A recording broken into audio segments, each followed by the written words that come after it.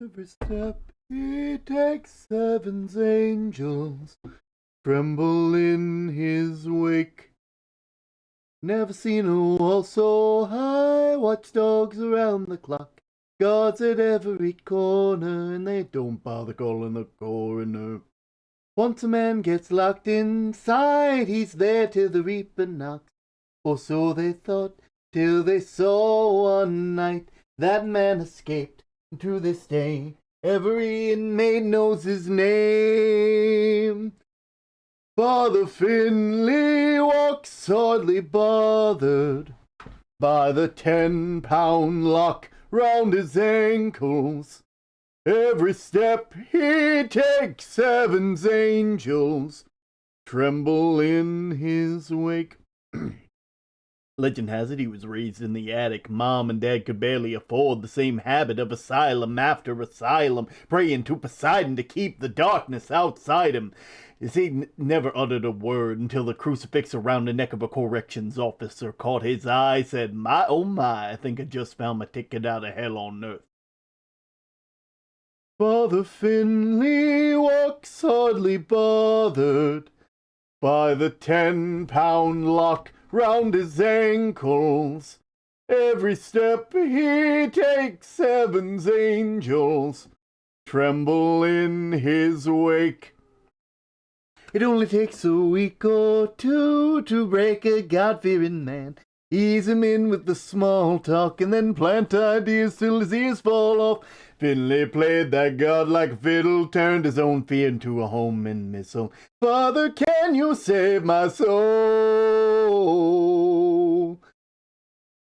First you gotta bring me a little C4. Bang flash, take an educated guess how the blast didn't singe a single hair on his chest. Just stands in the rubble beneath the floodlights, where despite the chains on his feet and weak muscles he walked off, spawned generations of knockoff fanatics, caught claiming they were raised in the attic, to follow in the steps of a priest who traded his fate for the depths of the sea.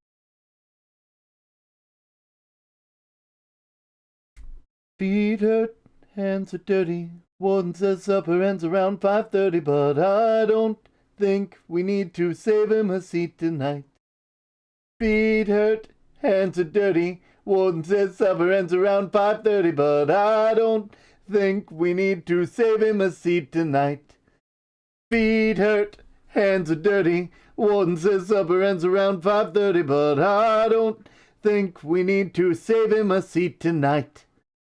Order, but Finley walks hardly bothered by the 10-pound lock round his ankles. Every step he takes, heaven's angels in my seat and to the water. Father Finley walks hardly bothered by the 10-pound lock round his ankles. Every step he takes, heaven's angels tremble in his wake. To the water.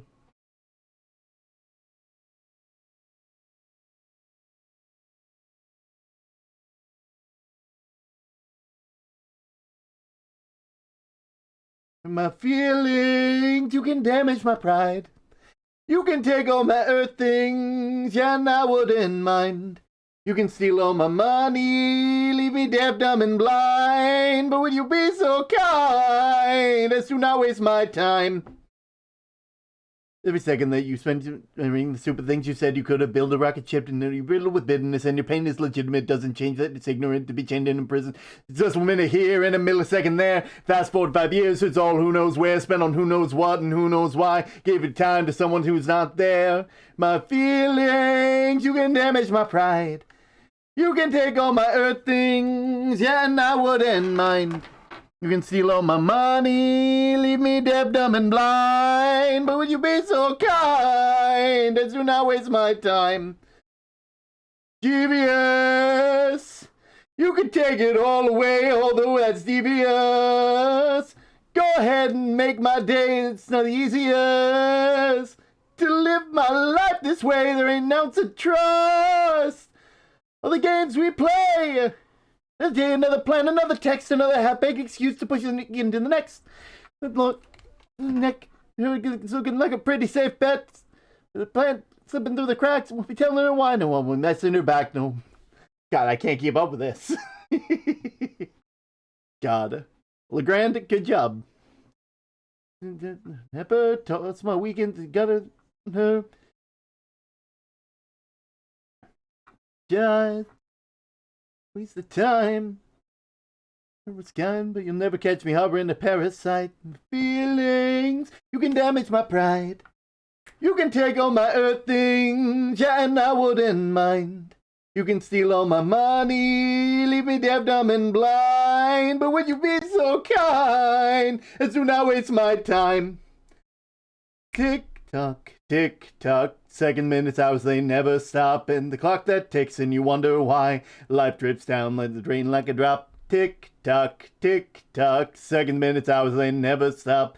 That ticks by, and you wonder why your life drops down. Tick tock, seconds, minutes, hours, they never stop. And as the clock ticks by, you wonder why your life drips down. Tick tock, seconds, minutes, hours, they never stop.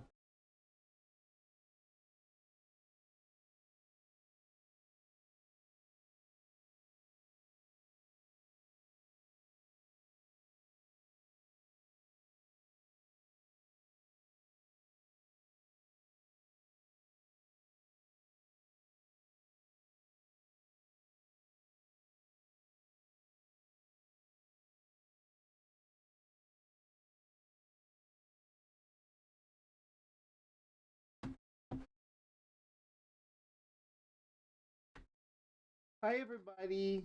I hope you're all doing wonderful. Hello, my name is Term. I'm the Axolotl of the Lighthouse, and I do my best to create a calm and cozy atmosphere for those of us just trying to find refuge from the storms of day-to-day life. Now, I might sound a bit different today. It depends. I'm not really sure. Some of you with really good hearing for audio might be able to pick up on it. I have recently moved around my room recently, and I'm very excited because I have a bit more space. I actually have a window that I can look out of now, and it's and like you guys have always seen the window. It looks nice. It looks really cool. But more important, we've been sorry, I need to move this over here for later. That way I can access stuff when it comes time. I'd have to move this. Will this work? I might just have to keep it over here then. And then at a later date, move it around. Hi, Torm. Hi, Coffee. I hope you're having a lovely day. Thank you for the care package.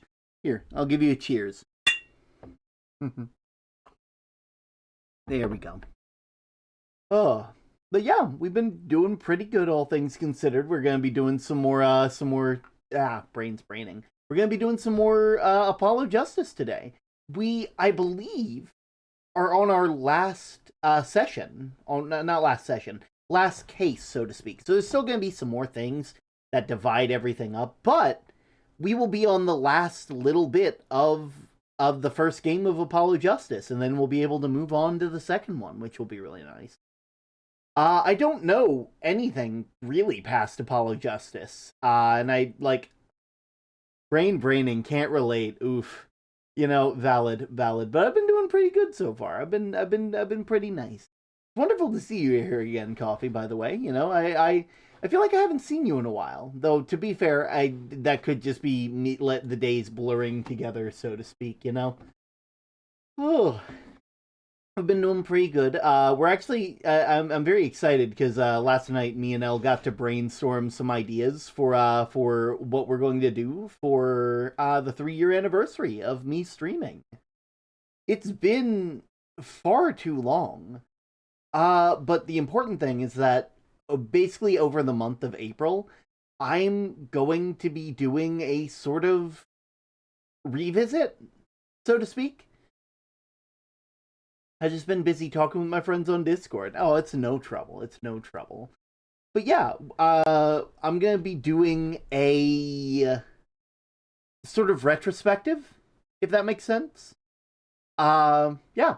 I'm basically going to find games that we either played through on stream that you guys might want us to like take a second look at, or things like that. I'll have like a Google Doc for you guys in the Discord later. But I'm thinking I might also by the end of that month bring back one of the streams series that I discontinued. Specifically, like some of the earlier stuff like Spiritfarer. That's one of the options. There are a fair number of other ones, but I'll leave that up to you guys. Could be fun watching you play Persona 5 again. I'll be real, that is on the back burner of I need to continue this game, so it won't be one of the ones that gets brought back, just because I do plan to continue playing that. These are more for like games that like I completely put like a stop on, like a full on like I'm not coming back to this unless I have a good reason for it. I got to go back to Persona 5 anyway because I only played like one episode of that, and like I had a lot of fun, and then a lot of stuff happened. And ain't that just life? Ain't that just life at the end of the day? Ugh. But yeah, I got some different stuff planned. I'm thinking I actually I have like a couple ideas for some merch that I might want to release for it. Uh Not sure, you know. I I've kind of been doing this stream thing by the seat of my pants for a long time now. And so that's, you know. Sorry, giving myself some extra fluids, so to speak. Also, if I seem a bit more expressive, that is also because my camera's in another position. It's actually farther away from my face now, and higher up. So I think you guys can actually see me a bit better, I guess, maybe? I don't know. I hope it's a bit more expressive. I hope everything is nice. Maybe I'll be able to use these things a bit more. I'll be able to go, whoa. And it'll be neat. It'll be cool. Or I can look at the defendant and be like, you're a fucking liar. Stop lying to me, god damn it. But I guess I should probably check the tome for the day and see what our question is for the day. Or if I flip to the page. Um,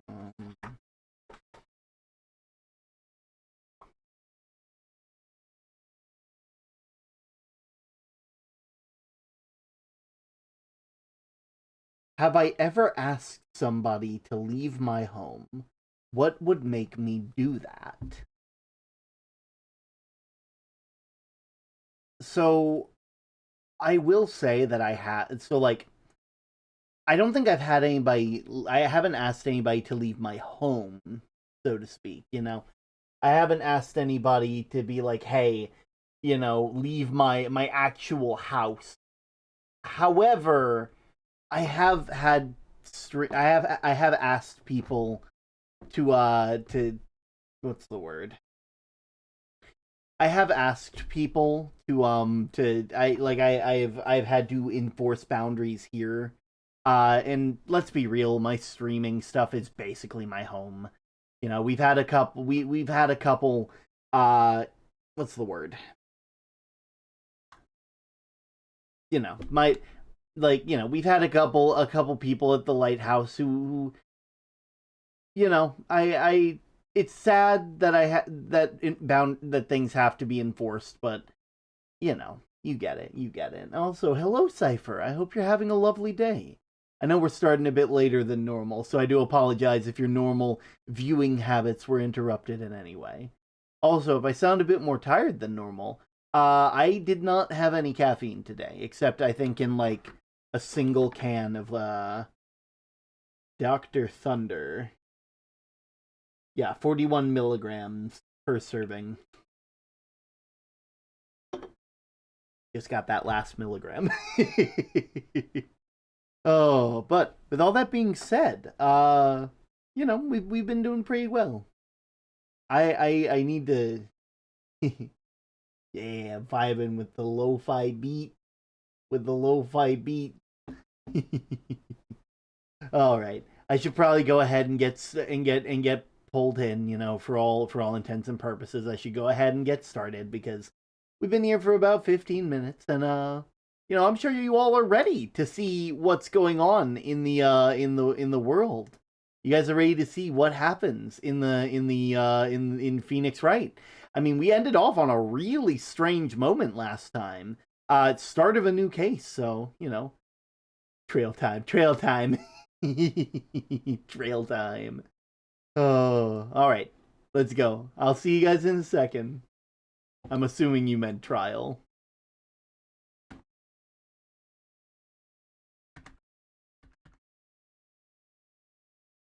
All right. We should be right here. Yeah, right here. Okay. I think that is everything, maybe? Is that right? Guess I'd want to move it around.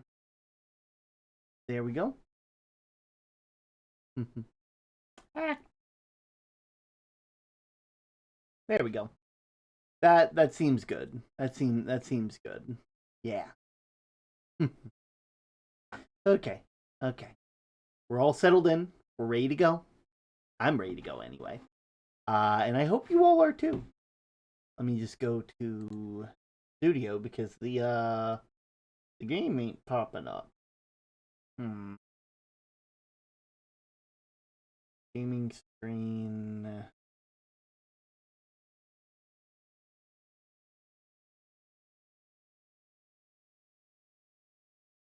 Why ain't you popping up?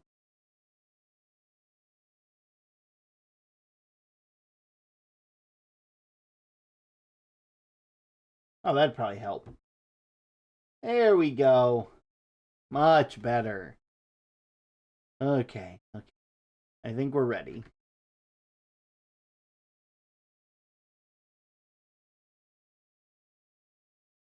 Whoop. There we go. This game supports an autosave feature. Let's get into it.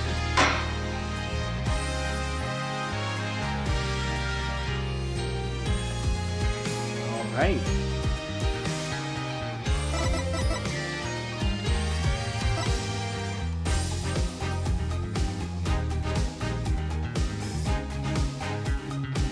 Is this the moment? If not, I'll just wait.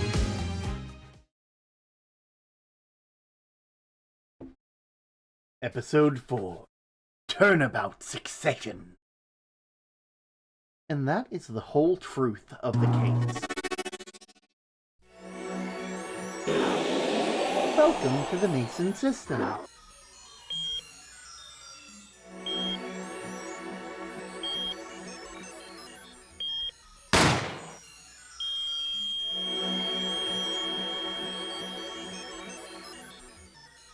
In order to understand it myself, I had to know the story of the last 7 long years.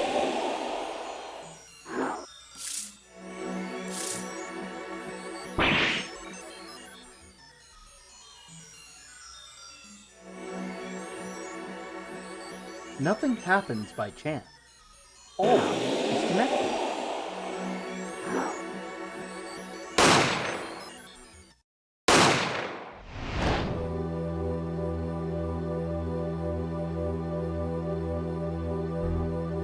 And now, you stand ready to begin the final trial chapter of this trial.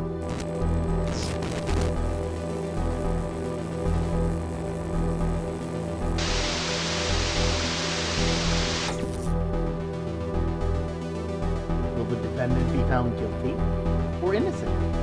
The decision is yours.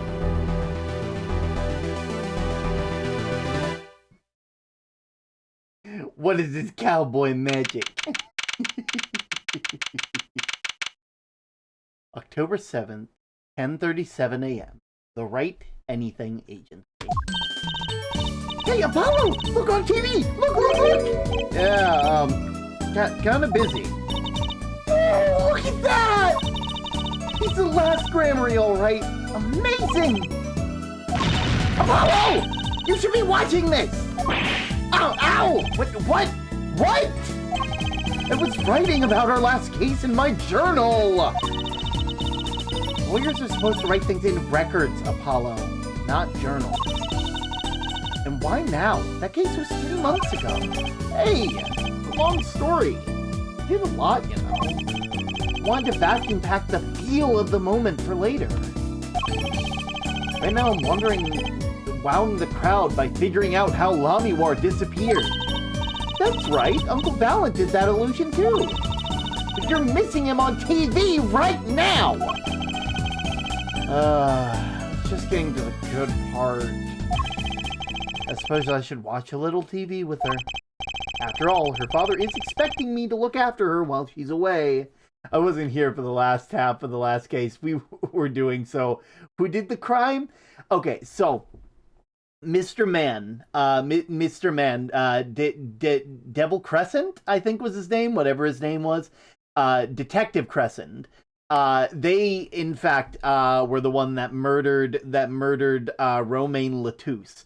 And in fact, essentially, because they were trying to sneak in Borginian cocoons, into the actual, into the country, using our defendant, whatever his name was, the little child.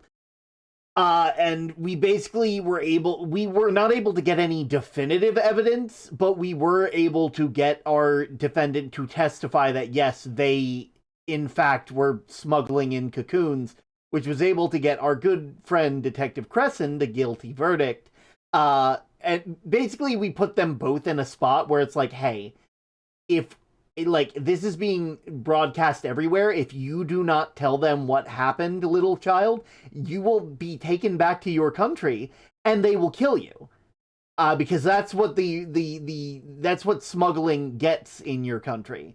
And so instead of being tried in their country, they decided that it would be better to be tried for smuggling in this country. And Mr. Man, yeah, that's more or less what we got. I'm pretty sure. Mr. Man, basically we put him into a situation where both of them would be guilty, but like the child gets a lower sentence, which is messed up. But hey, you know, sometimes the law be messed up. What you're now seeing is a rehearsal for the greatest magic show on Earth. Happening right here at our very own Sunshine Coliseum. The Sunshine Coliseum? Hey, that's where the Gavineers concert was. Only 3 more days until a miracle happens here, right before your unbelieving eyes. The legendary True Grammary is performing for the first time in 7 years! That's gonna be great! I'm so there! You and Daddy are coming too! The legendary Grammary. If Trucy's real father were still alive, he'd be on the stage performing miracles. I've got the tickets and everything! Here's yours, Apollo! Ooh, thank you. Thank you. Squeak, before you come in, mister. Magic Show, Valen Grammary, $70. Are you ready, Apollo? Ready for what? For what? For the troupe! Grammary Grand Magic Show! Wait, is this gonna be the time that we see the Yellow Man? We saw the Yellow Man last time, too. It turns out that the Yellow Man is Trucy's uncle. And Trucy's uncle, essentially, like, they helped Lamiwar, disappear during the show for their little thing, which is what led to them being the star witness despite being blind. It's not like I'm getting up on stage or anything. What are you talking about, Apollo? You can't enjoy magic if you're not part of what's... You can't enjoy magic if you're not part of what's going up on stage. I'll lend you my spare costume if you need one. Huh? You mean I can't go in this? No. Doesn't get more straightforward than that. Oh, okay. Magic show. Squeak. Ah, you're here. Working hard or hardly working? Hey, how have you been? Hi there, stranger. Not exactly the kind of greeting I'd want to hear from my own kid. Though he has been gone a long time. How goes it, Trucy? Here, I got a present for you. Yay, pudding! I love pudding! Ooh, and it's firm fresh. It's not just one, but 3 cups. I'll have to pace myself. Oh, I'm beat. That's right, Daddy. You're on a top secret mission, right? 70 smackaroos, that's a steal in the real world. God, tickets are expensive. Yeah. You're not wrong. How right you are. So you still can't tell us what your mission is? Maybe it is time. It has something to do with you anyway. With me? Oh, maybe you're getting a top secret mission too! Maybe you can be one of those guys. A spy! Can't I just be a defense attorney? Well, to be honest, telling you about my mission was the whole reason for coming here today. What? Tell me. You've heard of the jurist system, yes? Jurist system? That's right, the new legal system everybody's talking about. Have you heard of it, Apollo? Huh? Maybe? Maybe not as many people are talking about it as I thought. The jurist system, huh? Well, first things first, before we talk to you, gotta check on Charlie. The plan. It intrigues you, doesn't it? Not really. It's just the only thing in here that doesn't have some secret function. Nope, no secret. But a lot of memories. And a name, too. You want to hear it? I mean, I know it's Mr. Charlie. His name is Charlie, if you were curious. Really, I wasn't. I was. I like knowing things. Want to have a go at the ring, Apollo? No, I was just touching it. Come on, there's no need to be shy. Just slip it on. There. You're way too tense. You gotta loosen up. The human body wasn't meant to bend like that! Oh, that's adorable. Anyway. You were saying? The jurist system?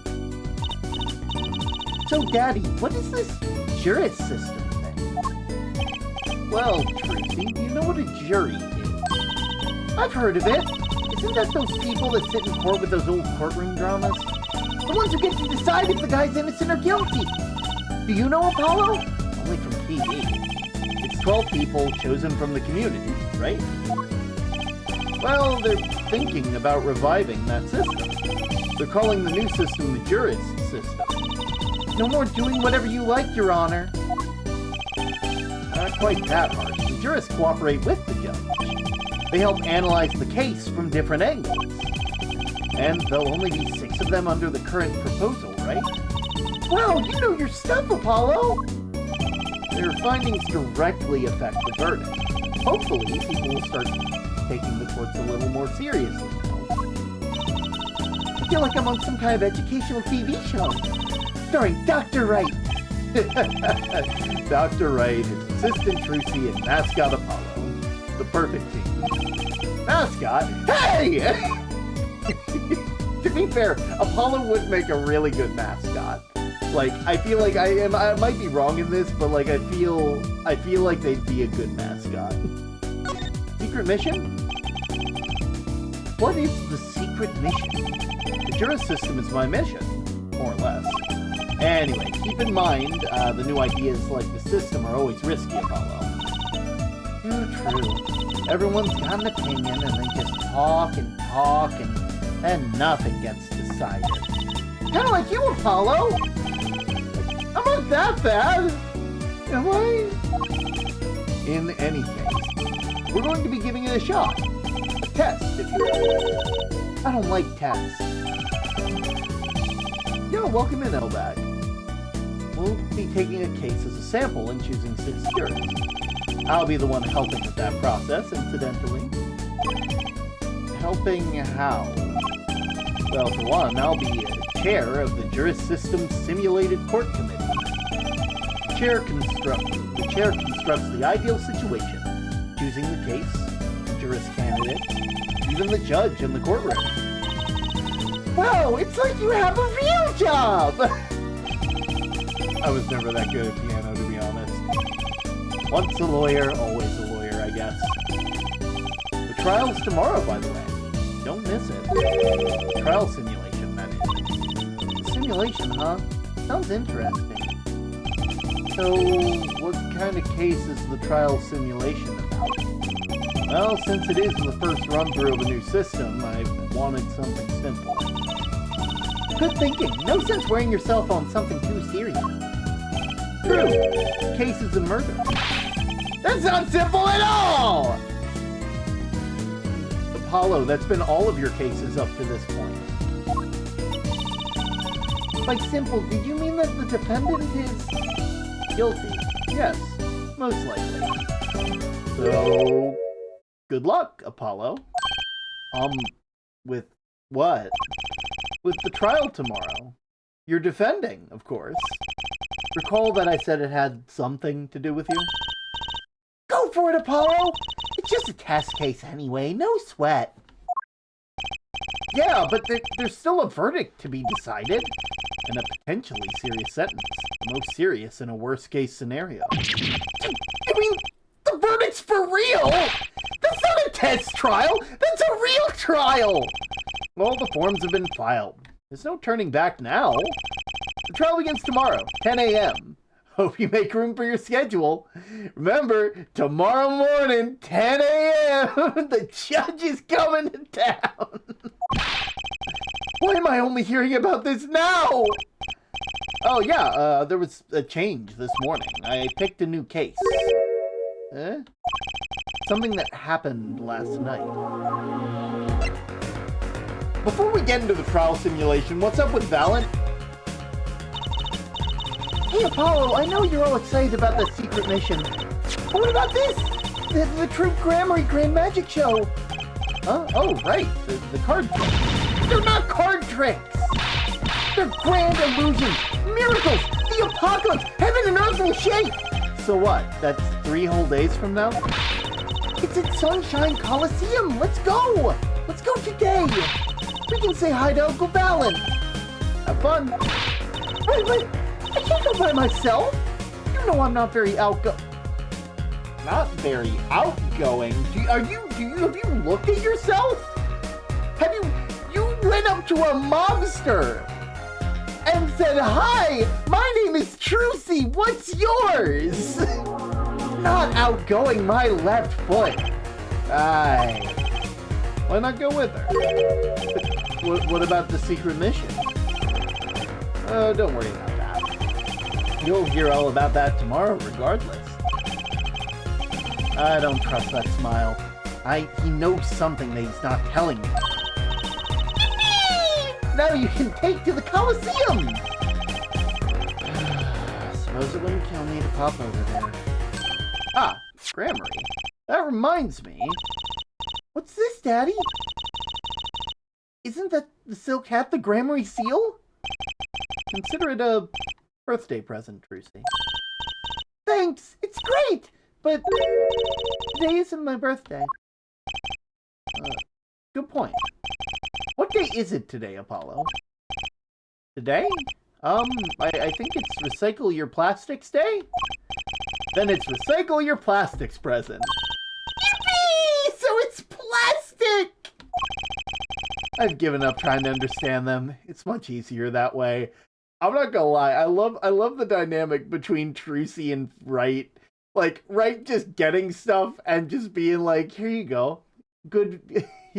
just like being like, I got you a present. And then when called out on it, like, I think I can make this work. So, what is it? Can I open it, Daddy? Nope. What? You'll need that envelope someday. Someday soon. Don't open it until then. Why didn't you just hold on to it until then? Because that would be the logical thing to do.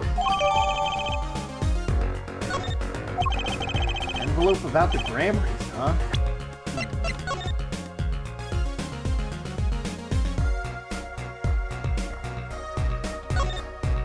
Alright. Ah, looky here, a handwritten signature. It says I can't read it. That seems odd to me. I mean, isn't a signature intended to show ownership? What's the use if no one can read it? Isn't it enough that you can read your own? I never thought of it that way. I guess we can't open it. Okay, now tell me more about this trial simulation. Alright, so what case are you going to use? You really want to know, don't you? Of course I do! I'm going to be defending, aren't I? If all goes well, then yes, of course. This is just a test. We wanted everyone to start without preconceptions. A blank slate, as it were. There's a difference between having a blank slate and being totally clueless. Whose dumb idea was that anyway? Well, mine. Committee chair, remember? Oh. Well, if you want to know that badly, I suppose I could give you permission to examine the scene of the crime. Good. That's better. But you can't talk to anyone involved in the case. How am I supposed to defend? You let me worry about the details there. Remember, I'm in charge of this trial. All of it. Phoenix looks like the type of man to read Crab Puncher Daily. See, I feel like that's a reference and I don't get it. I'm sorry. But you don't want it to backfire, do you? Apollo, if I am in charge of the whole trial, that means the entire affair is my responsibility. For good or for bad. Just do what you can. And don't worry. I know what I'm doing. Alright. I'd recommend going down to the detention center. Your client's waiting for you. You can ask about the scene there. But you just said I couldn't talk to anyone involved. Oh, you can talk to your client. If you can get her to talk. Well, time's a wasted. What do you mean, get her to talk?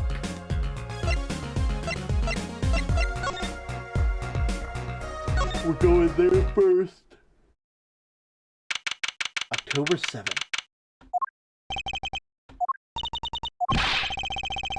That's 20 minutes we've been waiting here! 20 minutes! Maybe I should complain. I'm sure the guard has better things to do than stand there pretending he doesn't see us. You know, the minute we get angry, the client will show. It always works that way. Like shouting, "Oh, waiter!" and they're standing right behind you. Oh, God! Is our client gonna be much longer? What are you talking about? Haven't you already started the meeting yet? Huh?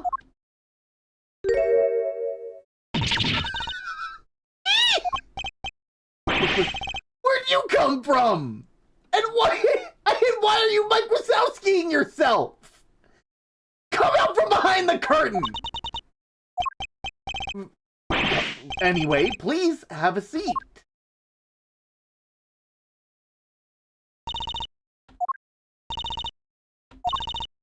I'm nervous, Apollo.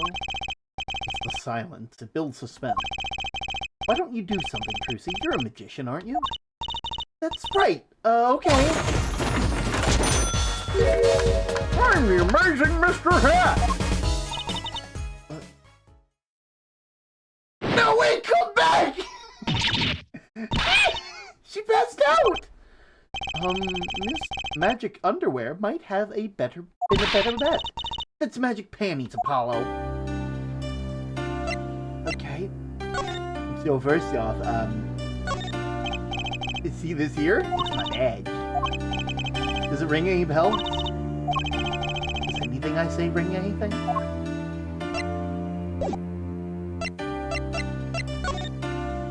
Hi.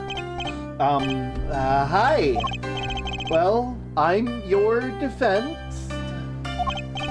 I really think it has to be fate, you know? And by fate, I mean destiny. Did you know I'm good with astrology? Tell me, what's your sign? The reference to a men's magazine from the 1950s about deadly creatures from around the world. The cover has a man fiending a coconut crab with his fists and a stick. I love that. I love that, and now I need it. I doubt that it's still around, but that's hilarious. I can tell you mine if you'd like, Apollo. No, never mind. I just got carried away there. You seem destined to get difficult clients. What about your name? So, what's your name? Oh, right! I'm supposed to introduce myself first. I'm Apollo. Apollo Justice. And I'm Trucy Wright. I know. This is getting nowhere fast. Hey, I know. Maybe you can tell us what happened. I'm your defense attorney, after all. Anything out of the ordinary happened lately? Well, the other day, this tourist from out of town stopped to ask me directions. Later, Bruce. I feel like I need to ask directions myself. That was fruitless. Though I think I understand despair a little bit better now. You did good, Apollo. Huh? Look, she's doing her nails! Are nails more important than defense? Is that it? Let's go, Truce. No, that's gonna be something. Excuse me? Could you read this? Sure. I feel like a teenager on a first date. And this is the love letter we passed from desk to desk in school. Stop looking so wistful and read it, Apollo. It's a business card with a name and an address. The name is Vera Misha. The address is for Drew Studio. Oh, that's clever. Oh, that's clever.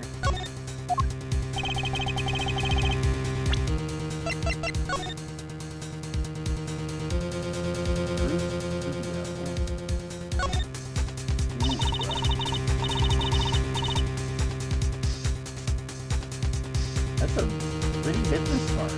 Looks like a postcard almost. On the back. Seems very odd. Huh? What does? Why'd you write your name on the front and back of the card? Why not use the space on the back for a self-portrait? Or a caricature? Then people would remember what you look like too. That's not a bad idea, actually. Here, give me one of your cards, Apollo! She's drawing something. Hey! My hair's not that spiky! Oh, very niche.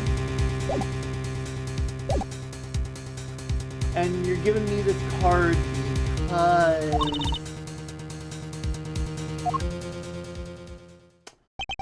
Good to see ya, I guess. Well, looks like we're finished here. I wonder if Drew's studio is the scene of the crime. Let's go find out. Well, before we do that, we should probably go to the Sunshine Coliseum. We did promise that we would. Ooh. Woohoo! This is it, Apollo! This place is where magic and dreams converge. Just a while ago, it's a place where murder and nightmares converge. Let's go say hi to Uncle Balin. What about the cake? Only a performer laughs like that. Young Miss Cruelty! How often I'd hoped we'd meet you again, only to tell myself it was an impossible dream! Uncle Balin, how's it going? I'm glad to see you too. Of course you are! Humility is definitely... Humility is definitely not Daily Pebbles, but you definitely should get them. Humility is definitely not one of his stronger traits, though. Well, Miss Lucy, how does the day find you? If you've come to give me flowers, do so after the show. I'd thank you! Actually, we came to wish you good luck. And congratulations on your big magic show. Oh, but it is I who wish to congratulate you!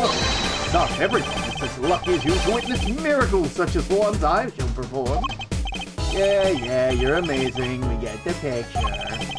The world will watch in wonderment as Magnifi's illusions are reborn! Here on stage, by my hand. Okay, so,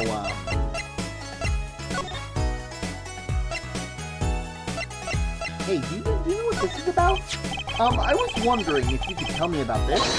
Oh, why that there's the Crammery Seal!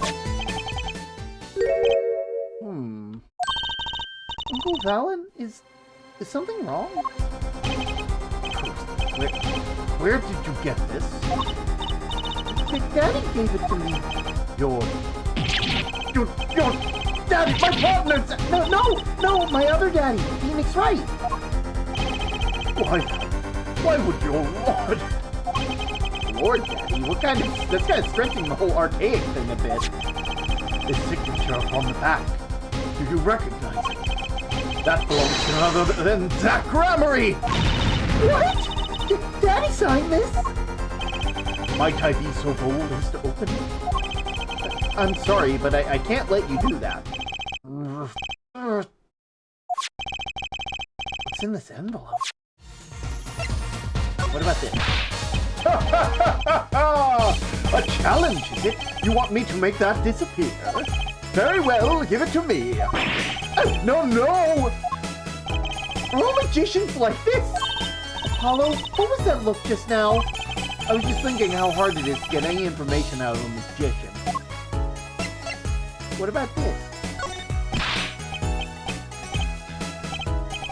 Okay, you're just gonna tell me to make it all disappear. Fine.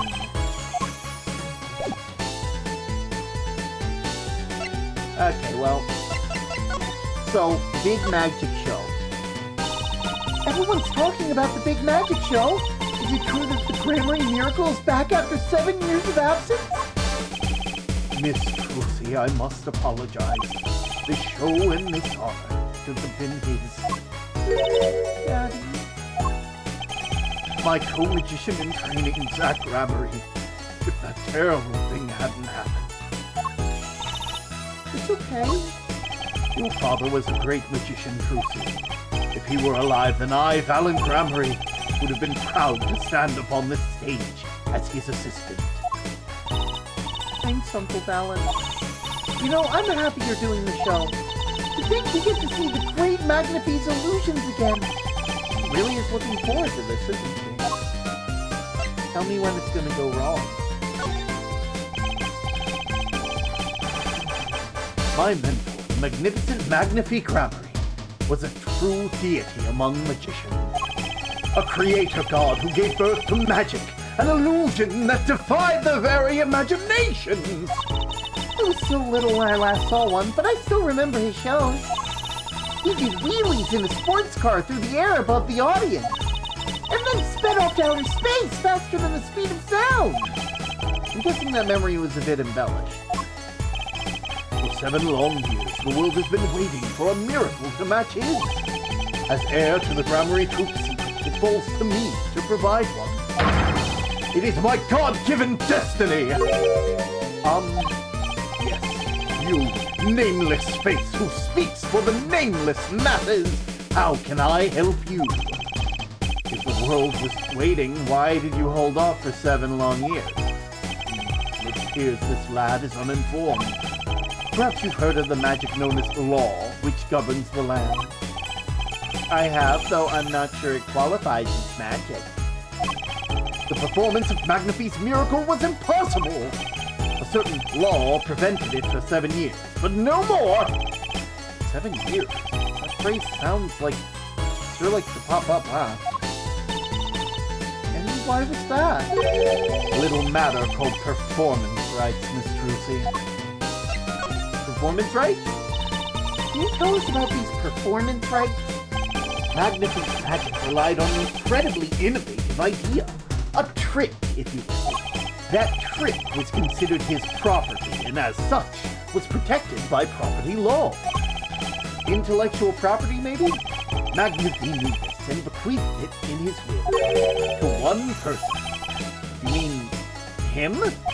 Yes, Miss Trucy, it was your father. Jack Gramarye was the inheritor of the Gramarye miracle. Daddy. Yet, as you well know, he is gone. He disappeared suddenly 7 years ago. I think I see where the story is going. Once a person is classified missing for a certain period of time, they're considered legally deceased, correct? In all absoluteness, those rolled-up sleeves conceal your competence well, young man. That certain period of time is which you speak is 7 years. Oh,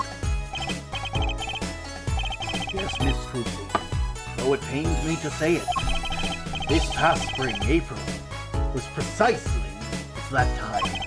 Your father was legally declared deceased.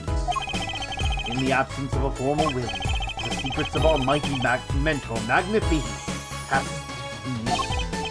This was in fact stipulated in the will by Magnifi himself. is that how it works, Apollo? Yeah, it's called death in absentia. He's declared missing. Permanently. Daddy. Well, thank you for giving us a wonderful insight into property rights, Mr. Magician. Anyway, I'm gonna head off to Drew's studio now. Goodbye! Ooh. Oh my word, look at some of these paintings. That one there, I think, is just a photograph of a blowfish, but everything else. Oh my word, is that Starry Night? Over on the left, behind the... Wow, this looks like a studio. It's like life imitating art, or maybe it's the other way around. But the tape on the ground there is a bit jarring. Yeah, it's like we found our crime scene. Apollo, look at all those paintings. Hey, don't touch those. It's okay, I'm just looking. Ooh.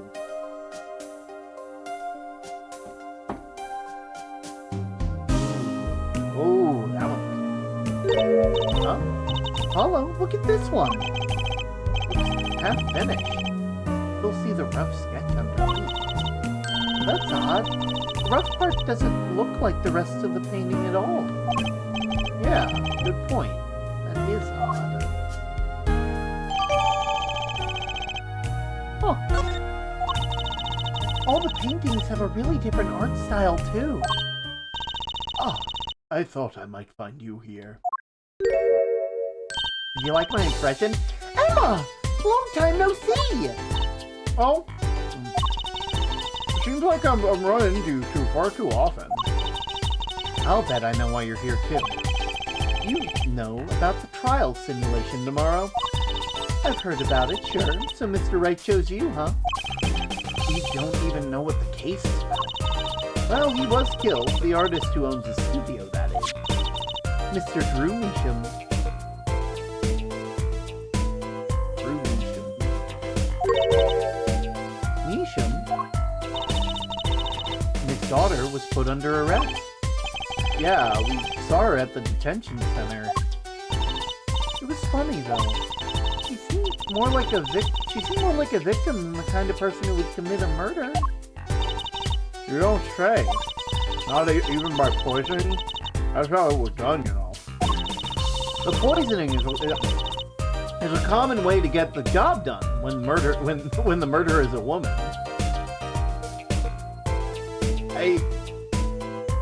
Is it? Poisoning? Anyway, Mr. Wright told me you'd be coming. Feel free to take a look around. I'll just be over here with my snackoos. We can't talk to someone related to the case this time around. Seems we'd better find out as much as we can here at the scene, or else. Well, first things first. Letterbox. That letterbox looks funny sitting inside a room like this. Let's take a look. Empty. The other half of the letterbox is actually connected to the outside of the studio. Mr. Meacham would put his letters in there, and then the postman took them away. Impressive that someone still writes letters in this day and age, or wrote, rather. Writing letters is nice.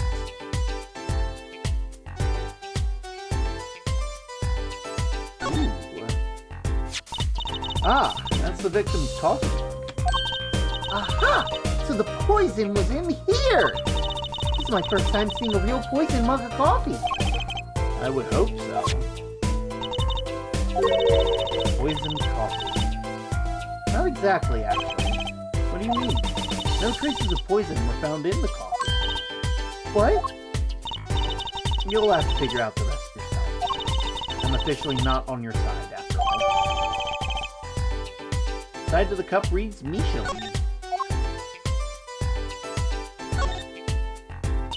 I imagine the coffee cup was for guests to use. Yes? Did the police already analyze this one too? Not a trace of poison was found in the cup. And the killer was after Drew Meacham alone. Apparently an ad's gonna start in 5 minutes.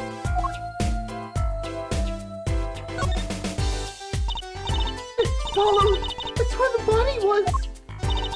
That's the spot where Mr. Drew Meacham passed away. He put his coffee mug to his lips, and next moment, quite a bit of paint on the ground. See that half-painted painting there?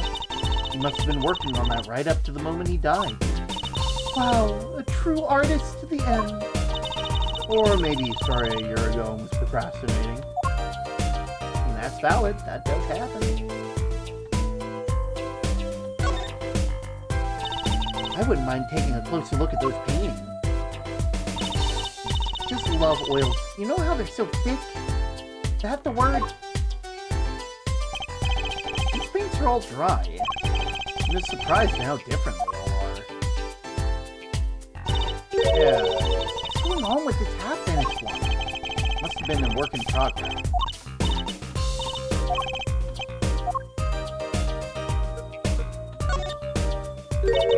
Hey, there's a painting hidden back here. Hey, you're right.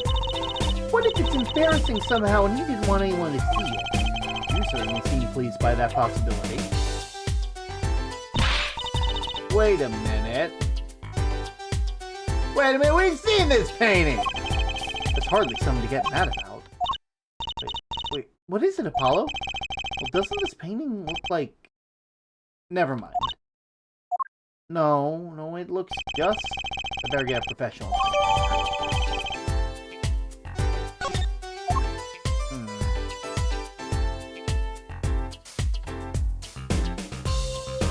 Well, let's go ahead and take a look at what we found so far.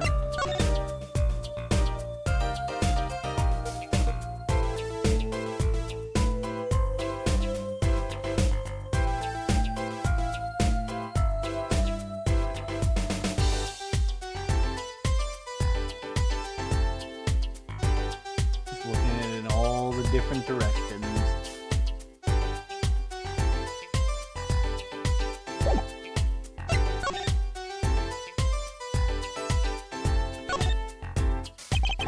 Is that a pufferfish? Apollo, that's clearly a porcupine fish.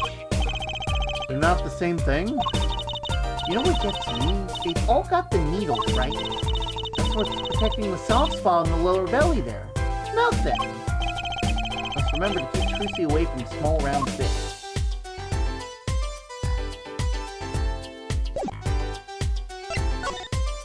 So now I'm wondering if there's anything I missed here. Oh. Well, what do we have here? Looks like a person thinking about something. Maybe they're worried. Like, what should I eat for supper? A hot dog or a hamburger? You know, I've always wondered about that. Why is there supper and dinner? Are they different meals or are they the same thing? Yeah, they're different meals. You see, Trucy, there's a bunch of different meals. You got breakfast, second breakfast, tea time. There's lunch. There's brunch, which I think is between those two. Afternoon tea, There's supper, dinner, dessert, and I think that's everything. I might be wrong on that. Maybe that's what this person's thinking about.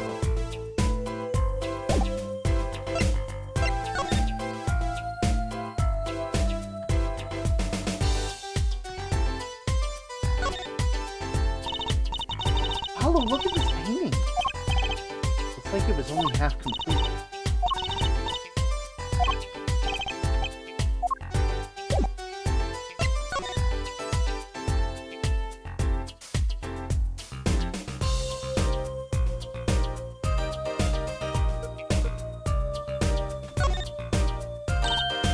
Hey, look there! The stain doesn't look too healthy, Apollo. That must be the Blue Mountain stuff we've been hearing about. Something tells me that even Blue Mountain coffee isn't this good. No, the stain is probably... Better ask Emma.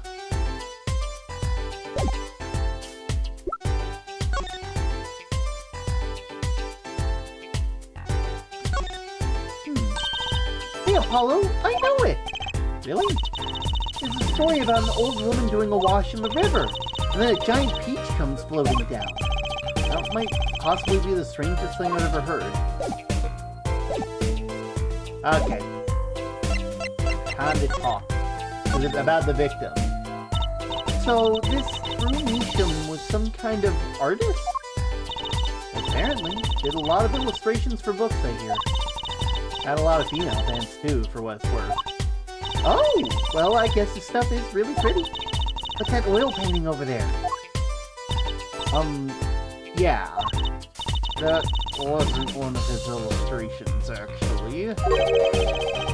So it was a standalone painting or something? Is that what you mean? He was an odd version. Hadn't shown his face to anyone until the end. What do you mean to anyone? He was always locked up here in the studio, apparently. His only connection to the outside world is through letters he put in the letterbox here.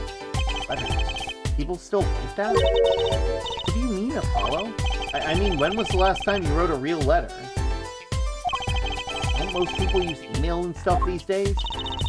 Not Mr. Measham. Couldn't stand technologies. He did everything by mail. Maybe he thought the way was more artistic, you know?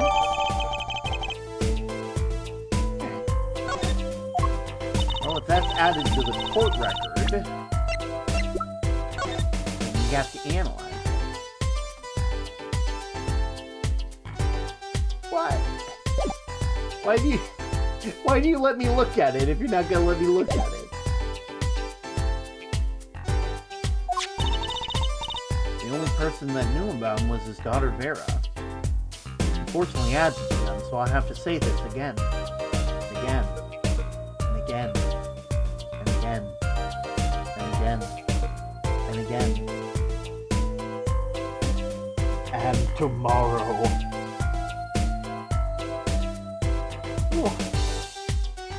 I hope you all have had a lovely day so far. I've been doing pretty well myself. If you guys are, if you're one of the people who have a subscription, thank you so much. You get to see a tiny bit of extra turn. I'm not really sure if that's worth it, but you know, today's a good day.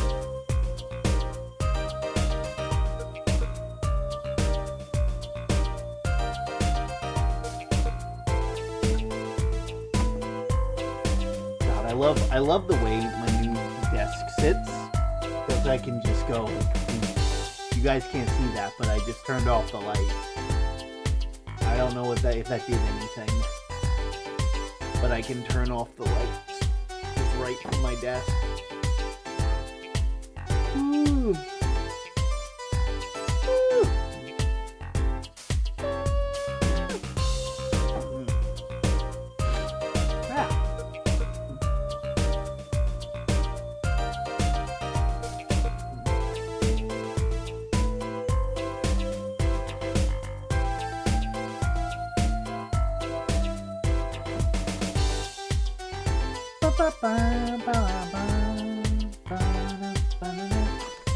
You know, while they're having their snackoos, I'm gonna have one of mine.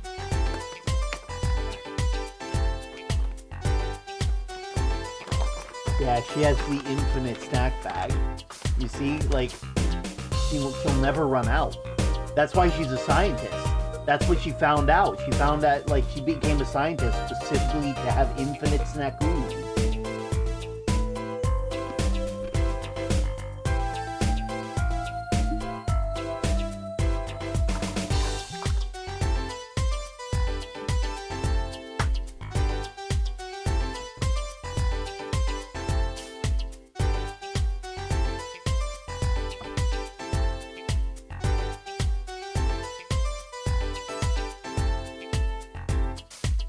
So I'm gonna call it here. This man was a counterfeiter. This man would take old paintings. They would steal them, and then they would make counterfeits to sell off to people. That's what I'm calling that right now. This man was actually bad.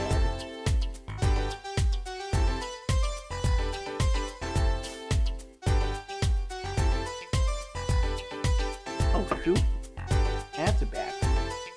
Or you guys are back from the ads, more accurately. The only person who knew him was his daughter Vera. Oh, you mean the killer? The suspect, please. We took some fingerprints, of course, and the only ones found in the room were Mr. Meacham's and Vera's, basically. Actually, last night, Mr. Meacham gave an interview to a reporter for the first time. It happened during the interview round. His first interview ever? Can you tell us more about what happened that night? Yeah, tell us more about the defendant. So, this woman, Vera, she's Mr. Meacham's daughter, right? Yep, real sickly girl ever since she was little. Hardly ever went outside. She did kind of give off a withdrawn sort of aura. She was homeschooled by her father, apparently. It was quite a scene when she took her to the detention center. She was screaming about how she'd die if they took her outside. That does sound like a scene. In the end, she agreed to leave if she was allowed her good luck charm for company. Good luck charm? Apparently, she has this charm that magically gives her the courage to go outside. Why can't I ever get a normal client?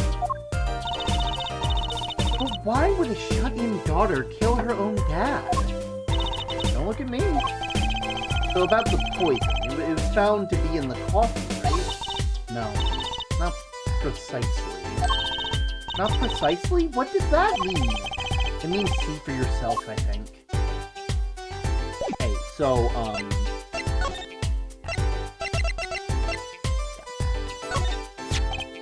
Emma, about this mug. There's a pale blue residue on the rim. Yeah, well, it's just a rumor. But I've heard there's a kind of coffee called Blue Mountain. Pretty sure it isn't actually blue, Emma. Ah, right. You got me. That's left over from my testing spray. Forensic science! I knew your hobby was behind this somehow, Emma! Not a hobby. What kind of scientific stuff were you up to? This spray is what turns blue when it touches poison. So the poison that killed the victim was on the mug? That's right. See, it wasn't in the coffee. The killer applied it to the rib of the mug itself. Wow, science is amazing. Certainly is helpful. Maybe Emma'd be willing to help us out a bit more. You should try buttering her up, Apollo. They say flattery will get you everywhere. It's certainly worth talking to her a bit more. What about this painting? Oh, Emma, I was wondering about this painting here. Ah! This one, what about it? What about it? Yeah, what about it, Apollo? Take a closer look at it, both of you. Now, look at this one. This is the third painting he was working on. They're the same.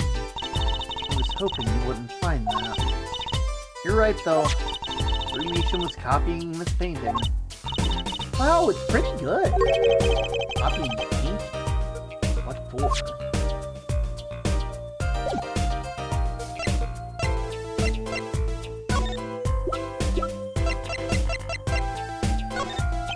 Emma, about this thing. Quite good, isn't it? You want to examine it, is that it? I'd be happy to let you if you have a good reason. But without that, sorry. Fine. Talk. The night of the crime. Tell us about the night of the crime. Like I said, last night was the first time someone from the outside came into the studio. I guess mysterious painters who never go outside make for good articles. It so happened that he died the night of his first interview. Around 9 p.m. every night, Vera always made him a cup of coffee. Last night, he drank his usual coffee and suddenly became violently ill. And died? She poisoned him on the night of his interview? Wouldn't the reporter see? He wasn't near Mr. Measham when she brought her father his coffee. Checking out some equipment. There's a whole other side of this room. What are you talking about? Why didn't you open with that? Supposedly, that's why she didn't notice he was there at all. It was the reporter who called the police. Wait, but why is she a suspect? If anyone is suspicious, it's the reporter. Yet the reporter never got near Mr. Measham's coffee. Even Vera acknowledged that. Regardless, I need to know more about this reporter. No, we got to examine this. Jesus, he had a lab and everything. Lotto. What does that stand for?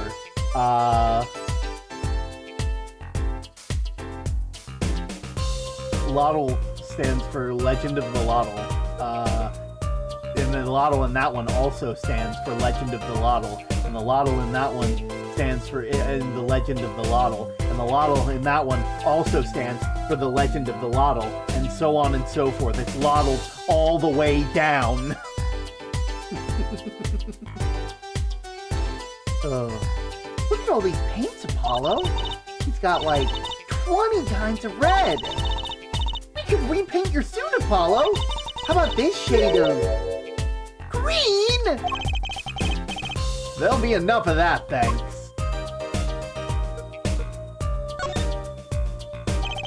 Let's take a closer look at the desk here.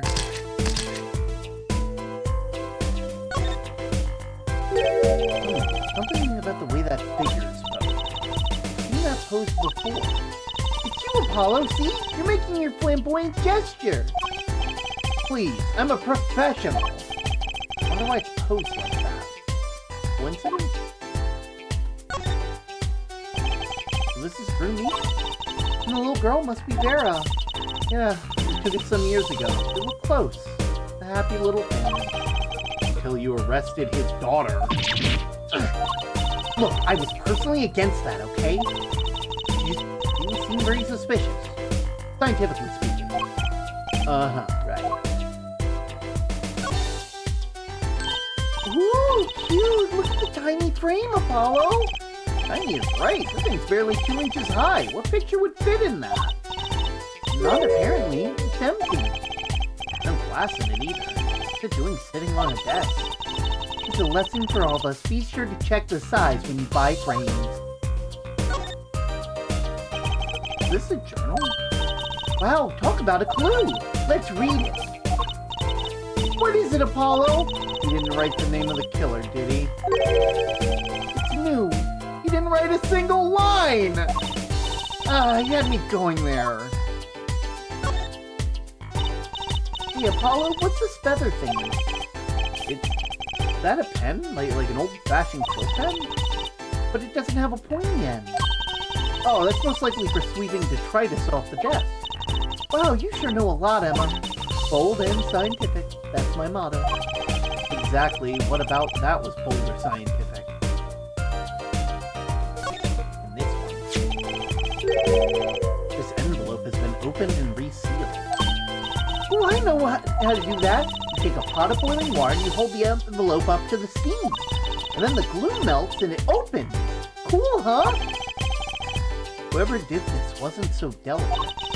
You're right. It looks like they just ripped it open and stuck it back together. Huh?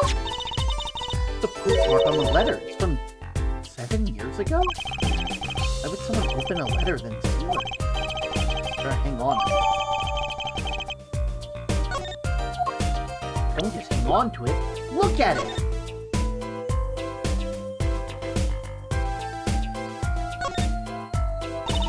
Apollo, look! It's been opened once here.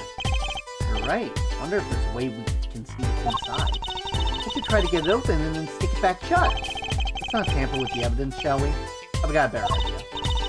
Emma! Let's ask her! So we're gonna scientifically look at things that we're not supposed to!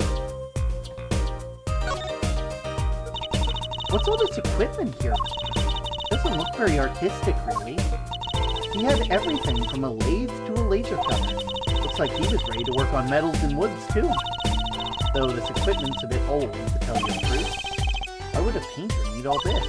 From the dust, I'd say he used this stuff for years. The corner doesn't fit with the rest of the studio. Oh, do you think I could borrow this? I want to cut a quarter in half to make a trick coin. This is a crime scene, Trucy! But these cost like 50 bucks at the magic shop. God, 50 bucks for a quarter that cuts itself in half. Is this the desk for painting, Apollo? That would be a drafting table. Drafting? Basically, it's a tool for making precise diagrams. Wow, painting is harder than I thought. Why would a painter need a drafting tool? Is he an architect too?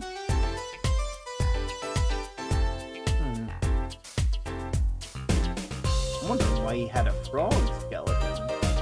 And so, Emma, about this. That! Yes, why, that's a bright red envelope. It sure is jumpy. Someone opened this, didn't they? My lips are sealed. Your lips are sealed?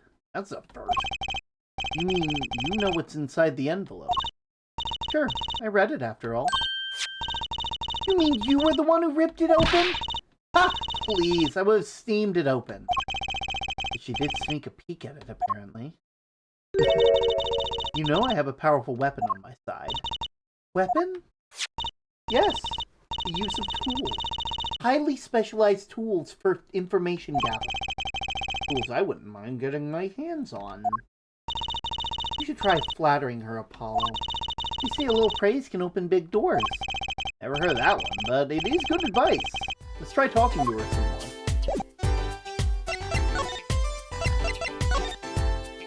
I bet Emma could help us out. Don't forget, flattery will get you everywhere, Apollo! Huh? What are you two whispering about? Well, I was thinking, I mean, what is it we always do when we run into you at a crime scene? What is it we always do scientifically? You know me too well, okay. Okay, meaning we can get scientific now? Oh, I suppose. Just this one. Bring me anything you find suspicious and we'll check it out. Aww. Okay, so, first things first. This. About this? That! Yes, that's a bright red envelope.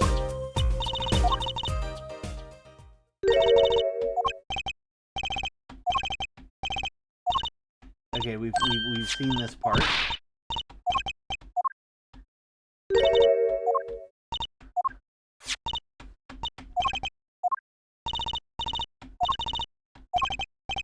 Heard that one. About that envelope we found, I was wondering if you could help us out with that tool you were mentioning. You want to know about my tool, don't you? It's called an X-ray analyzer. X-ray? Like the X-rays you get at the dentist? That's right. At least that's what I call it. Uh-huh. It has a real name, but it's much more complicated than X-ray spectralization. The X-ray spectralization something. How am I supposed to remember that? So basically, it lets you see inside things like envelopes. That's right. You're sharp, Trucy. But it's a bit more complicated than that in practice. Actually, to tell you the truth, I'm not really sure how it works. Can I try it out, Emma? Please? Oh, I suppose. Of course, I've already checked out everything suspicious myself. Let's give it a spin, Apollo. What are you doing? Seeing if I could see through your hair. But it's like lead. Put that thing at me anymore and I might fall out. And I wouldn't need an X-ray machine to see through it. Let's just get down to business, shall we? Right, let's test it on a sample. It just so happens that I have a lottery ticket here.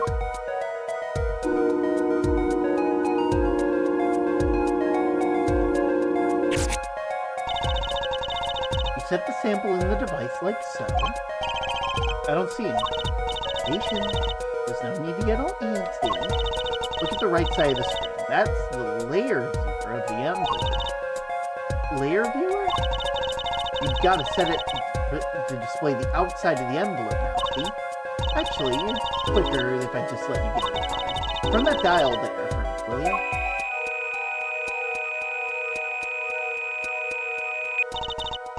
That's right. That's how you choose the depth that you want to scan. Hey, I got something! See, that's how you can read the letters on the ticket on the inside. Cool, huh? Except, I can't read them. Just turn the dial a little. What you have to understand is that a sheet of paper isn't really flat at all. When you zoom in that much, you see the paper like a bunch of hills and valleys. Really? The X-ray device uses a beam with a wavelength of only 0.05 microns. It breaks cards down into thin layers so it can only show what's written on that layer. Not entirely following you, but what good is it if you can't read anything? That's why we go to step 2. Try rubbing the image a bit if you would. Rubbing? Like going over the image with WASD while holding space?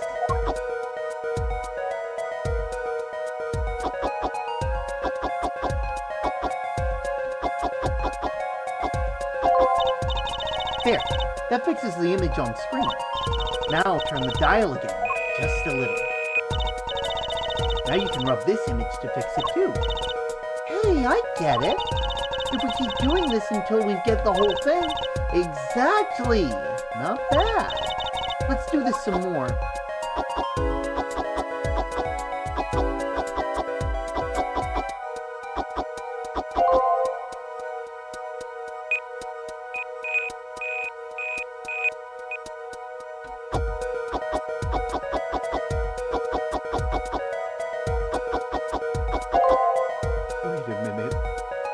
I see that. It says big winner.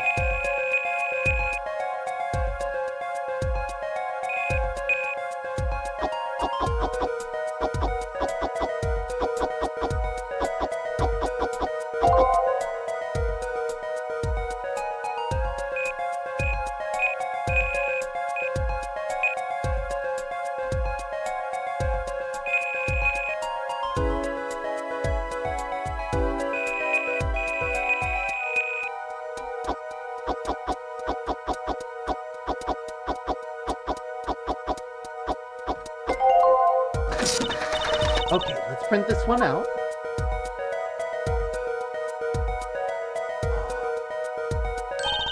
Oh, I'm a big winner! Ha ha ha! See? This is the true hidden power of the weapon. Neat, huh? Now let's try it out on the real thing, shall we?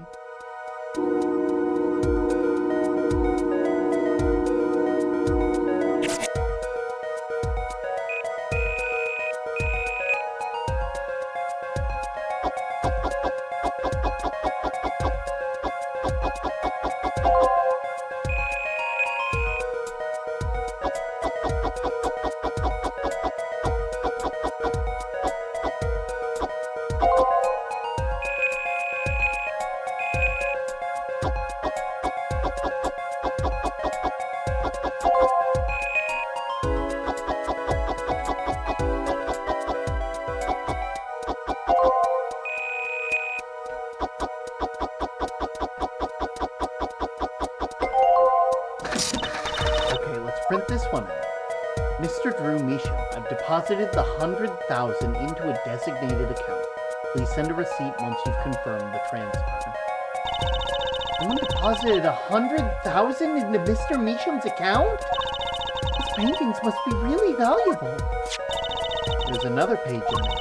Care to take a look? You bet I do! If you're going to read someone's mail, you might as well read it all. God, SP Term would be having a heart attack right now at this technology.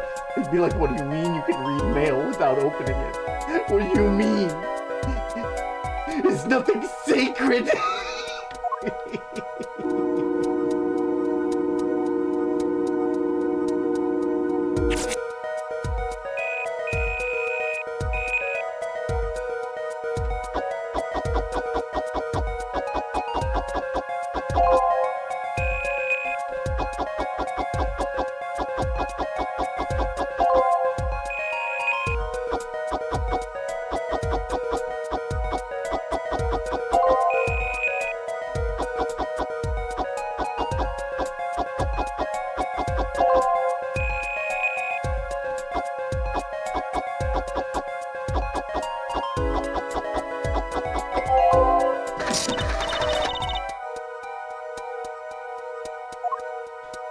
Sign the papers and send in the enclosed envelope with the enclosed stamp within 3 days. I need not remind you to speak of this to no one. So it's a letter about payment for one of his paintings. Why all the secrecy then? And what? Why was this letter the only one in there? 7 years old, right? Maybe it had some special significance. Well, Emma? Well, indeed. She knows something she's not telling us. Looks like she's keeping mum about it. Okay, so, Can we open this? Emma, I was wondering if you could take a look at this. Look, I'm a detective. A detective! You can't just ask me any old thing and expect an answer. I was wondering if we could use the spectral analysis on it, but okay. About this painting.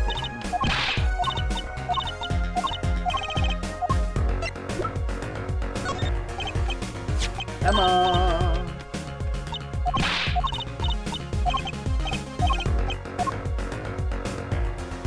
I was hoping you wouldn't find me. Pretty good. Can we not explore that one?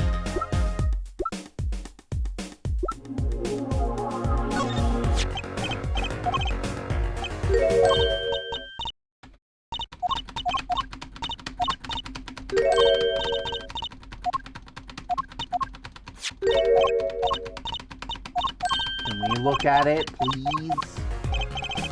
About poison analysis? I was afraid you were going to ask about that. See, the solution here is used to test for anthraquinine. Anthraquinine, the deadly poison found in the autopsy. Uh-oh, I know the spark in her eyes. She's getting excited. Best tread lightly. It's one of the most virulent poisons, but it's absorbed into the body astonishingly slowly. It takes at least 15 minutes from the time of ingestion for adverse effects to show. Recent research has shown. That's fine, really. We don't need to know all the gory details. I think I get it.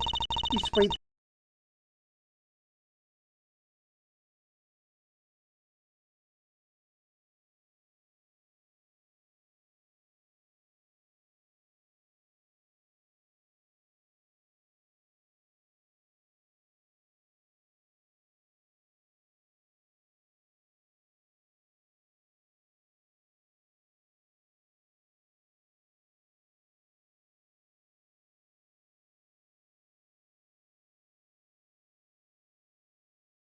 thing.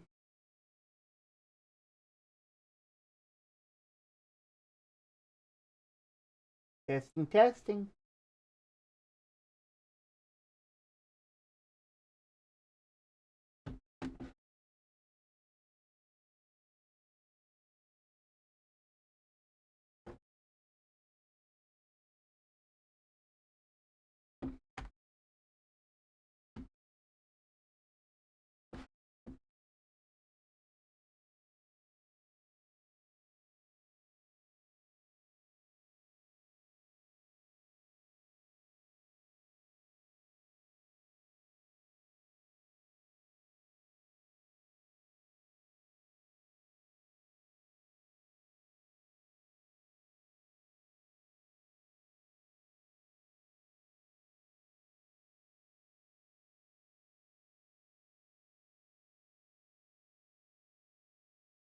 Come on.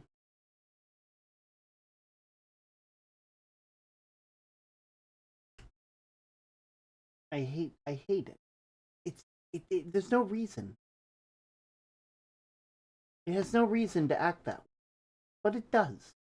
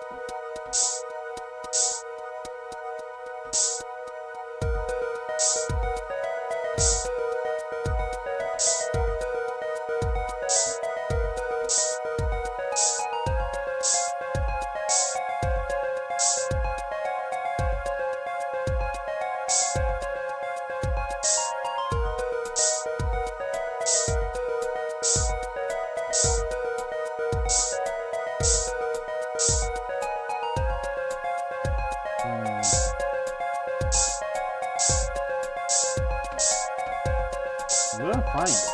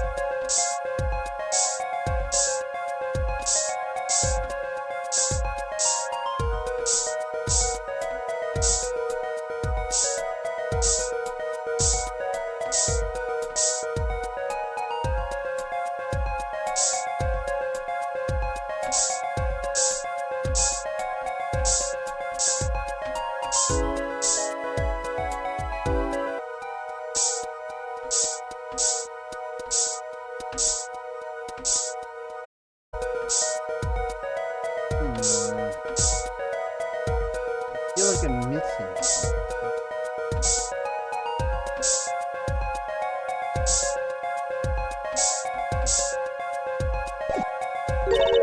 Too bad.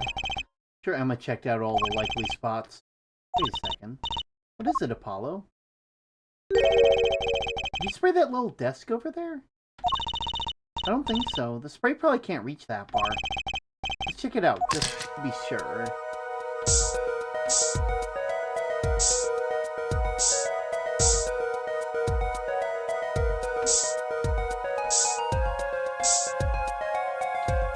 Wait a minute.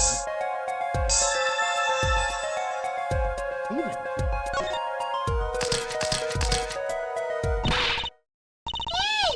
A reaction, Apollo! Let me just... Sorry, I'm checking out something. Can I, like...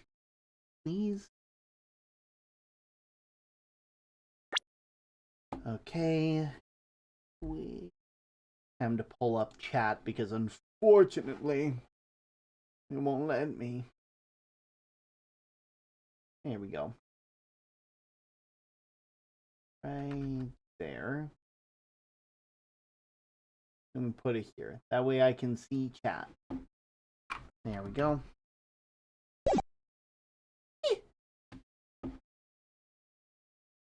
Follow. Wait, where? Inside that cute little frame, look! Oh, would you look at that? Nice going, Trucy. I'm known to work magic. Never mind that I was the one who found it. Why would the inside of the frame have poison?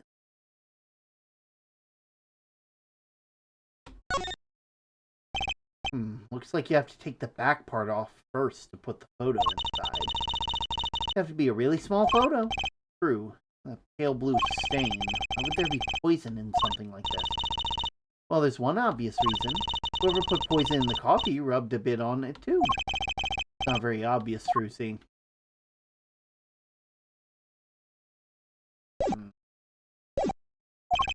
Looks like we found the only place that was poisoned. In any case, Emma, I was wondering, is the story about this reporter that came here from the story that night of the crime? I'm afraid I can't tell you because he's going to be a witness tomorrow. I thought so. I'll never forget that face. What was his name? Oh, right! Bruschel. Bruschel? Spark Bruschel? He's after a scoop to sell papers. So a reporter comes to interview with a painter in his first interview ever, and that night he's killed. Seems strange, if you ask me. Really strange. It does raise a few questions. I'd like to speak with this reporter if I could. Well, I hear he's on the beat today, too. Said something about covering a magician. Magician?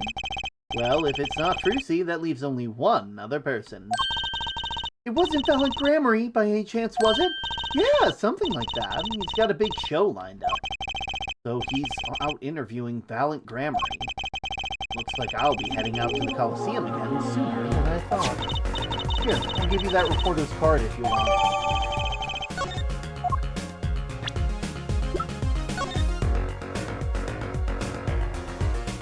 Freelance journalist, Spark Bruschel. Guess you gotta have to be a good business card if you work freelance.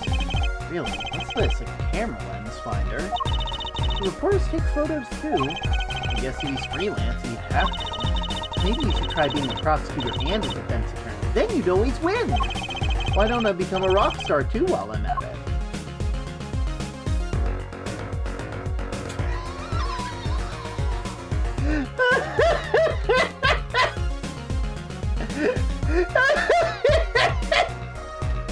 If this is what this guy looks like, I'm gonna be so fucking... He looks so fucking smug. What the fuck? Top dollar. Hydrate that bottle. Top dollar information.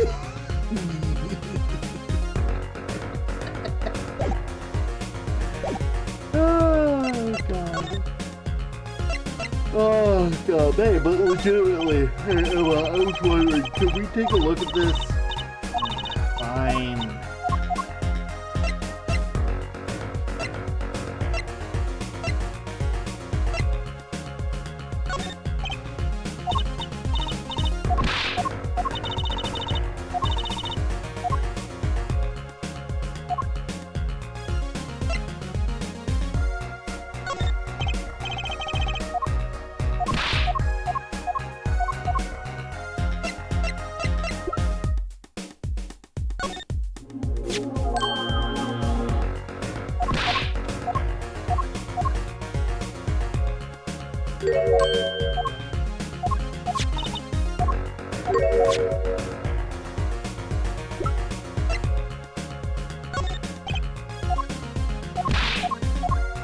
You gonna let me? No? Okay, fine. Well, off to Sunshine Coliseum.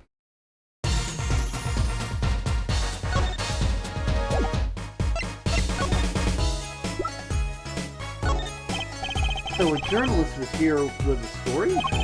All eyes in the universe are upon my stage. All pens seek to commit its mysteries to paper. His name was Bruschel? Bruschel. I think he remembers him. He doesn't look too happy about it. Bruschel, that cloying smell of mint when he smiles, yes. Can you tell us more about him? What did he want?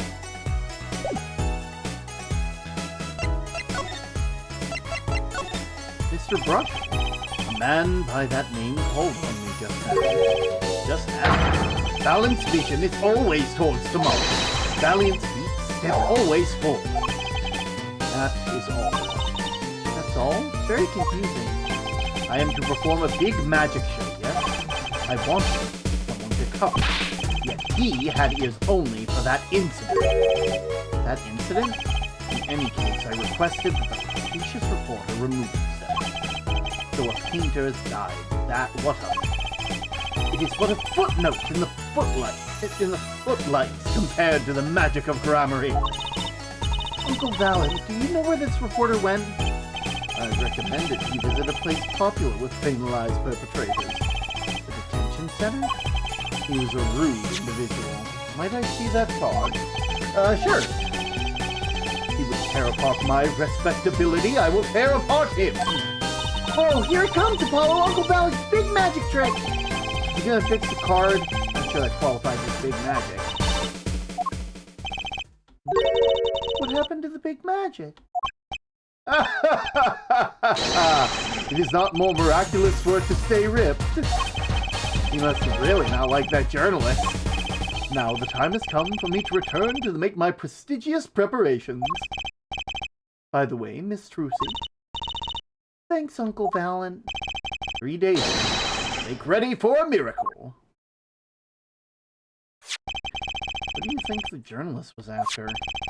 Why did Valen react like that to this envelope? I think it's time to pay the detention center another visit.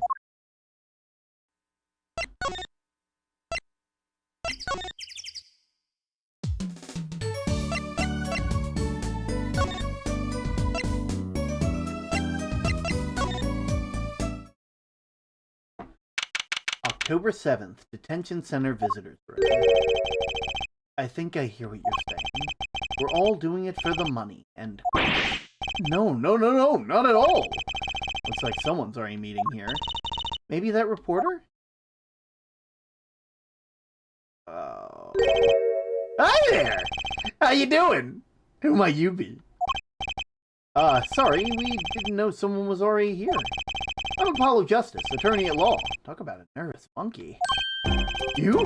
You're Justice? You know me? Do I know you? Of course I know you. Stares down witness on the stand till they spill the beans, end quote. That's not true. What's he writing?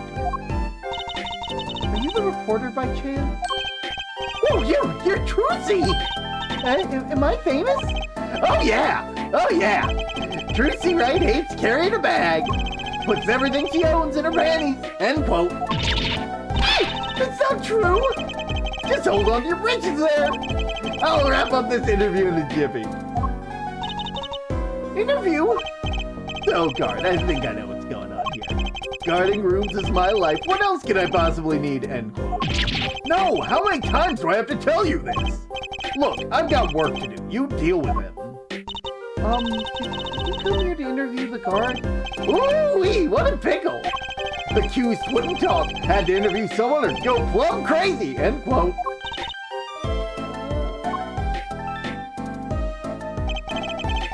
Should've guessed. Where are my manners? Name's Brushel, Spark Brushel. I'm not picky. Journalist just closes his eyes, writes, end quote. What a nauseatingly strong mint smell every time he grins. Until you've been interviewed by me, you don't know what thrill it is. Wild drop through crossroads of mayhem, madness, end quote. I can see that. He's writing something again.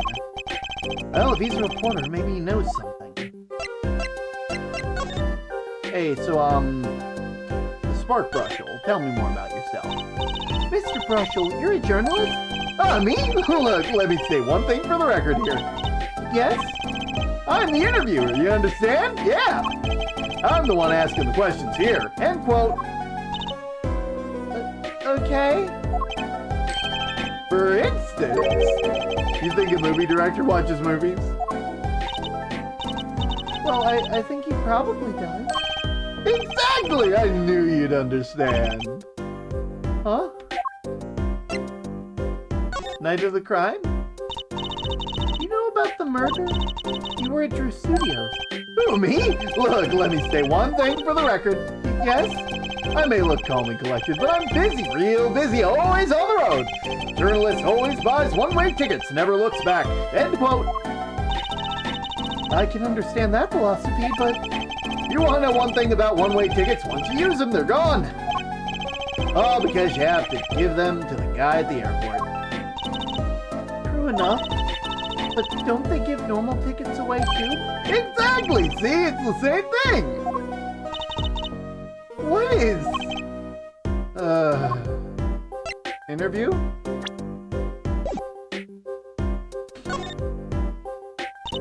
So, you went to do a story on Drew Measham, and he never had a story done about him before. That's right! Look, let me say one thing for the record here. What? I'm sure you're going to want to know about my source. What tipped me off to Drew? What about the interview in the first place? Well, yes? Look, it's late. Oh, I've got it! They say that there's a burger joint with fabulous ketchup. You'd think the burger guy's going to tell me where he got it. At the supermarket, maybe? Exactly! See, that's what I'm talking about! I think I may actually understood that one. Well, there's nothing I can talk about, really. Walls have ears, eyes, especially glass walls with a speaker. End quote. Right. Guess we'll leave then. Ah, but since you're here, might as well tell you a tidbit of news I saw, just for the heck of it. Sure, tell us, just for the heck of it. I remember it like it was yesterday. I'd seen a movie on Trip and wandered into this burger place with amazing ketchup when an article in a tabloid caught my eye. Famous oil painting stolen from art dealer's gallery. End quote, I believe it was. An oil painting? Happens every day, right? But I thought I'd seen that painting somewhere before. A painting of a giant peach floating down the river. Someone stole an oil painting of a giant peach? Journalists can smell scoop better than burgers. End quote.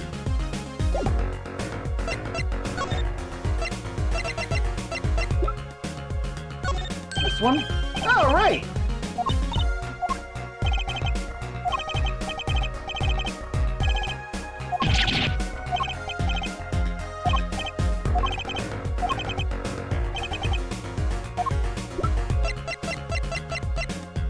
Hey, oh, right. Let me go on the record here. Yeah? I know what you're gonna say. Okay, never mind. I thought you'd say something funny. But you didn't.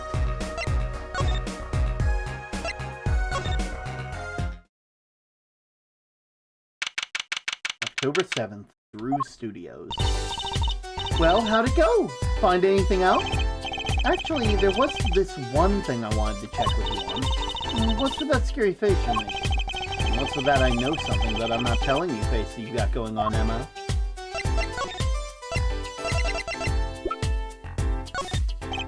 This painting.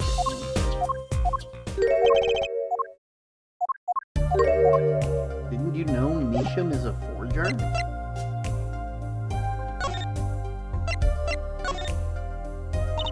So, what exactly is a forger? Well, basically, someone who makes forgeries. Fakes, in other words. Fakes? Copies of an original. Exact copies so precise you can't tell them apart. Why not just photocopy them? The big problem with forgeries is that people try to sell them as the real article. It's a crime, of course. So Drew Measham was a criminal? I'm afraid so. He received money to create elaborate forgeries to supplement his work in illusion, I guess. Illustration, not illusion. That's the other guy. You see. Actually, that's why I brought this here in the first place. What do you mean?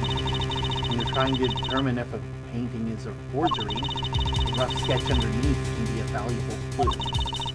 So the rough sketch is like practice for the real drawing.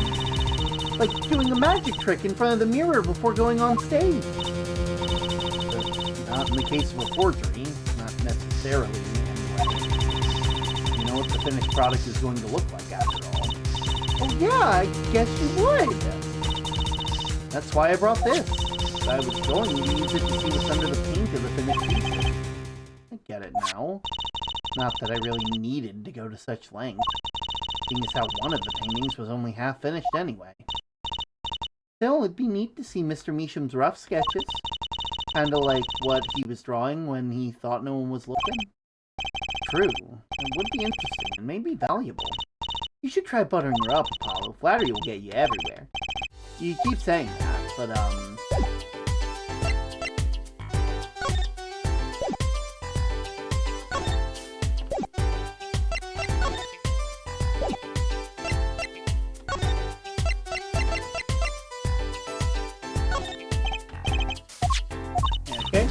Fine, fine, just this time, though. Let's check it out.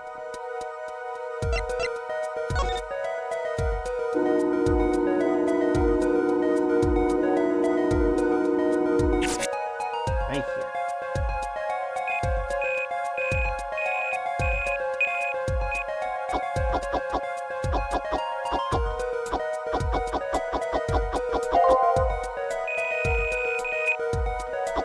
There we go.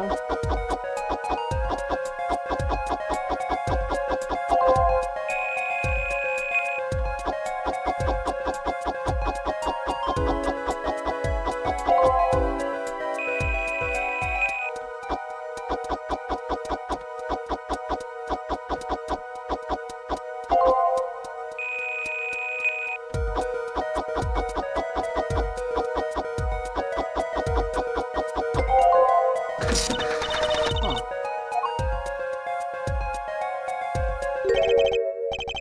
What the heck?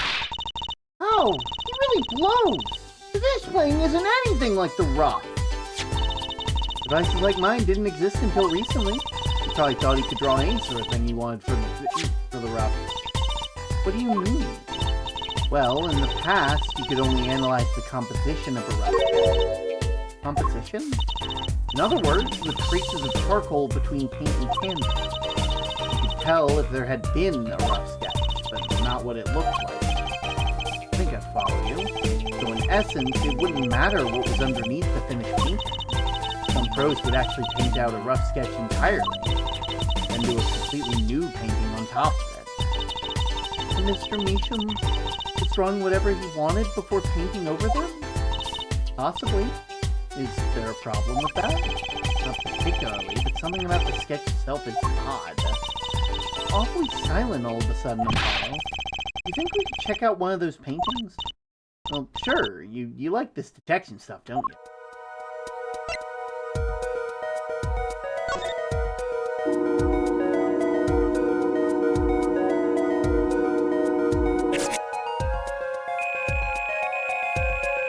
Down we go.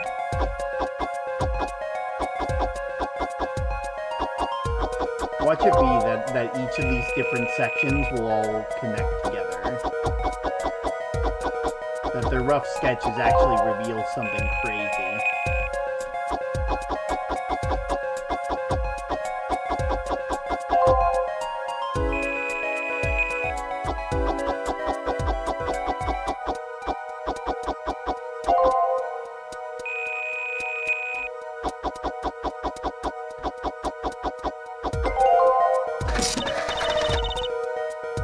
Let's print this out. That's the noodle cart. Why is the noodle cart here? This one too. What's wrong, Apollo? You look all serious. You think I could just look at the last of these? Fine by me. Knock yourself out. Was that first one of Gavin?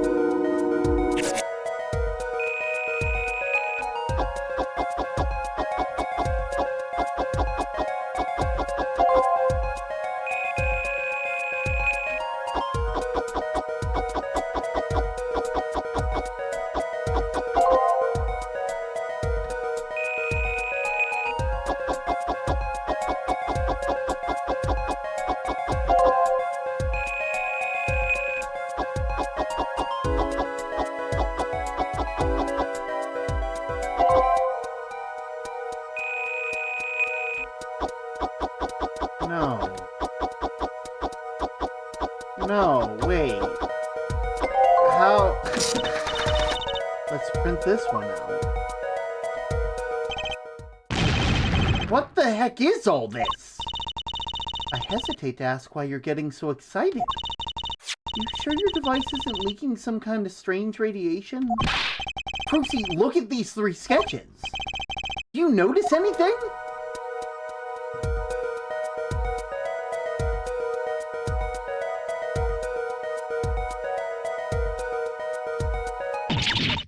Ah!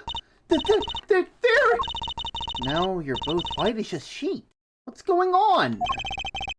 The sketches are of 3 cases I worked on. What? The murder in the poker room in the Boris Bowl Club. The dead man pulling the noodle station stand, and then the events that transpired during the Gavineers concert. What could it mean? How could they have drawn those things? And why? That's what I want to know. Wait, it's Drew Meacham? Your father? Give me a break.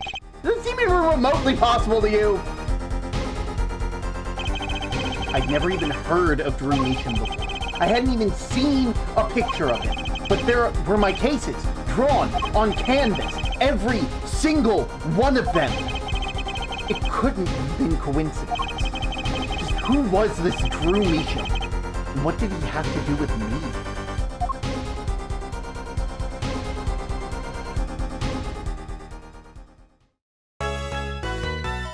And with that, I think we're going to take a short break. I will be right back, everybody. I will see you all momentarily. If I can press the right button. See you in a bit.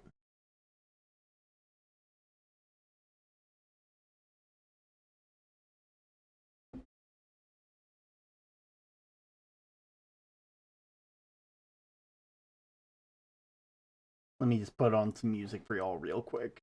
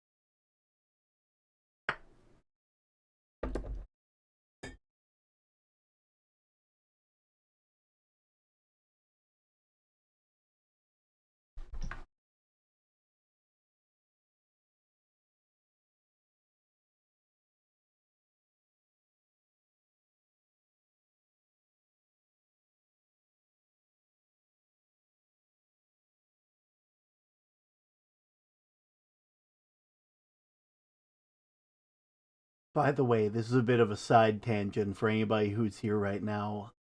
A bit of a side tangent for anybody before we come back.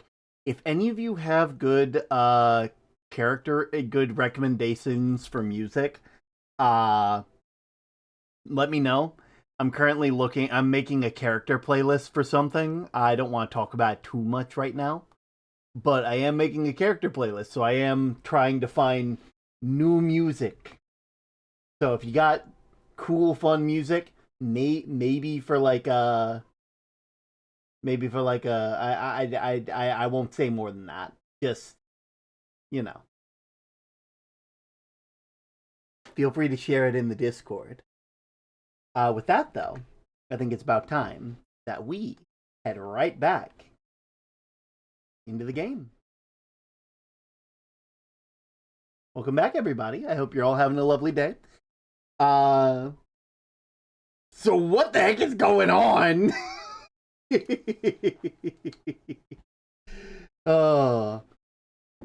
I don't know what's going on, and neither do you, and neither do your parents.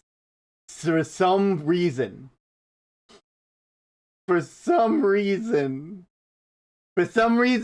this guy has been sketching all of Apollo's cases underneath all their forgeries.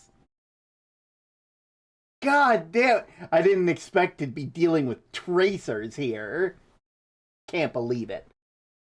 Listen, either you make your own art, and you learn and you develop your own style, or you don't do art at all. We don't deal in forgeries here. Anyway, let's save our current progress. And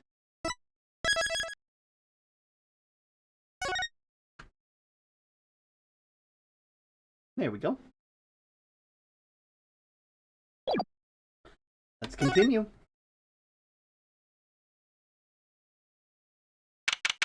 October 8th, 9:48 a.m., District Court Defendant Lobby number 6.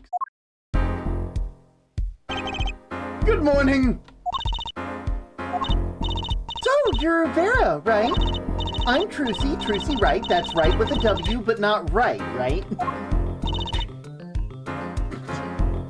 That's such a good intro. Trucy. We're on your side. We're allowed to say that, right? No, I think that's technically nationwide.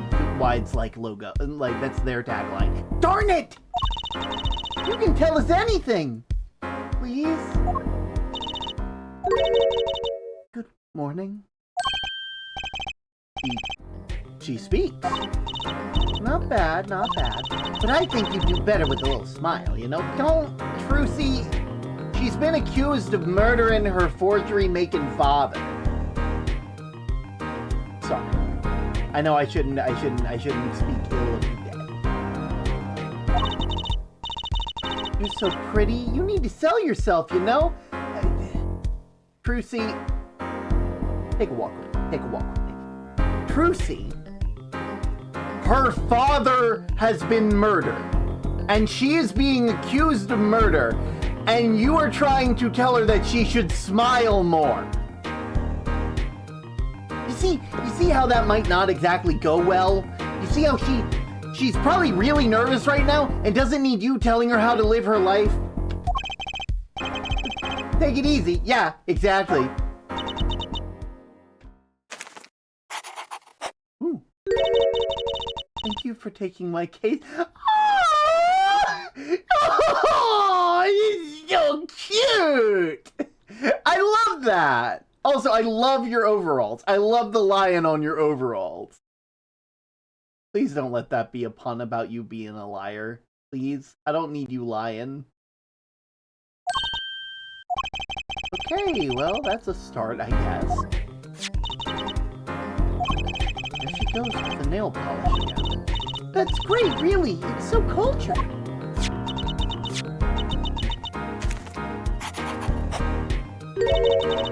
Want to try? Really? Girls.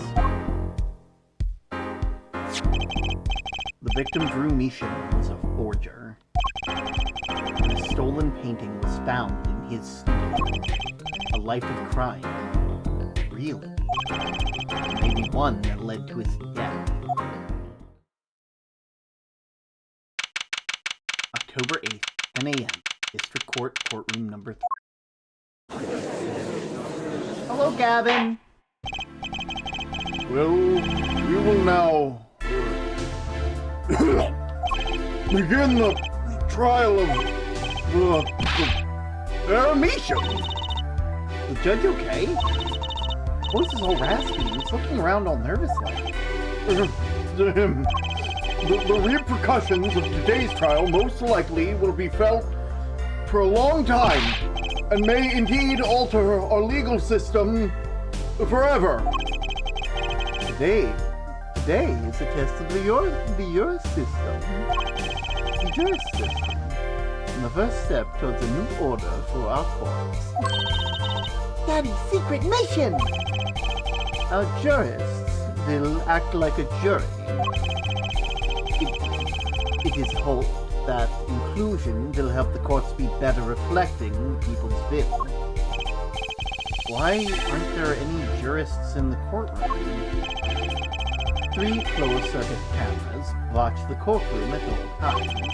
The jurists will have access to everything that transpires. Jurists, judge well, and judge cool. Now see here, Prosecutor Gavin, I was going to say that. My apologies, Sir Judge. The jurists today, judge today's trial coolly, if you would be so kind. The jurists are unbound by the letter of the law. They don't affect the trial with evidence, but their feelings. We're about to find out just what effect they're going to have. Very well, Prosecutor Gavin. The details of this case, if you will. The victim is a painter, Rumisha. He was killed in his own art studio. His coffee was poisoned. By whom, you ask? By none other than the defendant, Vera Misha. Objection! There wasn't any poison in the coffee! Someone has been doing their homework. Indeed, poison was not present in the coffee, but on the mug itself. The mug? Ah! Residue was found on the rim, I see here. The autopsy report describes the manner of our victim's death. The court accepts this into evidence. Death by atroquinine poison. Estimated time of death between 9 o'clock and 9:30 p.m. According to this report, the victim's death was caused by atroquinine poisoning. A chemical compound that does not occur naturally. Lethal dosage is a mere 0.002 milligrams. I don't know why I suddenly sound like this. A touch of atroquinine in the body. The touch of the Reaper's sight. Very well, Prosecutor Gavin. You may present your witness. I have for you today a simple man for a simple case. A man who witnessed the murder in its entirety. A journalist, no doubt. The witness will state his name and occupation. Right! Well, for starters, my name's Sparkbrushel. My job is a lone observer of the world. In other words, a freelance journalist, right?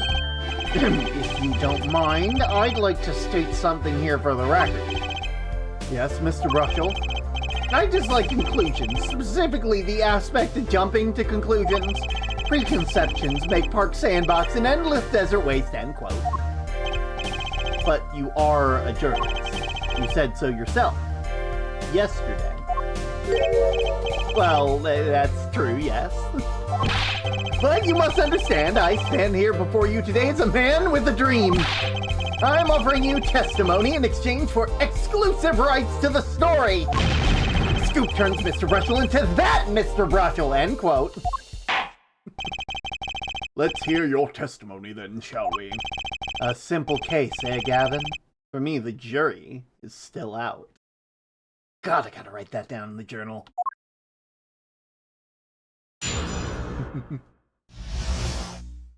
The journalist's story. I visited the studio around 9 o'clock that night to do an interview.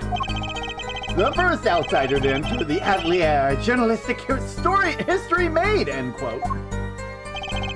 His daughter brought us coffee right after we started. And you know what happened next? Stars fall, end quote. No one else entered the room besides her the whole time.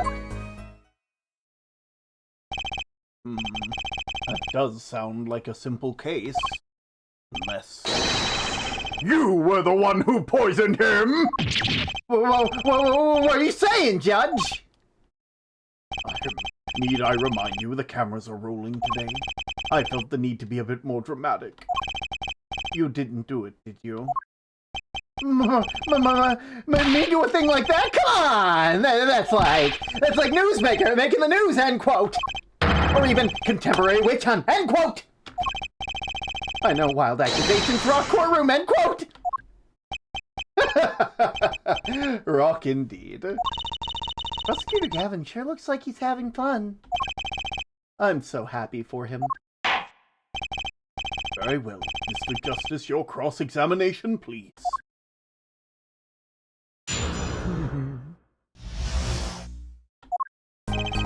I visited the studio around 9 o'clock to do the interview. The first outsider to enter the atelier history.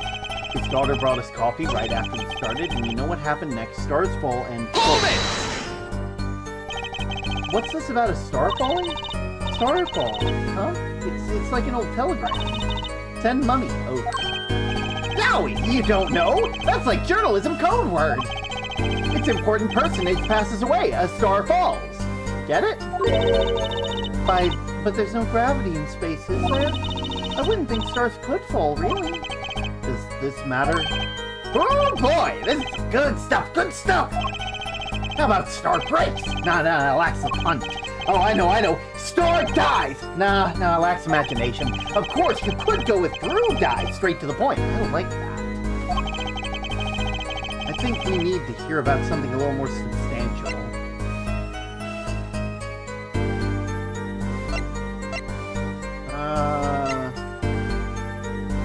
The stars coffee. You say Mr. Measham had the coffee too, but did you actually see him drink the coffee? Of course! He who sees it wins, but he who says it wins bigger, end quote. I live as a man sees dog eat dog and writes about it world, yet. Yet? I guess I can't say I saw him drink it, really.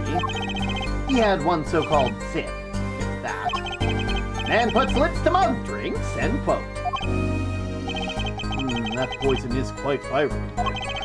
My stomach did a so-called somersault, since I gulped down that coffee without so much as a second glance at it. Wait, maybe something's there, some kind of so-called trick. Anyone want to venture a guess, for the record? Does this guy have a pause button? Well, Mr. Justice, did you find that testimony valuable? For now, yes. The victim drank his coffee, then immediately fell over? Oh, yes, you can go and press with that one. Your Honor, this is a vital piece of information. Please add it to the testimony. Very well. The witness will add this to the testimony. Vital, right! He had one sip, it's that, and the next moment he was on the floor! I feel bad giving this, I'm slowly giving this person a transatlantic accent, I feel, and there's nothing wrong, like, I think it kind of fits also. He looks so fucking bald because of how the screen is set up. Oh god. But like, anyway, also, I realized you guys are missing out on stuff because the screen is all wrong. One sec.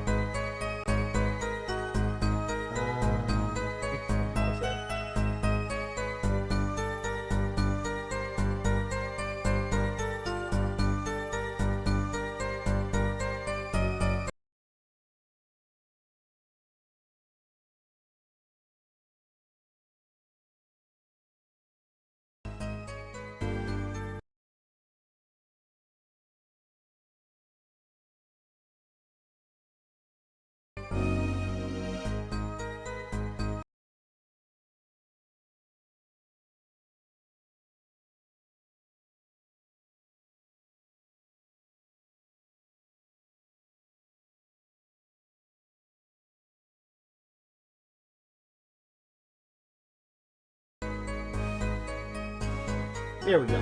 That's better.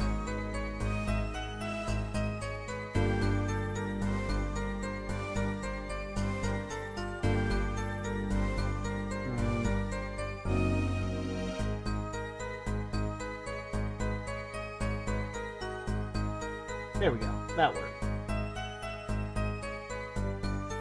That's better. Okay. He had one sip and then next he was on the floor. Well, unfortunately for you, sir, I have something. Maybe. Do you have anything about anthraquinine?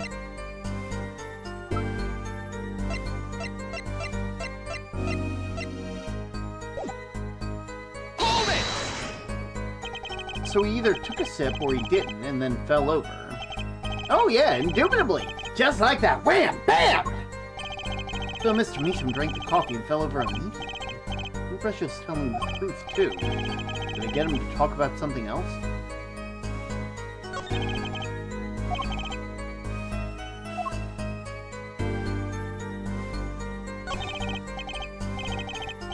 Next moment, he was on the floor.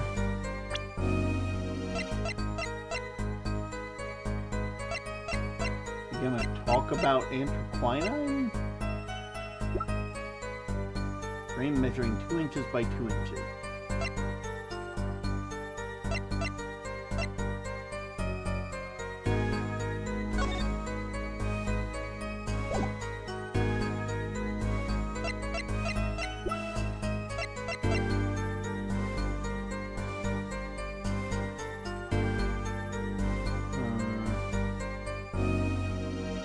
Probably the cost, right? Yay! You know what I have a problem with in particular? A particular property of the poison used, anthraquinine. Oh, Prosecutor Gavin was quite clear about the poison. A lethal dosage of 0.02 milligrams paralyzes the central nervous system. If you drank that, even you, Mr. Justice, would be reduced to a quivering pile of... Why are you using me as an example? What did I do to you? Unfortunately, we weren't told everything. There's one vital omission in Prosecutor Gavin's information. An omission? Anthraquinine is as virulent as he says, but death doesn't come upon ingestion. Not immediately. That's because anthraquinine is slow acting. Slow acting? What? According to one forensic scientist. It's one of the most virulent poisons, but it's absorbed into the body astonishingly slowly. It takes at least 15 minutes from the time of ingestion for adverse effects to show. If we suppose that the moment Mr. Meacham sipped the coffee was when he sealed his fate, then he would still have had time left to enjoy his last cup of joe. Look at his body. Why is he built like that? Order! Order! What is the meaning of this? What the defense says is correct. Why, that contradicts the entire testimony we've just heard. Well, Mr. Brogel, anything to say on the record? Slow acting. S-L-O-W-A-C-T. It was virulent, all right. Even then, it had already begun digging its claws into the journalist. He's working on his scoop. Objection! Brogel. Yeah? Brogel?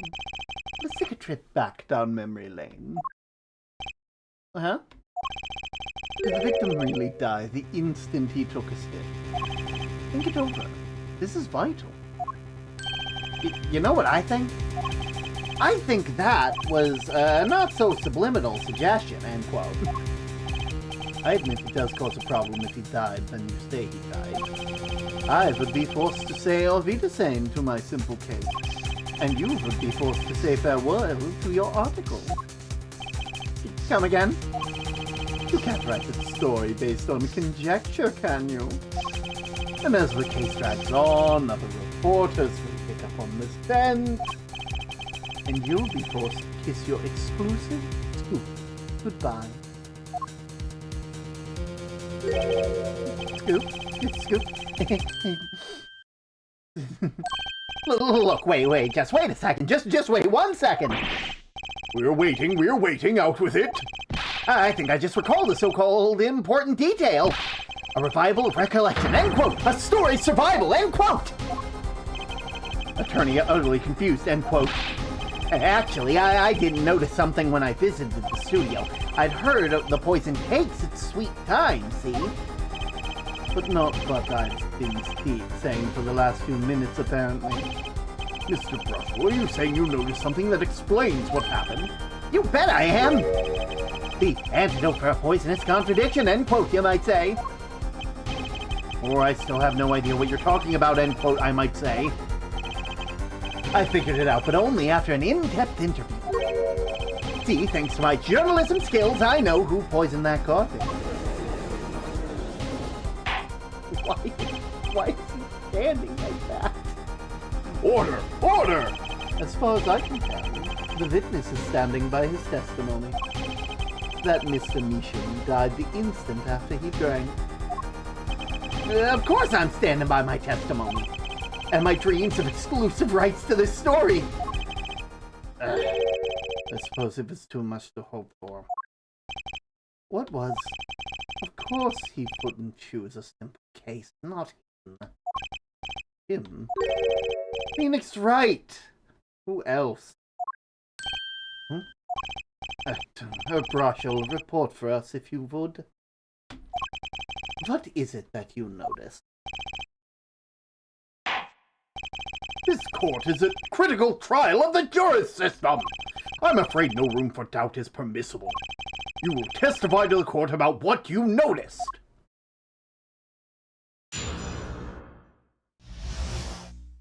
What Brushel noticed? When I arrived at the studio, Mr. Measham was at his desk. He seemed to be writing a letter, but he quickly sealed the envelope. I thought nothing of it at the time, of course. Now that I think about it, what if he was writing a suicide note? A suicide note? Yes, he had that look on his face. Man's face inscrutable, a equation, end quote. Suicide? Poor Mr. Measham. That means Fear is innocent. Would someone commit suicide in the middle of an interview? Oh. Very well, you may begin your cross-examination. I'm back. Sorry, I was watching a movie with my folks. No trouble, no trouble. What Brushel noticed?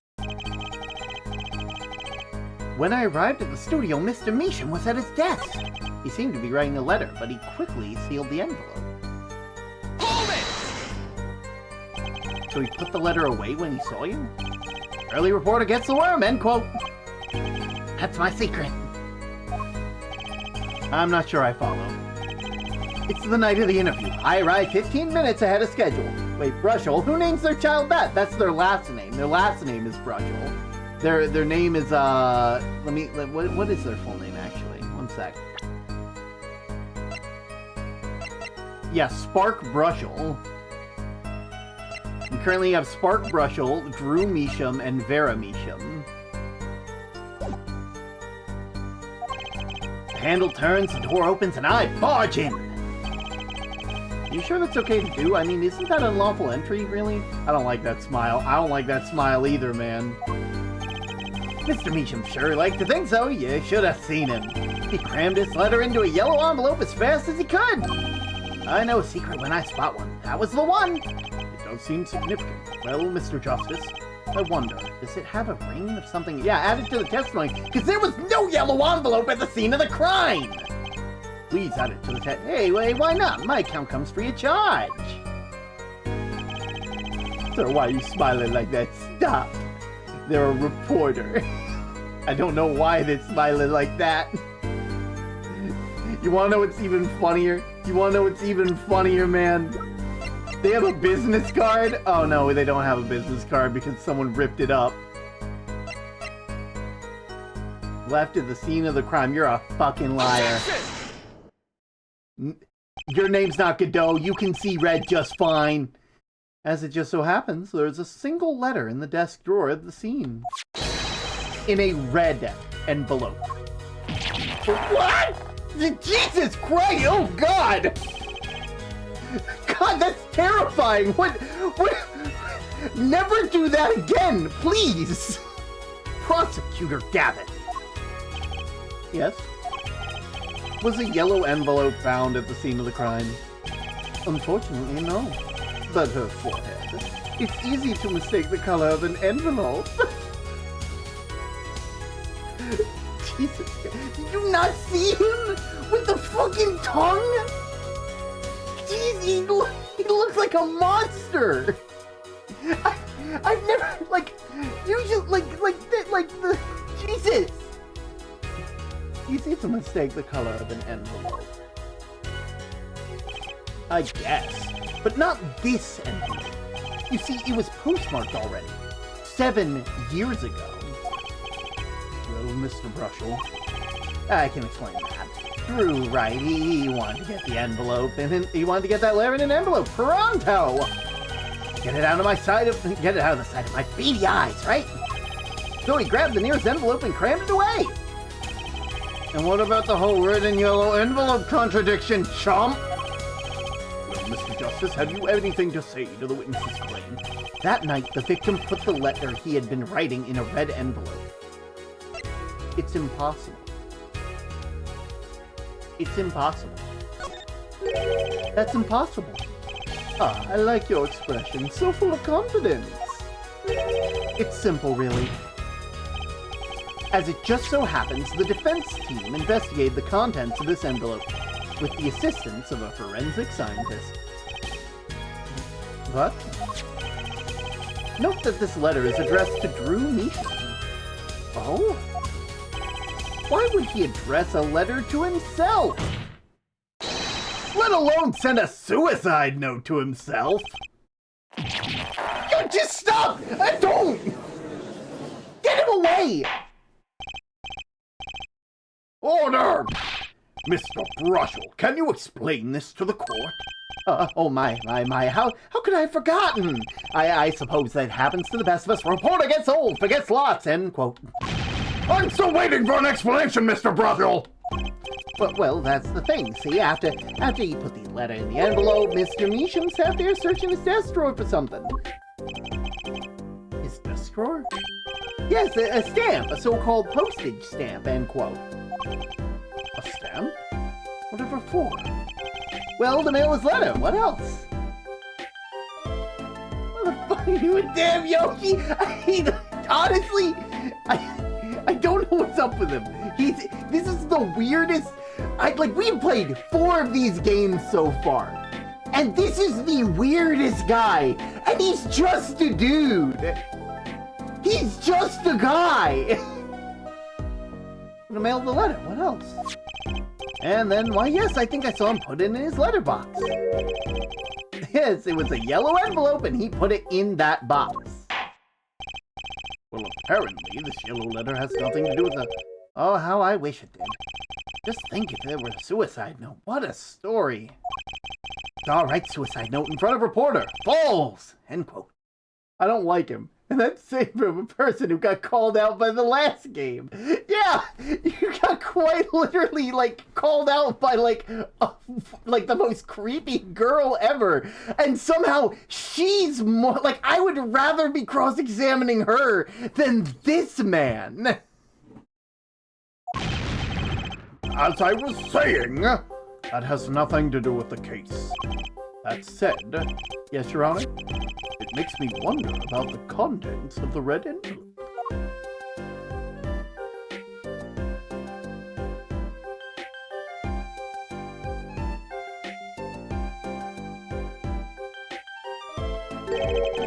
$100,000 is quite a big deal of money.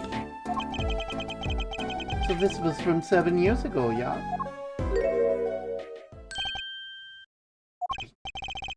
So am I finished? Here, I mean, am I finished here? I was thinking of, you know, going home to start writing.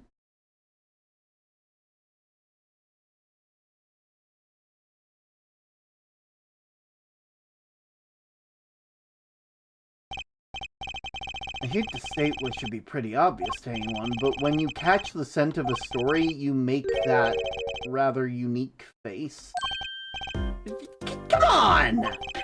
Attorney has active imagination, a little else, end quote. Even I noticed something in my eyes aren't what they used to be. You know, I'm starting to understand what all this perceiving stuff is about. Judge has active imagination, end quote. Please continue with your testimony. Tell us about the scent of a story. Hey, I'm the one asking the questions here, usually.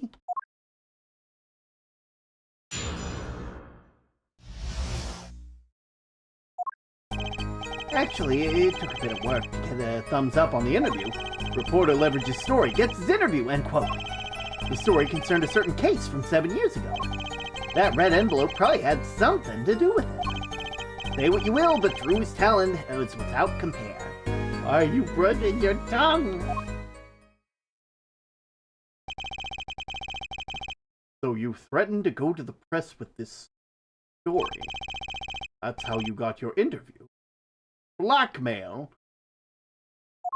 Well, yes. I mean, no, that's off the record. I wasn't exactly black. I'm not her. It was in a red envelope, and then it was in a yellow envelope, and then in a pink envelope. Get him away from us, please. What's something wrong, Mr. Brushel? Look, this is my story, my tidbit. Journalist info is livelihood. End quote. I see. Well, you have me chatting away here. What's going on out there? What if some Wally Wordsworth or Sally Scooper gets the wind of my story?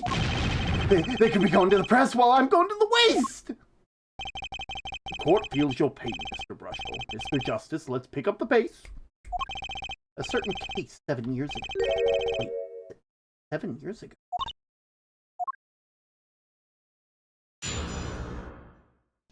Seven years ago. Actually, it took a bit of work to get the thumbs up from the interview. The reporter leverages story, gets his interview, end quote. The story concerned a certain case from 7 years ago. That red envelope probably had something to do with it.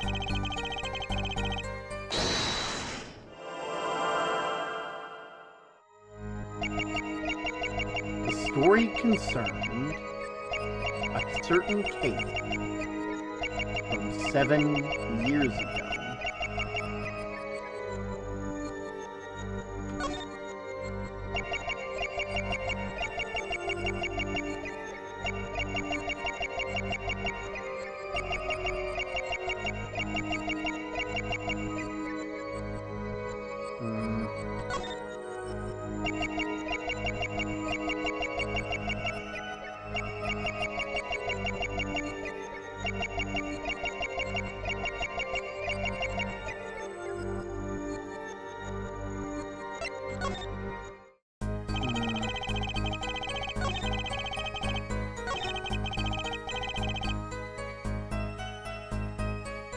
Say what you will, but Drew's talent was beyond Oh. I'm assuming that was it. The other one was fine. Say what you will, but Drew's talent was without compare.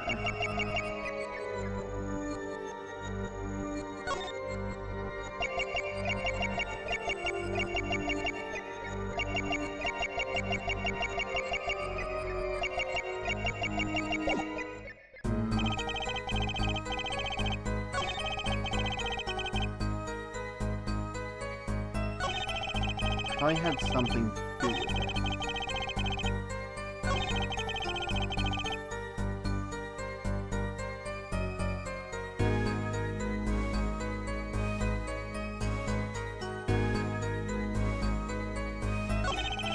Porter leverages story gets his current case from a little bit ago. Red envelope probably had something to do with it.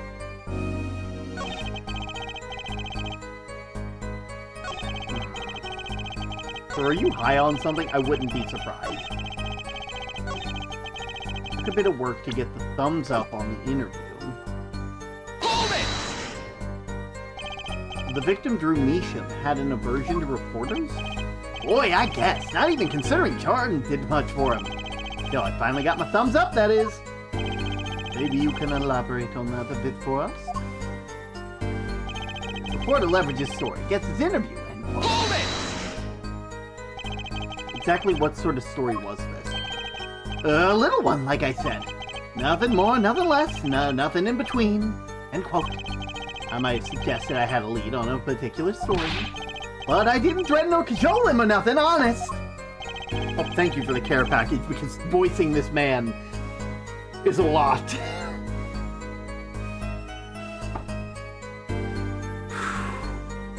Even Josh. So a suggestion was enough to get an interview. Must have really wanted to keep it under wraps. Hold it! Certain case. Certain case. Tell us what case. Let me say one thing, Mr. Attorney, and you can quote me on this. I can't talk about that case. Well, why not? It's about journalistic pride and staunchiness and credibility and connections. Journalists reveal source only over his dead body, end quote. And why do we need to hate this man? What'll it be? Just strangle me! Then don't tell no tales! He sounds pretty determined not to talk. Our chances of breaking his will aren't looking good. That envelope probably has something to do with it. On the one hand, we have a story, and on the other, this letter. What makes you think these two are related? Oh, I was just saying it's possible. I mean, call it reporter's intuition, end quote. Hey, I say a lot of things. You gotta pick all of them apart? Be my guest. All of them? No, just the incredibly suspicious one. Anything else to add about Mr. Measham? Say what you will, but Drew's talent was without compare. Just how amazing was Mr. Measham's talent? Huh? Woo-wee, boy, I mean, hey, he's a star, man, a star! The flow of his brush was a great undulating river across the canvas! The artist's paintings light up studio like sun, end quote. This guy's full of wacky gestures. That one just now was wackier than usual.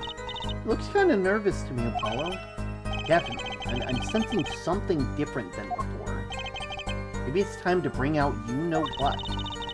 That testimony left a bad taste in my mouth. It all makes sense. Nothing jumps out as ridiculous. I wonder what the story he's talking about is. Must be good if there's an interview for a famous recluse like that. Something powerful enough to drag Drew Measham out of hiding. I wonder. Maybe it has something to do with Mr. Measham's art. A wacky gesture? Apollo, did you not notice him strangling himself with his own tongue? Oh. Okay.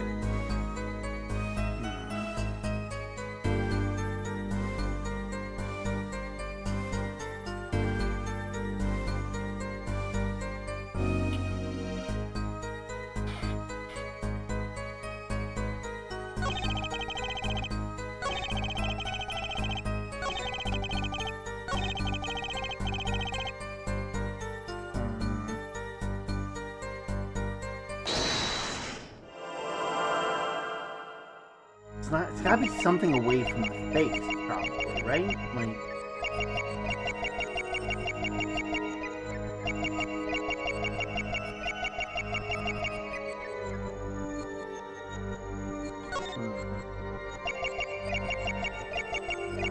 Maybe something in, like, here? Like his little pocket, maybe?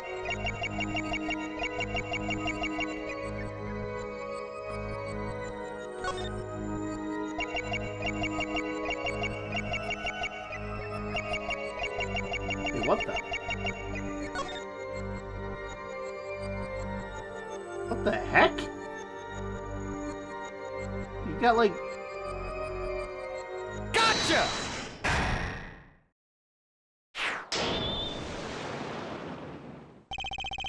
Sweat much, Mr. Brushel?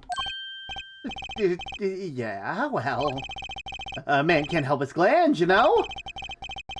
More than that, when Mr. Meacham's talent was mentioned, you suddenly began to sweat buckets.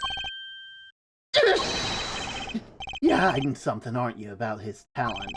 What? That's ridiculous! Evidence time. Let's show where Mr. Meacham's true talent lay. It just so happens I have evidence showing the talent mentioned in the letter.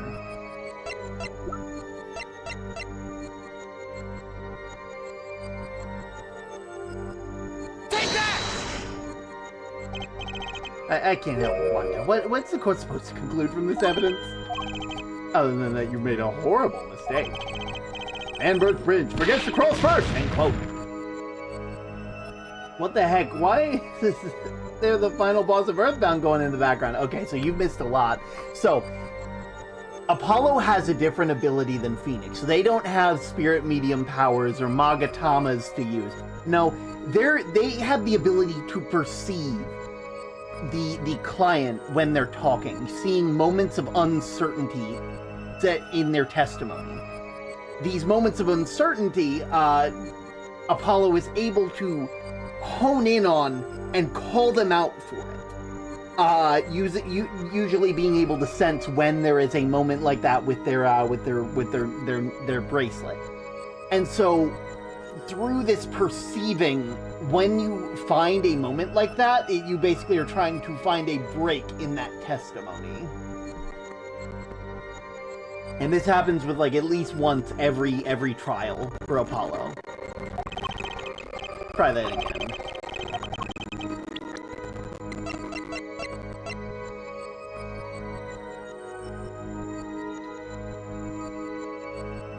Take that! That one? This painting was found in Mr. Meacham's studio. Am I wrong about the background, though?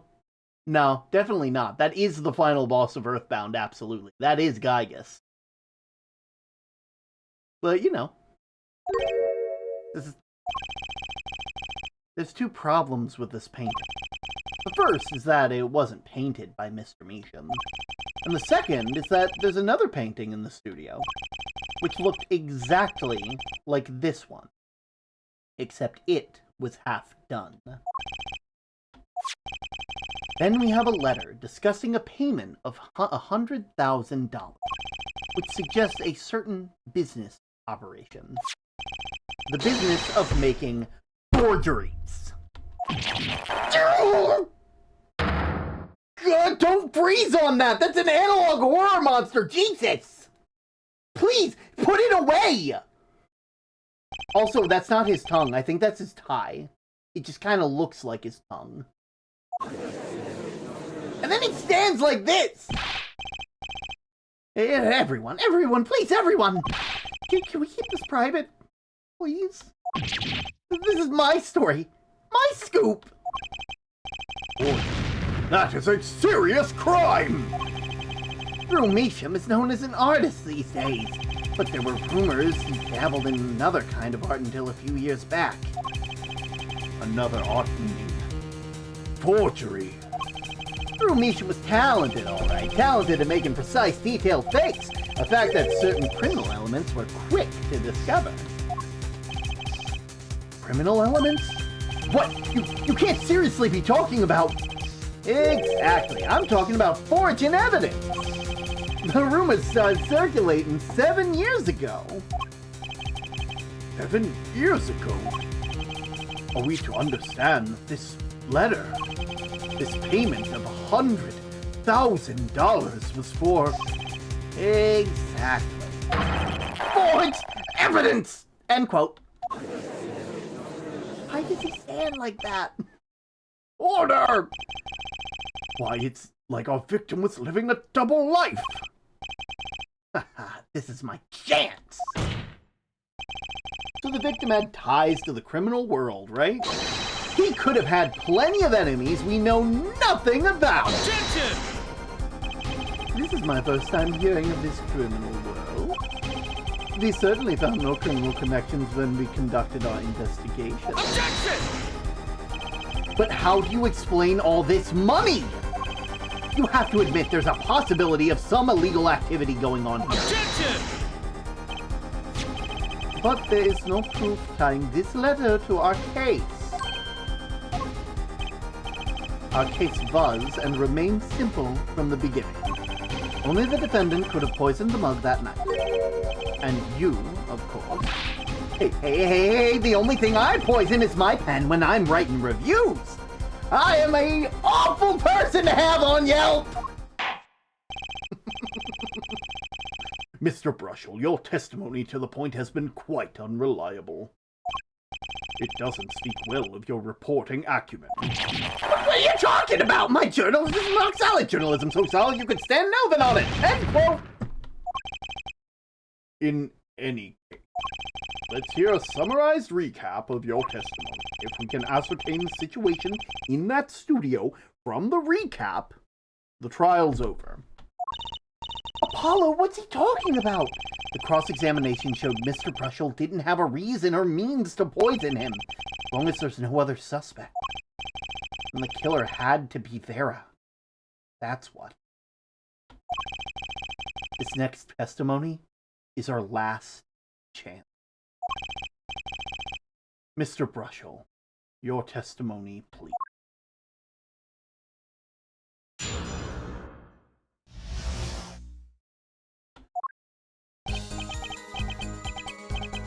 The other person in the why is everything...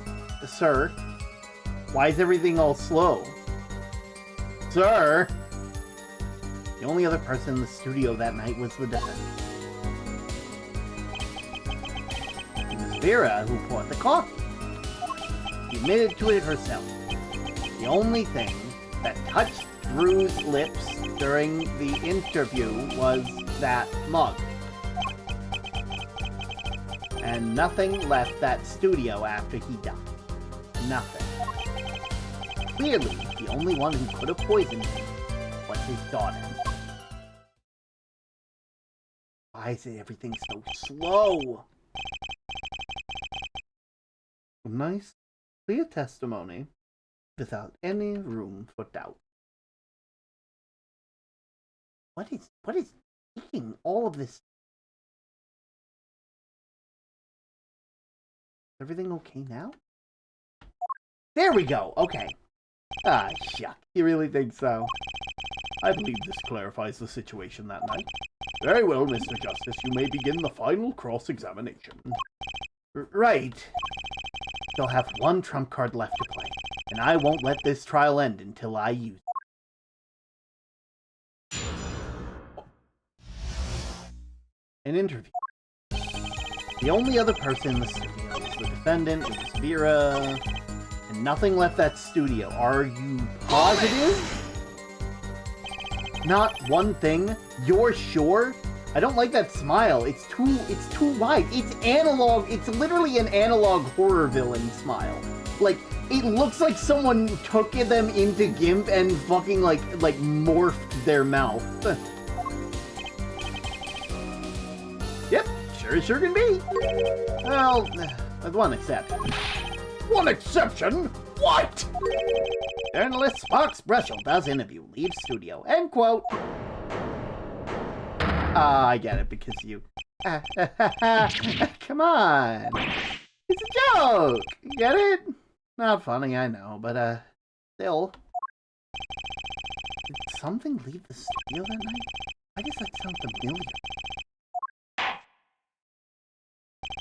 Now that we've proven our witness is a comedian, I'd like to turn to our defense attorney before returning to the testimony. Do you have any idea what, if anything, might have left the studio? Just one thing. Just one thing. Just one thing might have left the studio that night. It's because they left. The journalist, left. Oh. There is actually one thing that did leave. A certain something that vanished from the crime scene. By which you mean? Something other than the witness? Of course.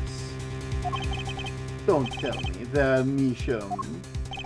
Believe me, any comic relief I may provide is entirely unintentional. Then let's see what you've got for us, Mr. Justice. Well, the thing that wasn't at the scene of the crime, so I can't show it to you, but I do have evidence that shows how it could have been taken from the scene.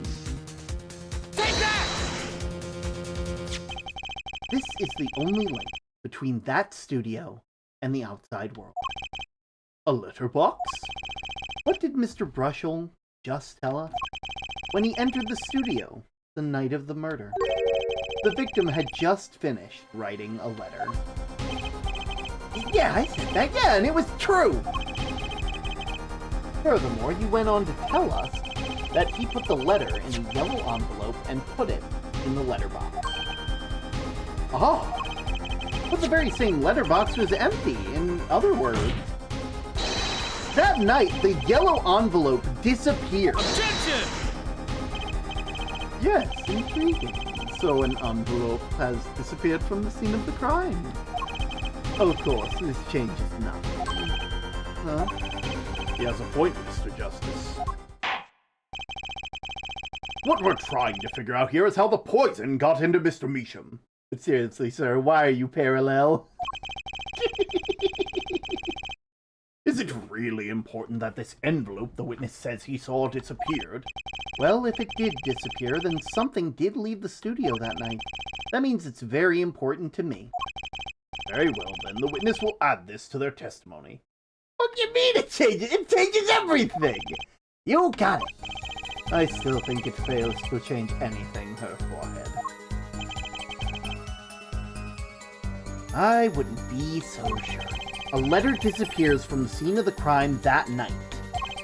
This is exactly the opening I've been looking for. A letter that was put in the post from the studio. I hardly think that matters. I think it matters greatly. Objection! This evidence clearly reveals that... Oh. They aren't, are they? It does. The witness brought it up, but no one else brought it up.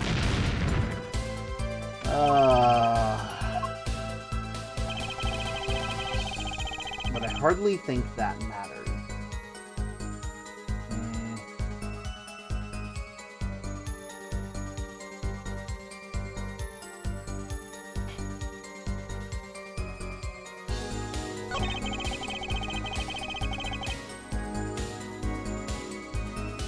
Hold it! They like changed it. Yeah, because if that first one is real, then then this one before has to be a lie because of the like, right? Does that make sense? I'm probably not explaining. So like, the actual thing he added to the testimony is not important, but the fact that it was added to the testimony contradicts a prior piece of testimony. Right? You sure about that? Well, to be really, really precise, I was busy gobbling mint candies the whole time. One of those candies might have been poison! Yet, at the time of the autopsy, no fresh fragrance of mint was filled the room, and no mint residue was found. It was a long shot. Don't tell me you're still trying to prove this. Do you think the victim ate, drank, or otherwise ingested something other than coffee? Well, Mr. Justice, if you have some proof. The possibility is there. I can feel it. Just maybe. I can prove it. The proof is possible. Here goes nothing.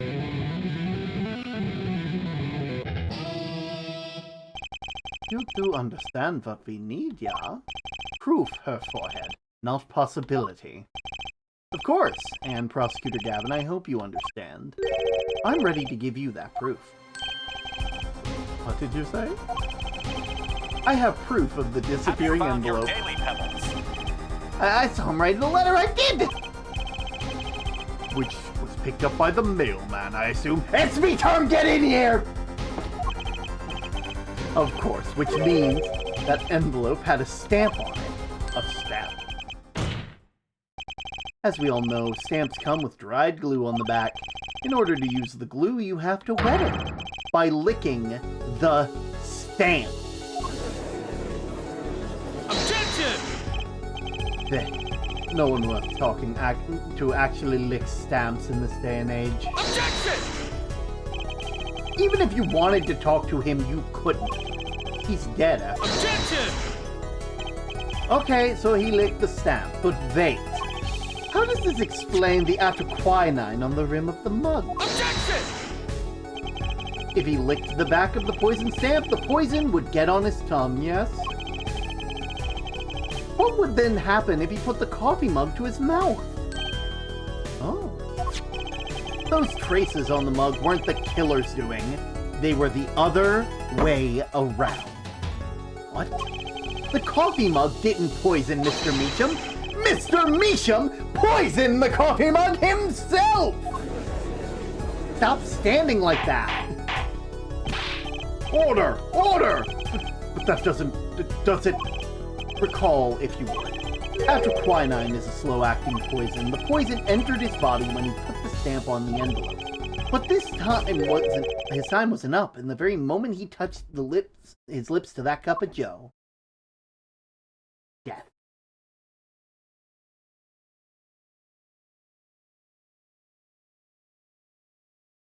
Mm-hmm. You have something to add, Mr. Brushel? Uh-oh, his nose is picking up another scent. As I believe I mentioned earlier. Well, that's the thing, see, after he put the letter in the envelope, Mr. Meacham sat there searching his desk drawer for something. A stamp, a so-called postage stamp. My name's not Joe, though. But you know, I don't seem to remember him ever finding one. Maybe he'd just run out.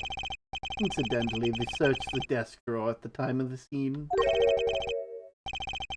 There were no stamps. And there's ads now, which means we have to wait until you all are ready. I hope you are. Fine. Ads! I will wait for the ads to be over!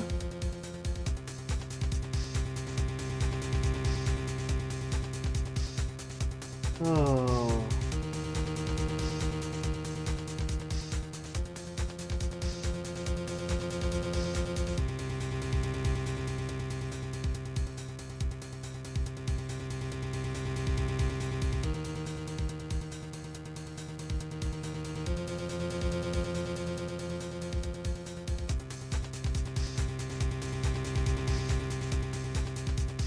Bum bum ba boom boom bum bum bum bum bum bum bum. We're hot on the trail.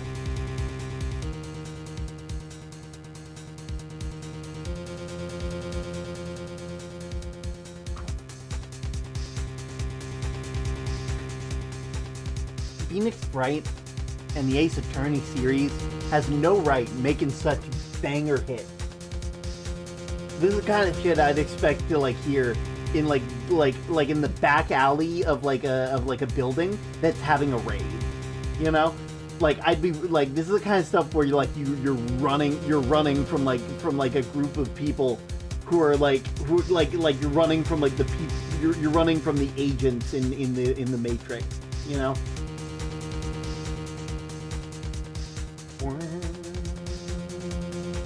Just the start of it though. It hasn't hit the big climax of the actual chase scene yet. You are actively dodging and weaving kind of stuff, you know?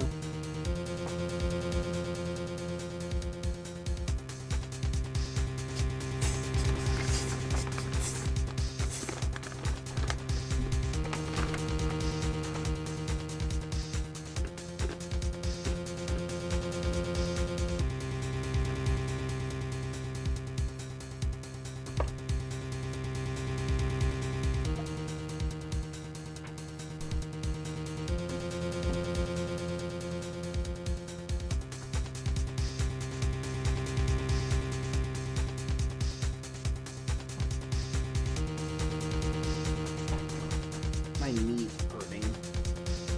I need to get a better chair, a better desk chair, because the way that I sit in this chair is it's bad for my knees, I'm sure. And like a lot of people would be like, well, you just get a standing desk. And it's like, I don't got the money for that. I don't got the money to get a standing desk. Nor do I have the forethought to be like, I should stand today. You know? I stand all day at work. Why would I do that when I go to sit in front of the computer? Freedom! Freedom! There were no stamps. Not a single one. Yippee! Did you just yippee? I want a yippee! Yippee!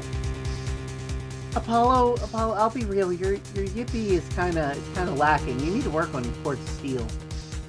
Yes, I think that's correct. Her forehead. You need to put some emphasis on it. You need to yippee. Why can't I yippee? That does pose a problem. That does pose a problem indeed. Unfortunately, to be a lawyer in this day and age, you must be able to yippee. You see, I'm a judge, so I don't need to do it that way.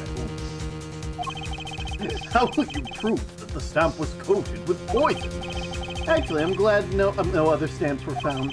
It makes proving the stamp he used was poison possible.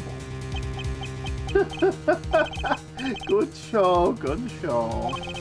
You can't even prove that there was a stamp at the scene in the first place. Well, let's hear the defense has to say. Where's your evidence to prove the existence of a poison stamp? Right here! Well, that certainly is a cute little frame, and by little, I mean really little. It was on the victim's desk, Your Honor. Quite empty, as you can see for yourself. I noticed that too during inspection. So what? Apparently, you weren't as observant as you should have been. You see, when you saw this frame, it was missing something quite important. Missing something? Yes, a pale bluish stain on the inside of the frame. Atroquinine residue! What? Why wasn't I told about this? The frame is only 2 inches square. The face of the frame is even smaller. Maybe 1 inch wide at most. You aren't saying. Oh, but I am. Tell me, what fits such a small frame? A commemorative stamp, perhaps?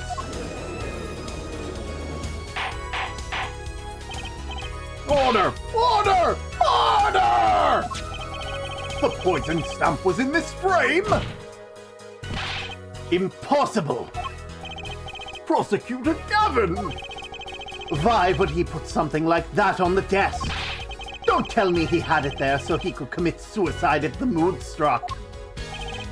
You know, can I say something? I had a thought, see? What, Mr. Brushel? And please stop jittering around like that. The victim was a forger, right? There's a lot of money in that line of work. Forges friends, makes enemies too. End quote. So the poison stamp might have been the murder weapon aimed at him. Objection!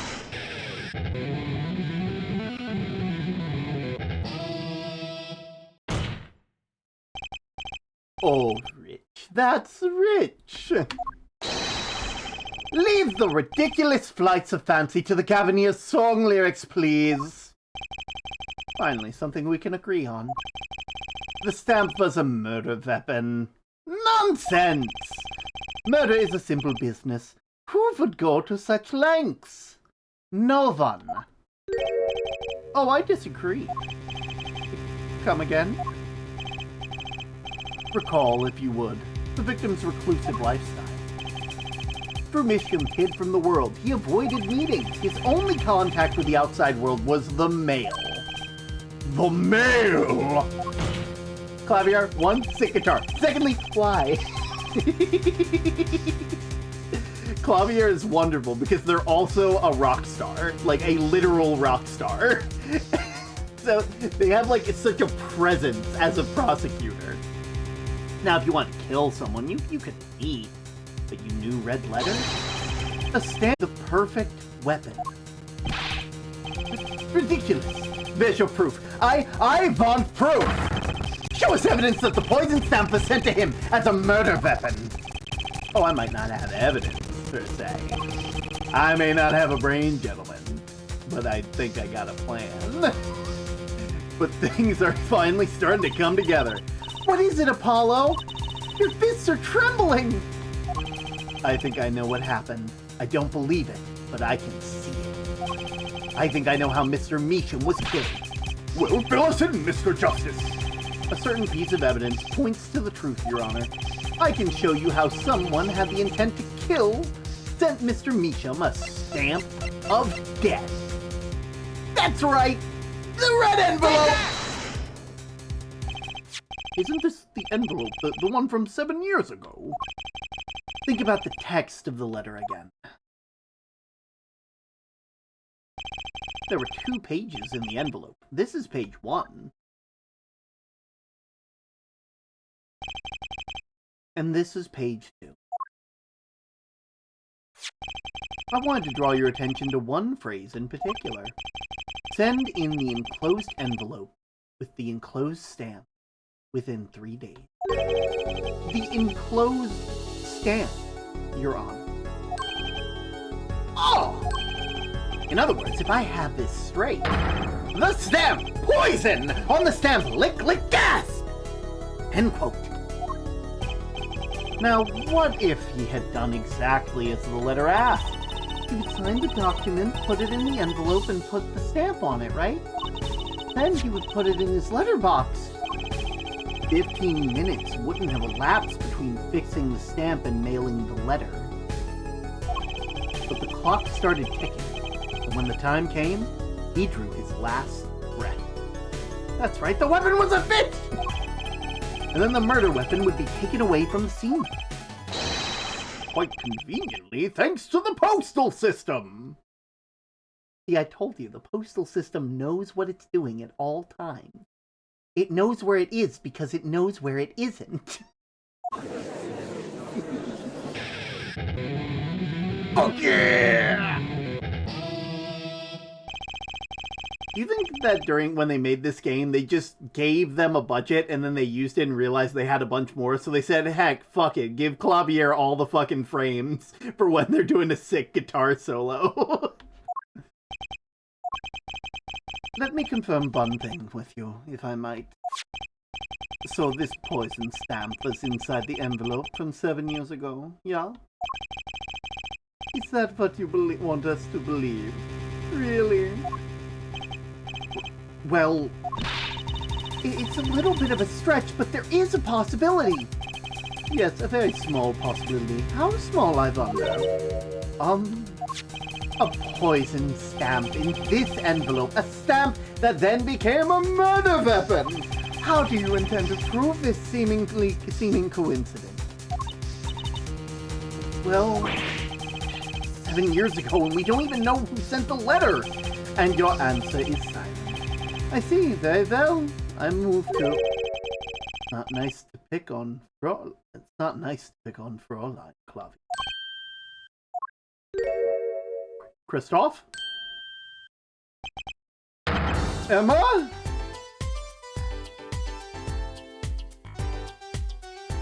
You guys saw that too, right? Why was Christoph there? Guys, things are getting spooky. Emma. Well, like my Christoph Gavin impression, did I sound like him? Don't quit your day job. Don't have a crime scene to be looking after, Fraulein Detective. Someone had to come dig you all out of the mess you're making on this case. Mess? You know, none of this would happen if you just trusted in science a little bit more. You can find out if that stamp was in the envelope easy. Care to explain yourself, Fraulein Detective? Glare at me all you want, but science is on my side. It's all in the residue, right? That's right! The poison detection spray! Produce the red envelope at once! You can open it on the authority of the court!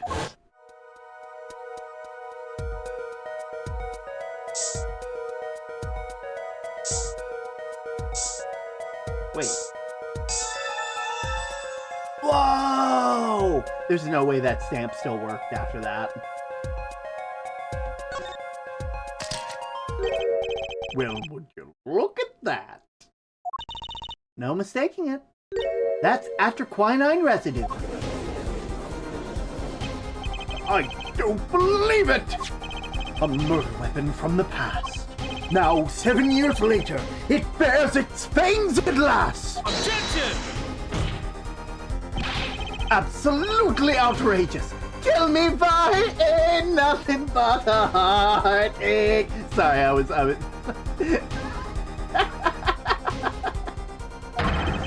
Why didn't this murder weapon take place 7 years ago? Well, there's one possibility. Maybe Mr. Measham figured it out. Figured what out? He realized that the person who sent this letter wanted him dead. So he sent his reply with a different stamp. And put his decisive evidence in a frame. I have a problem with that. Are you still here? Yeah, get the fuck out of here. Can I make a statement here? On the record. I, Spock Razor Toothbrush'll claim this scoop is mine! Not now. It's time for no time for Backstreet Boys. There's always time for Backstreet Boys. What are you talking about? Drew Measham killed in cold blood by sender of 7-year-old letter, end quote.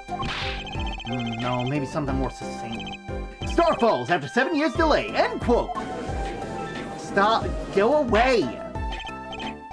Order! Order! I see no room for further argument. Though I admit this is all coming as quite a shock. To think the murder weapon reached its mouth after 7 years.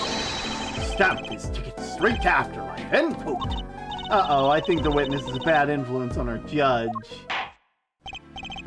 I see no need to further debate on this matter. The sender of that letter 7 years ago could hardly have been our defendant. Apollo! I think we just won. Very well. The court finds the defendant. Objection! God damn it. This is the bright future of our legal system. Let me check in Discord real quick.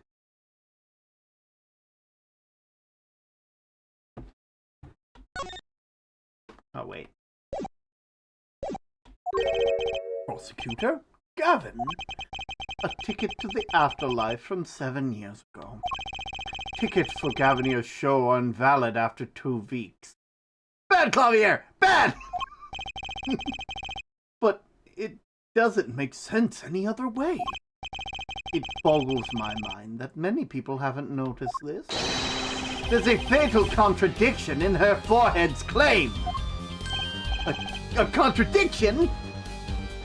Well, that's my favorite kind of diction! A poison stamp was placed in the envelope 7 years ago. Thereupon it was framed until now. If that's the case, then why would Drew Measham have done what he did? And I'll explain that. He must have realized it was poison. Therein lies the rub. 7 years ago, the forger Drew Measham sensed a trap and put the stamp in the frame. I do not debate this, but this begs the question. Why 7 years later did he use the stamp on the night of the murder? Surely you don't mean to suggest that Mr. Measham simply forgot? He put the murder weapon on frame in his desk for 7 years and forgot? You expect us to believe he sprang the trap on himself? Ooh!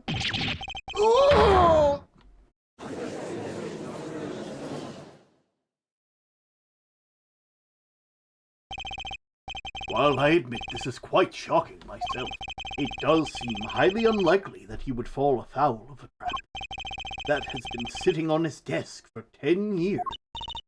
Apollo, I don't think we're winning anymore. I'm glad that we see we're all back in the real world now. Welcome back to reality. We've been waiting for you. Objection! Okay, then how do you explain the poison stamp that was in the envelope? The poison stamp? Where exactly is this poison stamp again? Have you brought it to court for us? see no proof that such a thing ever existed. Objection! What about the anthraquinine residue, huh? Oh, I agree. That does seem to be anthraquinine residue. But her forehead, it's certainly no stamp. Yeah, but even if your precious poison stamp did exist, Drumisham never would have used it. That is all.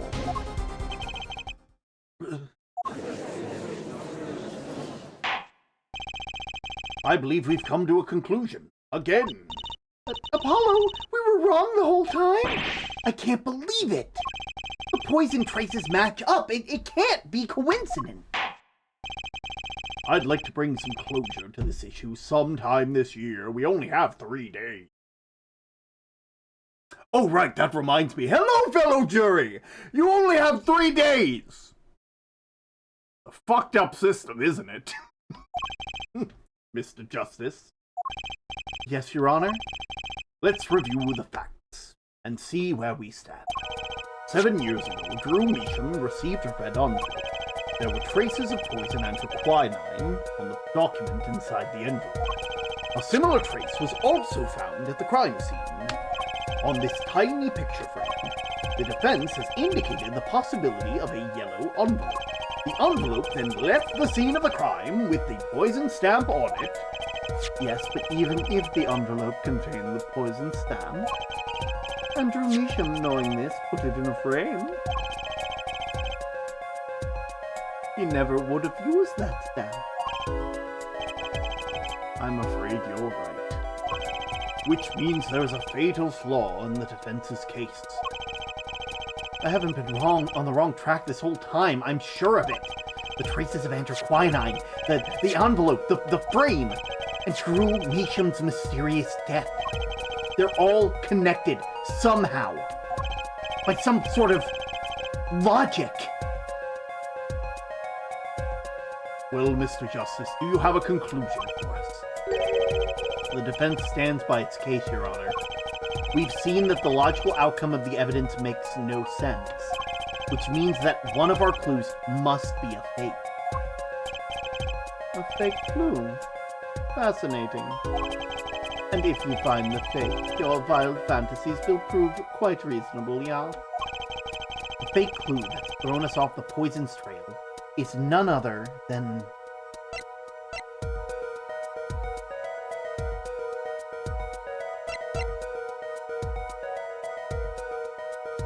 Don't judge me.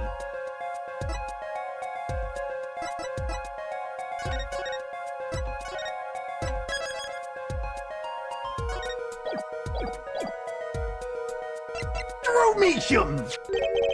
The victim was a fake clue. I'm afraid I don't understand. I don't understand either. I'll explain. Oh shit, I'm on the right page? I was being silly. We have an envelope, a frame, and a mug linked by poison, and that all makes sense. What doesn't make sense is the victim... Objection! Congratulations, you've completely lost me. So the fake evidence is none other than the master of fake himself, the forger. It makes a good story, I'll give you that. The fake clue. Fakes. Forgery. Ah! I know that face! That's the I just had an idea face! I don't know if I'm right, but I'm going with it anyway. What if our forger is the fake? Come again. 7 years ago, our forger sniffed a trap and stepped aside. 7 years passed. Now the forger stumbles into the very same trap and dies? Why? That's what I want to know. Because the forger who was killed was a fake. Here we are again. The victim was a fake. One forger smelled the trap. One forger fell in. That's 2 forgers, and one of them is a fake!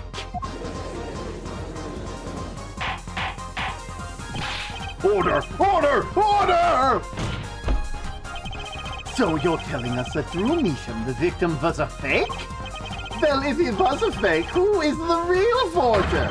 You better not be claiming that he's some kind of switcheroo. I'm afraid you're going to have to back up your story. Mr. Justice, show us who the real Drew Meacham was. If Drew Meacham wasn't the real forger, there's only one other person it could have been. Oh shit! Oh fuck, I just realized! Forger Drew Meacham was himself a forger. The real forger was, and always has been, Vera Meacham! Take that! There can only be one explanation. The real identity of the forger, known as Drew Meacham, is none other than his only daughter, Vera Meacham. Order! Order! Mr. Justice! This is going out on a limb even for you! I kind of agree. I mean, Vera, a forger? Yeah. Let's consider it before we write it off entirely. If you look at the paintings in the studio, one in fact becomes quite clear. Forgery had taken place in the studio for quite some time. The forger wasn't caught in that trap 7 years ago. That can only mean that the one who was caught in the trap wasn't the forger. Well, actually, that does make it certain kind of sense. One more thing. Only 2 sets of fingerprints were found in the forger's studio. Drew Meacham's and Vera Meacham's. If we know that Drew Meacham wasn't the forger, that leaves only one possibility. By process of elimination. Judge by how many times has Phoenix went out on nothing but a thin twig?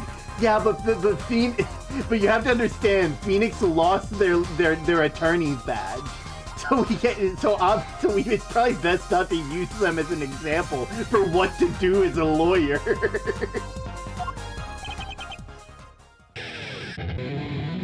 Man, they really want to use up all those frames, huh? Fascinating.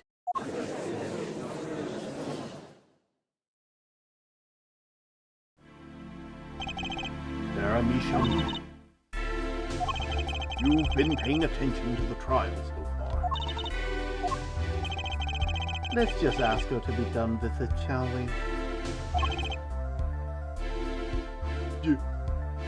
Who are you? Who is the forger? Drew Meacham?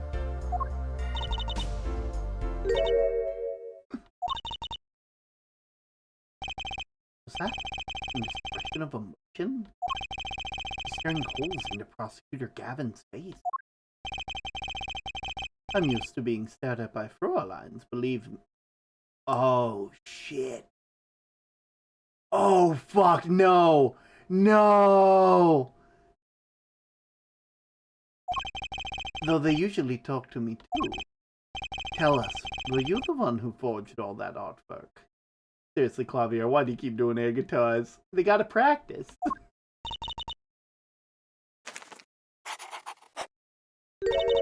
Yes. So the forger, Drew Meacham, was you? Yes, it was me. What? What is the lotto? What did you find? I'm wondering why, like, they're staring at Clavier Gavin. Clavier was in Germany for the longest time, I'm pretty sure. There's only one other person who looks like Clavier, and that is his brother, like, Christoph Gavin. And Christoph Gavin's currently in prison because of like our first case. But like, maybe there's a connection there. Why would they hint at Christoph showing up during this part? I don't know. My brain's braining right now. I might be very big brain right now. The court was in an uproar and it wasn't coming down. We had to break for a 10-minute recess. To be continued. And we save, and we press save, and we save, and we save, and then we save again, just to be safe, and then we save. You don't think we got the wrong Clavier? No, I don't think we have the wrong Clavier. I think that, like, something, like, they keep bringing up 7 years ago. 7 years ago. Phoenix lost his badge 7 years ago. This forger received a letter 7 years ago. Phoenix uses forged evidence 7 years ago. What if Kristoff is part of that? Like, 7 years keeps coming up. 777 jackpot! October 8th, 1:24 p.m. District Court Defendant Lobby number 6. Okay. Where exactly does this leave us, Apollo? Well, if the Drew Measham who was killed wasn't Drew Measham, the forger, basically. Hello, I'm here now. What's happening? Okay. There's a lot to unpack here. Interesting. First of all, oh, hey, look, the Pebble of Perjury. What a perfect pebble to have for Phoenix Wright. Oh, backstage, you miss so much. Oh, man. So first off, we are doing a trial case. It is a case that is specifically to test out a new jury system called the Juris system. Instead of the judge deciding a guilty verdict, basically there are cameras in the courtroom and 6 community members who are not affiliated with the case. Basically, it is trying to revive the jury system of the past. Because they're like, yeah, that'll probably be better for everybody in the end of the day. Because, you know, you're being judged by a jury of your peers and not just some random bozos. And that's pretty neat. We were asked to go out and figure out what exactly we need to do. We were told to go check out Vera Measham. Let me go over here. We were go to check out our defendant, Vera Measham. Vera Measham does not talk that much. They have lived with their father, Drew Measham, in their art studio basically for their entire lives.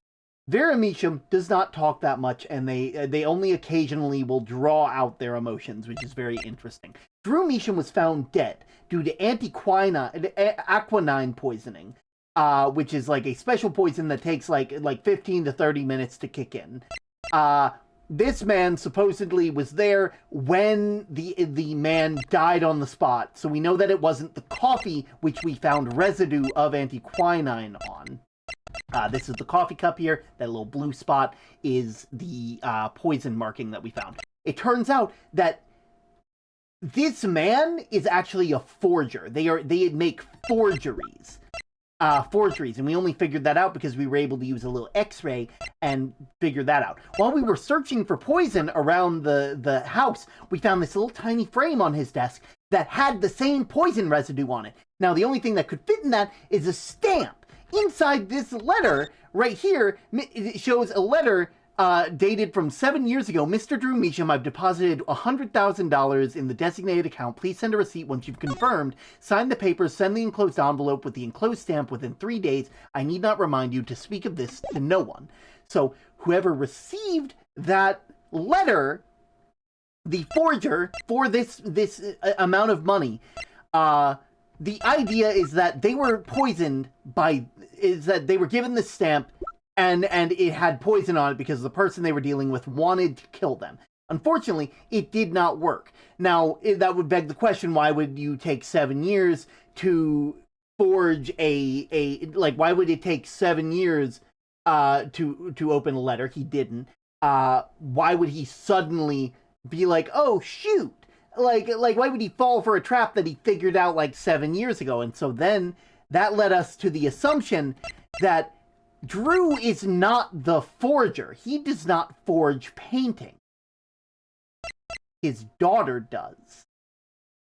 And in sending an envelope out to somebody, used that stamp. For some reason. Also, this guy right here looks like he belongs in an analog horror series. I hope we never see him again. It honestly is terrifying. Also, I have a feeling because Vera, when they saw Clavier, looked very, very concerned and was staring like holes through them. And there's only one person. Clavier's been in Germany for God knows how long. for like at least a couple years, so they shouldn't know Vera. I'm thinking that Vera might know Kristoff from something that happened 7 years ago. Because 7 years ago was when that letter came in. It's when people were making forgeries. It's when Phoenix got disbarred for using forged evidence. It's all coming together. Basically, Drew Measham the forger. Huh? Well, then who was he? Well, he was actually... I hate him, and Term can confirm. I said it earlier about him coming from me, who gets called out by the spooky lady. Absolutely. Vera. Doing her nails. So you really made those forgeries.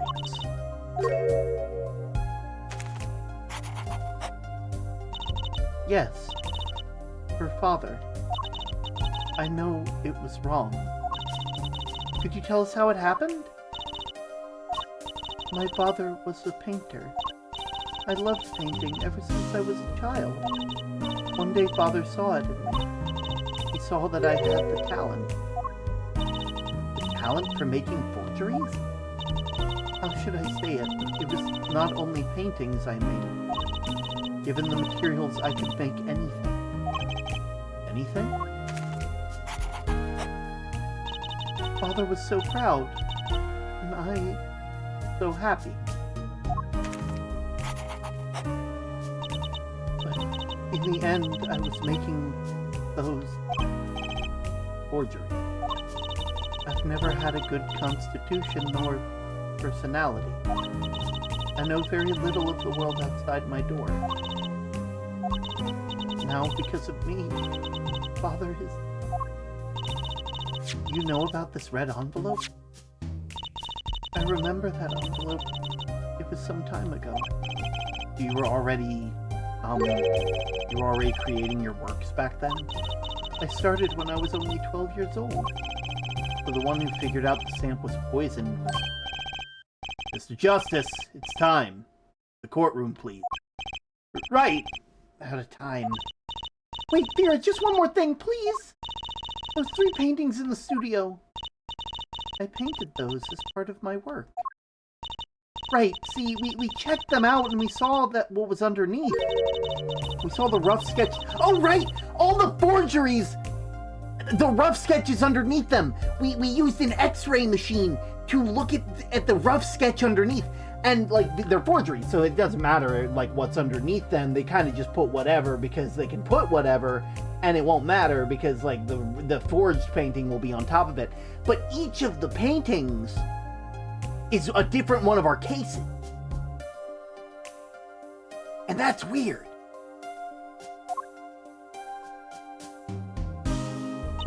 I see. Mr. Justice. Yes? Father, he knew of you. Of both of you. Wait, both of us? Your late father? He was watching, gathering information. All about the Wright & Co. law offices. That's really odd, right? But lately, we're not doing just law.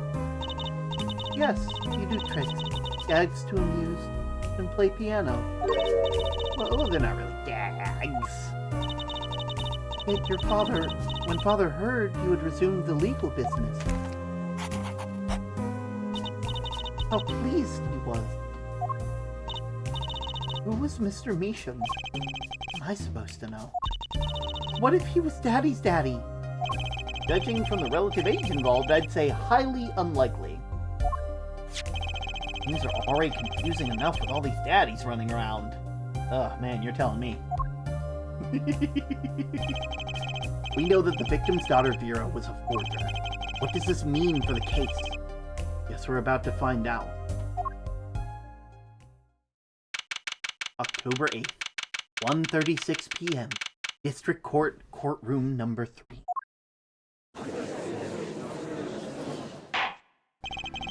He's gone now, right? Court is back in session. Wow, you sounded really gruff, Judge. Vera seems pretty tense. You should probably lighten up. practically chewing her fingernails clean off. Perhaps you could begin by telling us how it all worked. How did you set up this Drew Mission Forger pistol now?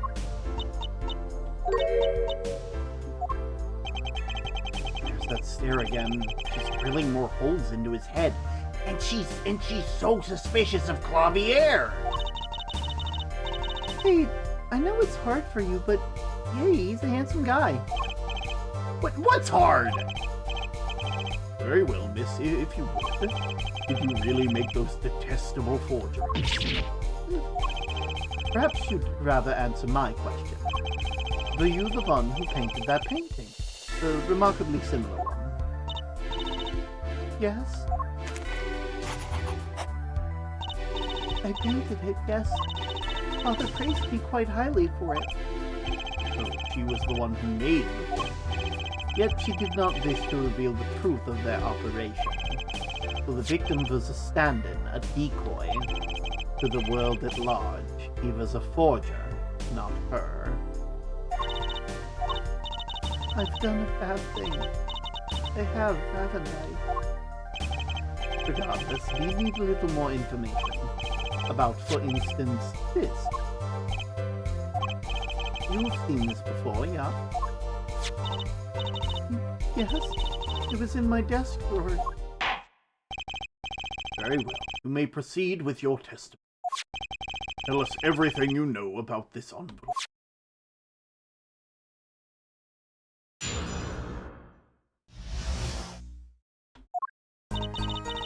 I created things that Father sold them. This envelope came after my first work. That was other than a painting. Father handled the deal. All of it. I received the stamp that was in the envelope. It was after that job that we moved to the current studio.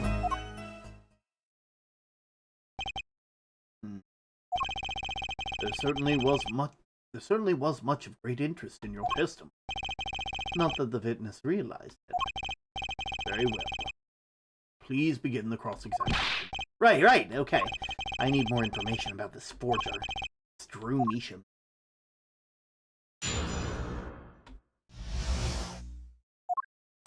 I created things, and Father sold them. The envelope came. That was other than. By other than a painting, you mean you'd only done paintings up to that point? Yes. But Father had a realization. He noticed my talent extended to making things other than paintings. For instance? For instance, a letter someone had written, or a fingerprint left upon a cup, or a signature on a document, a seal upon a letter. None of these make her sound very innocent at all! And the 100,000 promised in the letter was the start. The beginning of a new industry for Drew Measham. A new industry. The creation of items to be used in criminal proceedings. Forging evidence, in other words. Uh-oh.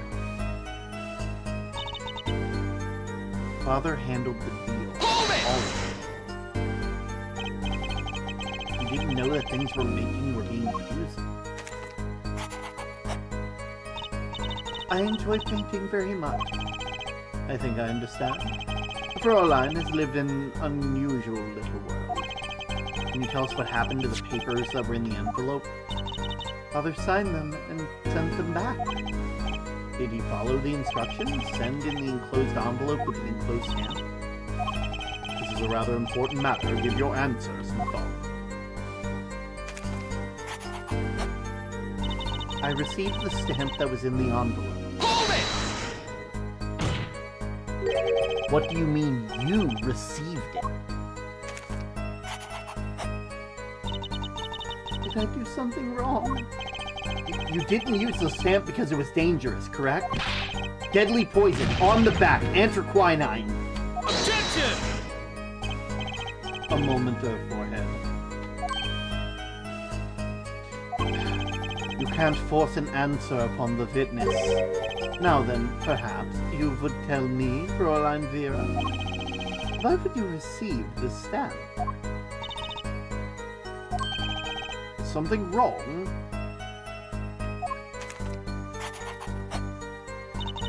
It was beautiful. Ah, you mean it was one of the commemorative stamps? Yes, I think it was.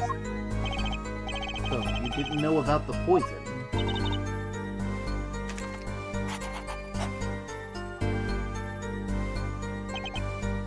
I guess not. So the trap failed by chance, by mistake. Thanks to this commemorative stamp. Quite the close call.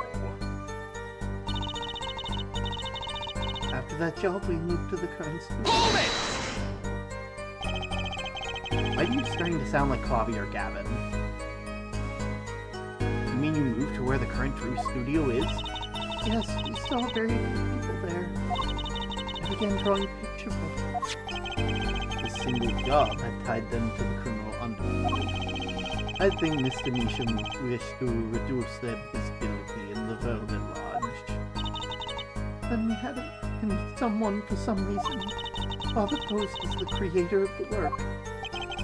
That was the real essence of the artist, Drew Measham.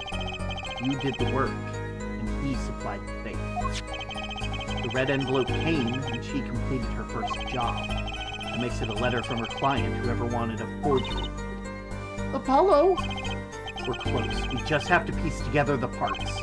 A deadly weapon in a red envelope, and a path it took to take Drew Measham's life. I created things and my father sold them. These things you were making. You mean paintings identical to other paintings, right? The closer they were, the happier Father was. I was very happy too. Still, you're quite young now. When did you begin this work? My first painting sold when I was 12. Your Honor, she had no idea what she was doing was illegal! Objection! Easy there, little sir. You're not here to defend her for the crime of forgery. True. Please tell us more about this envelope. This envelope may be very well have killed your father. All right. So, you really didn't know anything, did you? You had no idea how much danger you were in.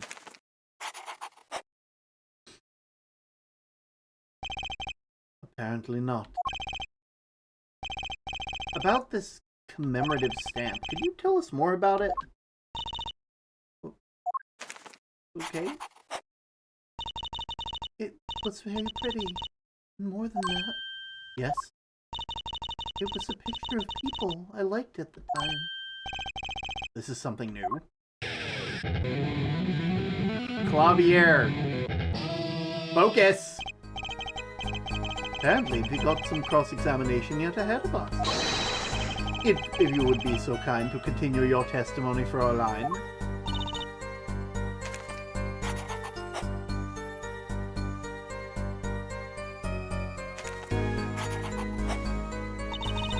The stamp was a picture of my favorite magicians. So I kept it. Magicians? I love mysterious things. I always have. Even though she fainted when she saw Mr. Hat. You're confusing mysterious with freaky. Father took me when I was very young. It was to a great magic show. I loved it so much. See? Isn't magic great? Fine, great, yeah, sure. No need to get all excited. But the magic troupe we saw disbanded soon after. I was quite sad. Did you just say what I think she said? Magic troupe? Where have I heard that? The red envelope came after she completed her first job.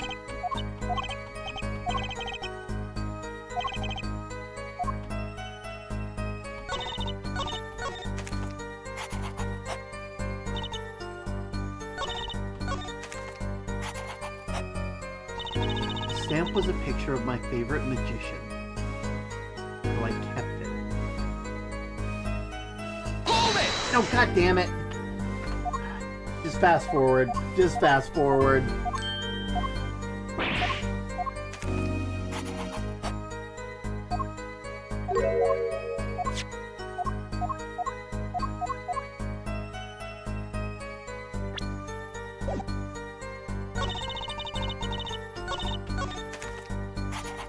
Come on.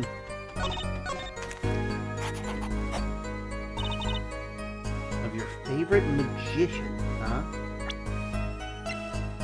It wouldn't happen to be the Grammary. Now would it? Objection! Those magicians. Was it this bunch?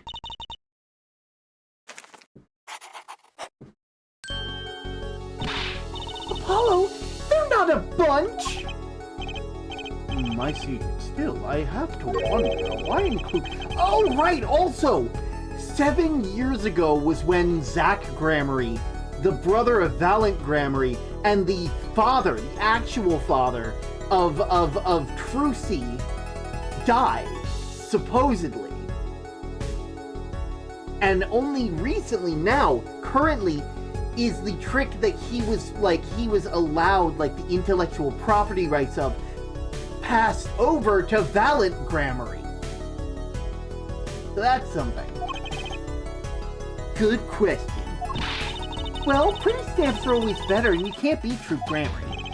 But the whole murder plan was a failure because of it.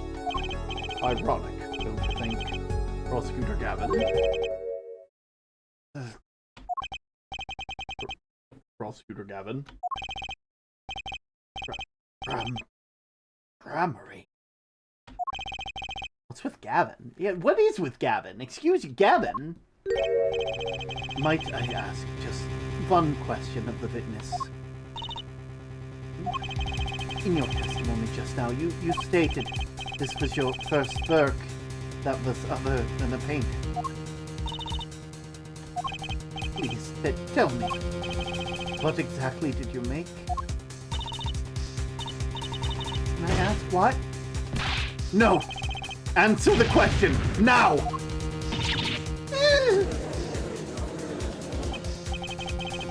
Prosecutor Gavin! You're usually not the one whose volume concerns me! Yes, it is unbecoming of me. I apologize. But I must know. Please, Miss Measham, tell me! It's a book. A single page in a book. Book.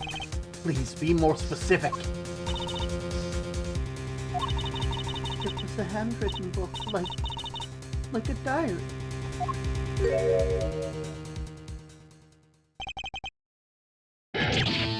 Oh, I don't know!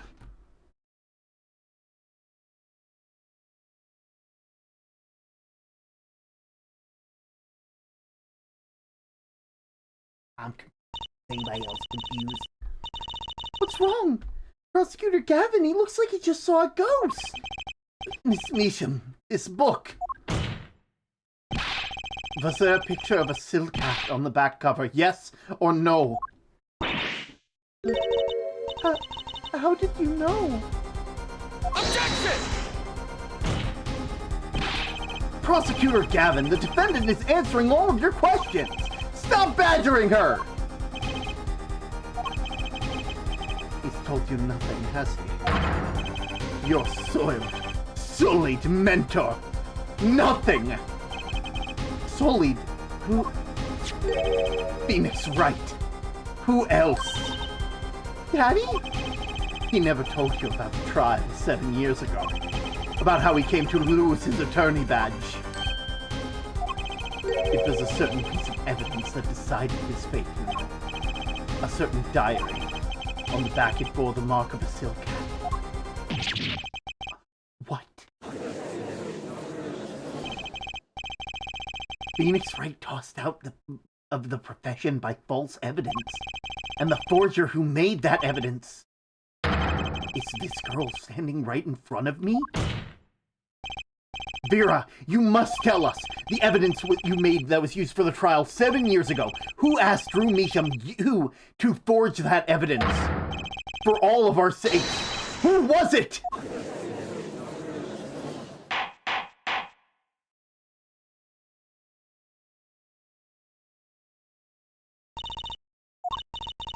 We only met one.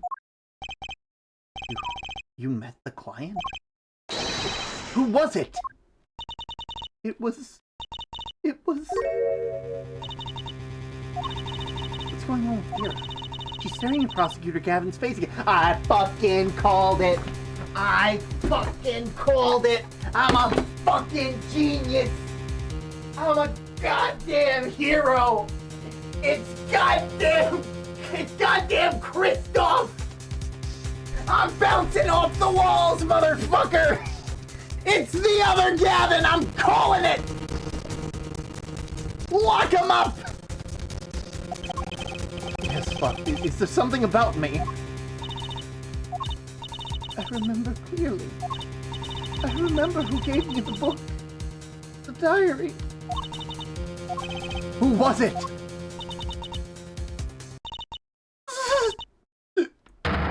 Vera!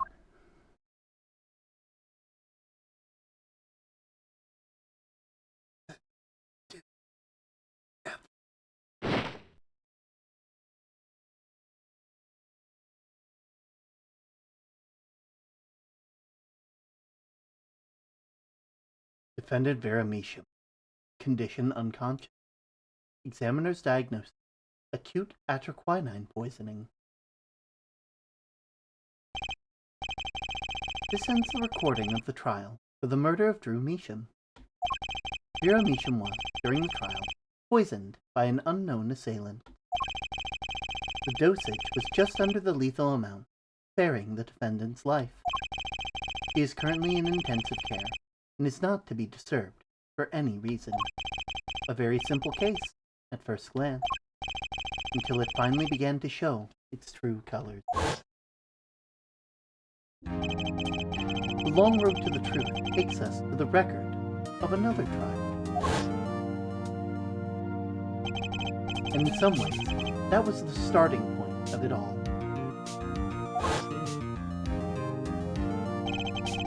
And that is where we must go. To find the whole truth.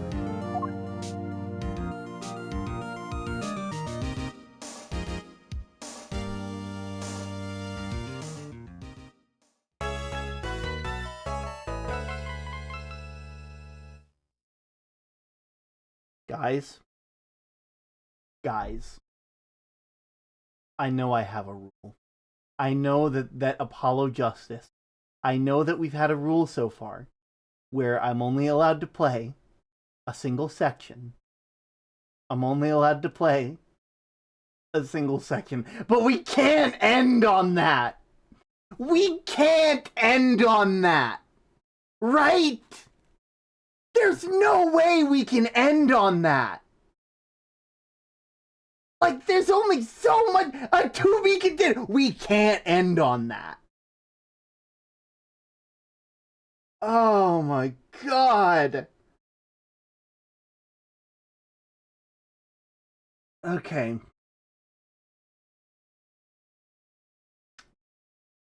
I'm gonna put it up to a vote.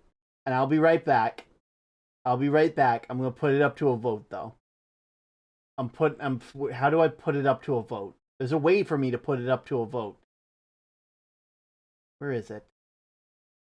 Elle, if you're here right now, can you put it up to a vote? You probably can. You're smart like that. You know how the mod stuff works. Oh god. If you're not here, then I'll find a way to do it myself. Oh. God, this is fucking good. This is good. It shouldn't be this good, god damn it. It shouldn't be this good. Like, oh god. One sec while I set up a thing. Oh god, I can hear myself. No, thank you. I don't want to hear myself. I don't like hearing myself. Oh my word. There ain't no way. There ain't no way. Where is it? There's a thing for this.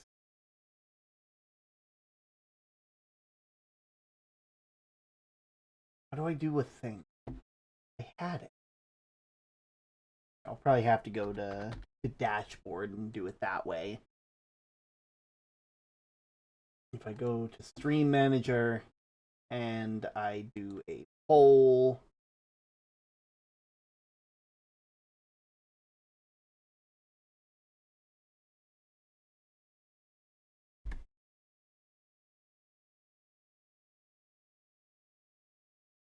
I'm gonna put it in for like,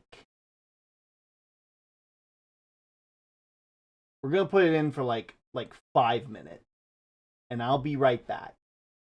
Okay?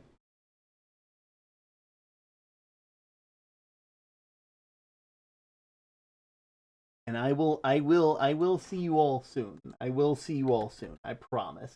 But we gotta take like some time to, Jesus. I will be right back, and you all know what to do. See you then. Make sure to vote now on your phones. Maybe not on your phones, depending on where you are. In the meantime,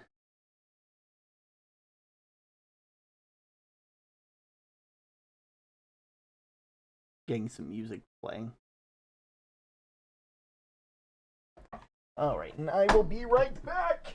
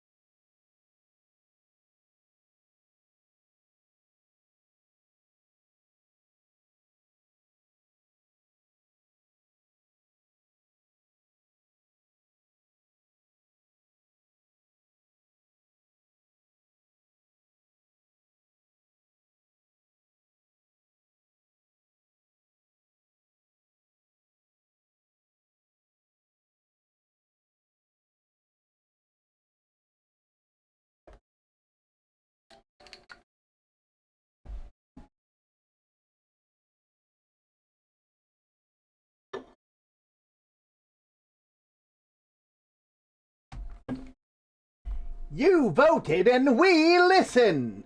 This cannot be undone. Woohoo! In all seriousness, welcome back, everybody. Welcome back. Ooh, prequel time. Let's do this. God, like, it can't end. Like, there's no way I could end you guys on a to-be-continued prequel. We have to at least do the prequel so we can get an idea of where we're going, you know? We've gotta know. We've gotta know. It's our right to know. Oh, my word. Let's get into this. Back with the Sally. Oh, God, I love it. Saving. Yippee.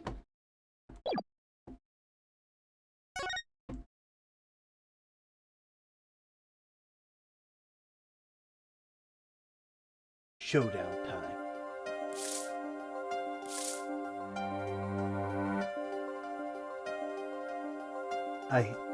I lost. It's only a game of poker. A game I've played for a long, long time. And only lost twice. Who was the first? The man I killed, of course. Well, it seems I've found the partner I've been looking for all along. Over a game of cards. Well, yes, over a game of cards. And that's how we first met. 7 years ago. 7 years earlier, Phoenix Wright's final trial.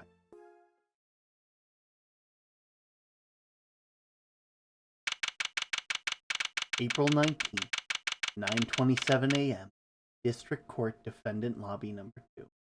I'm glad to have the lighthouse to keep me company during the tornado warning. Don't worry, I'm in the basement, Chad.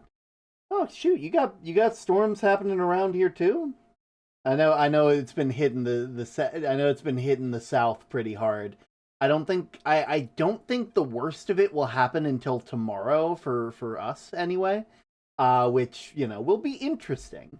But hey, that's what a lighthouse is for. I said that we'd help y'all weather the storms one way or another, so I'm happy that I can provide, at least in my own little way.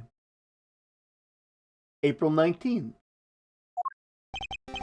Whew, okay. It's been a long time since I felt like such a rookie. Gotta try and relax. Good morning, Mr. Enigmar. I'm sorry to have sprung this on you so suddenly. I received the files from your previous attorney only yesterday. Honestly, I'm not entirely sure I'm prepared.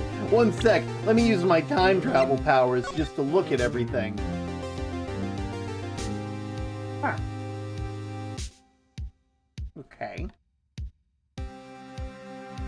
That's weird. And Magnafy's autopsy report. Male. 13th, 11 to 11:30. Cause of death, loss of blood from a bullet wound. Note, malignant tumor found in the victim's liver. I understand I'm asking the impossible of you. Well, yes, you haven't really told me what happened yet.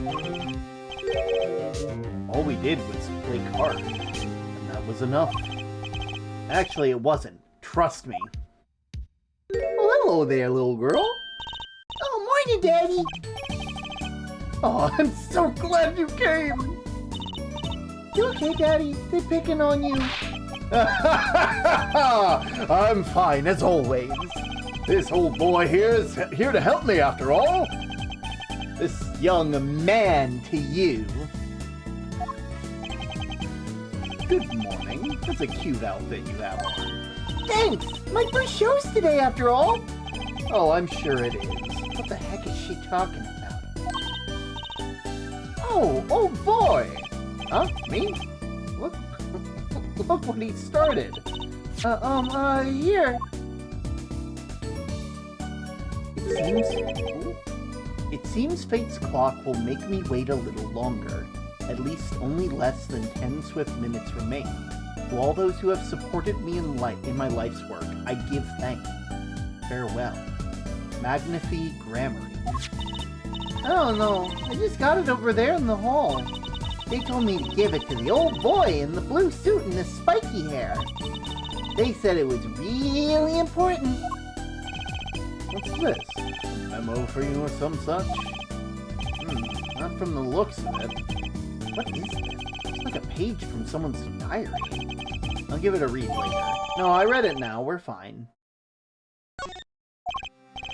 Well, how do you feel about the trial? We'll get through it. Somehow. Incidentally, the prosecutor today is a new guy, I hear. An easy win, then. They're calling him a true thoroughbred in history of the prosecutor's office. Of course, there's one of those every year. Switching of attorneys just before the trial. I know it's a difficult situation I've put you in, but allow me to say one thing, Mr. Wright. Yes? They will not be able to pronounce me guilty. So do your best, but do not worry. First time a defendant's ever given me a pep speech. I'll do what I can. I see you do not understand. You see, it will be impossible for them to declare a verdict. Impossible? Yes. Isn't that right, Trucy? Yep, you bet, Daddy. My first look at the case was only yesterday, and the information I was given was a tad bit lacking, to be honest. Still, I'll do what I can, for their sake. I believe the curtains will be lifting any time now. No, I think I'll keep them there. I'm in your capable hands, Mr. Wright! My client is Shady Enigmar, also known to the world as Zach Grammary. A wild, popular magician star in the troupe Grammary. His mentor, Magnifi Grammary, was a rare breed of magician who single-handedly ushered in the golden age of stage magic, until he was shot dead. And Zach Grammary is the suspect. April 19th, 10 a.m., District Court, courtroom number 7. Yo, everything looks so clean! The court is in session for the trial of Shady Enigma. The defense is ready, Your Honor. Is the prosecution ready? I was just thinking, is this what all the fuss was about? Bit of a buzzkill, really. Buzzkill? Is it some kind of new crime? One of the verse. This is a trial, yeah? This fair the sweaty palms, the pounding heart! The Gaviniers concert got 10 times the thrill this gigs got. Who are you again? Clavier Gavin. I came to get the party started, legally, yeah.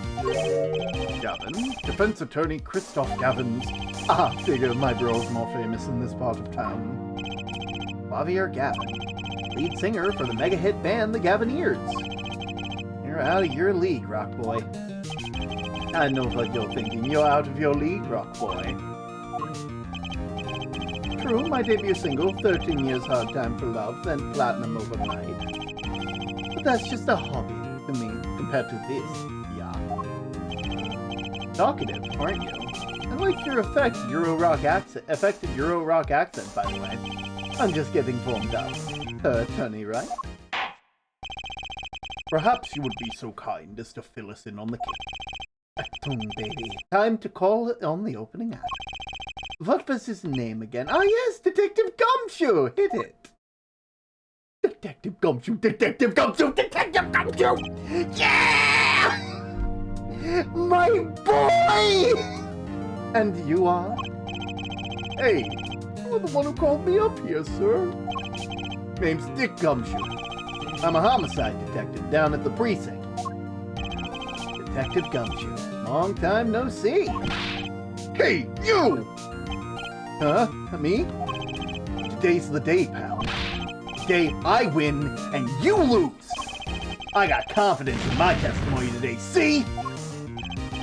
What, you normally lack confidence in your testimony? A detective. This is my state. Candy antics. Huh? All this hey youing and such. And I could care less about your history together. Oh. But I want more gum.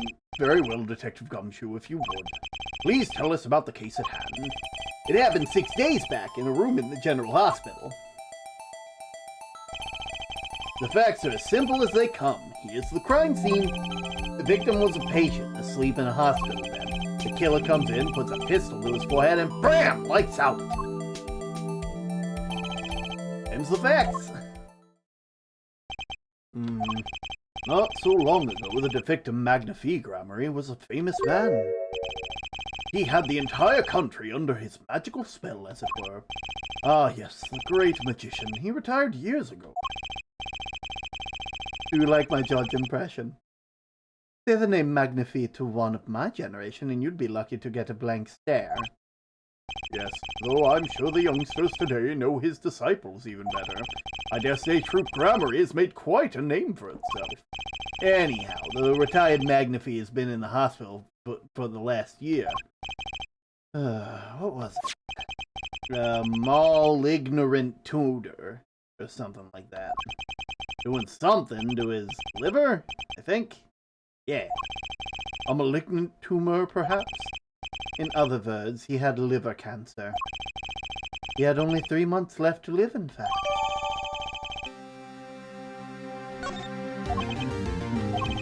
The facts do seem simple enough.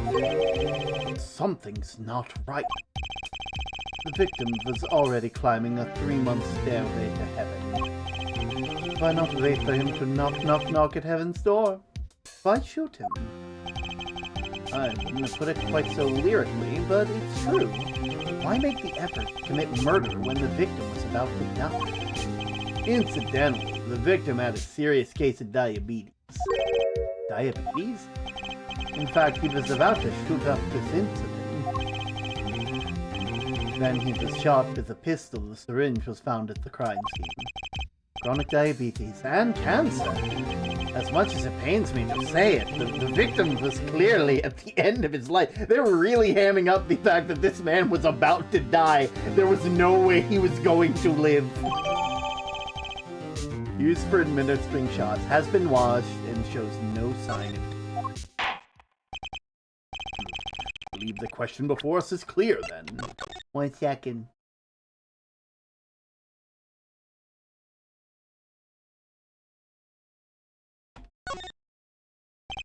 I've always hated gang shots. Yes, Magnifi was giving himself the insulin shot. No way I could do that. Ugh. Wait.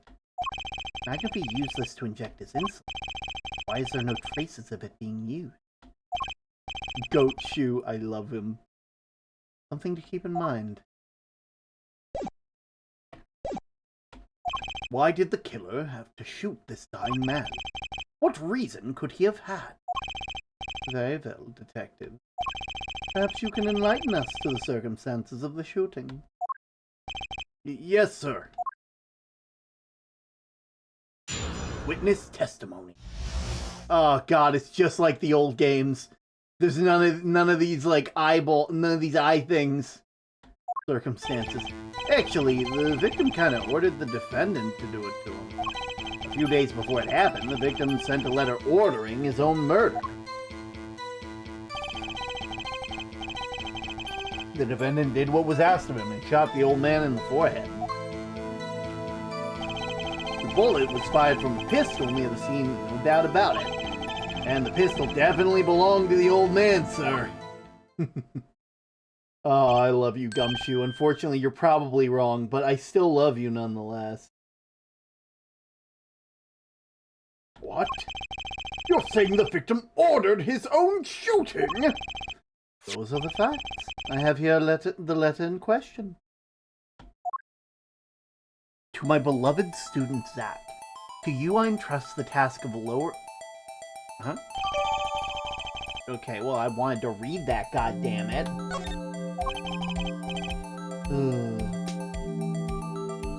Very unusual indeed.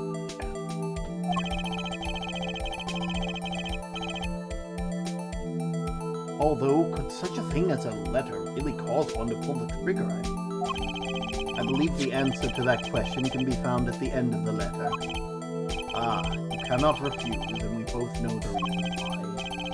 Detective Gumshoe, can you explain this to the court? Unfortunately, even the defendant won't say a peep about that bit, sir.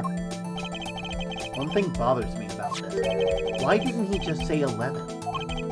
Why have him come at 11:05 without some specific reason? The devil is in the details, sir, attorney. Well, what was some reason? As it turns out, there was every night for a half hour, starting at 11, the victim magnificatory was given an IV. An IV? There it is in the picture. On the side of the bed. At 11, a doctor would come in and set up the IV. 30 minutes later, he would come back for the empty bag. This happened every night without fail. So, that was the only time they could meet without a chance of an untimely interruption? During his IV? Very well, shall we begin?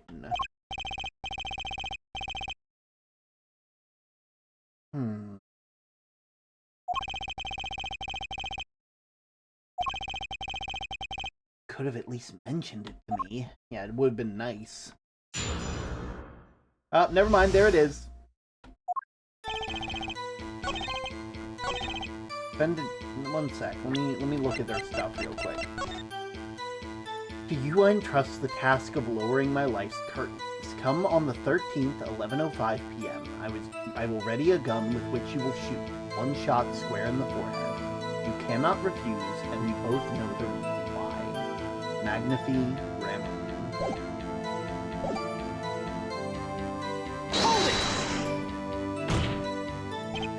How can you be so sure? Hey, you gotta learn to stop relying on people to do your thinking for you, pal. Learn to think for yourself. Get that noggin cranking. You fail to grasp the concept of questioning, Detective. First, we got this letter. It says shoot in the forehead, loud and clear. I see that, I can see that, but I still wouldn't do it. Well, maybe you need to grow yourself a backbone, pal. You fail to grasp the concept of shooting people is bad, Detective. We also found the defendant's pistol at the scene. Traces of gunpowder residue show that it has been fired recently. Well, Mr. Wright, as far as I can tell from this photo, there seems to be no issue with the prosecution's claim. Photo? Maybe there's something in there I can use. Saying that the victim was shot the victim in the forehead. I think there's a hole in the prosecution's argument, Mr. Enigmar. Shot something else. Looking at this photo, another possibility occurs. Yes? What does the letter tell us? That the defendant had a reason he couldn't refuse his teacher's wishes. Bingo, pal! That's why the defendant popped him one in the forehead. Oh, the defense disagrees. You see, the defendant had another choice he could make. Objection! What? And you can prove that with this photo? Oh yeah, absolutely. I can prove that he had a choice. The defendant might have fired like he was ordered, but he didn't shoot the victim's forehead. Well, let's hear what you're thinking, Mr. Wright. If he didn't shoot the victim, what did he shoot? There. Right there.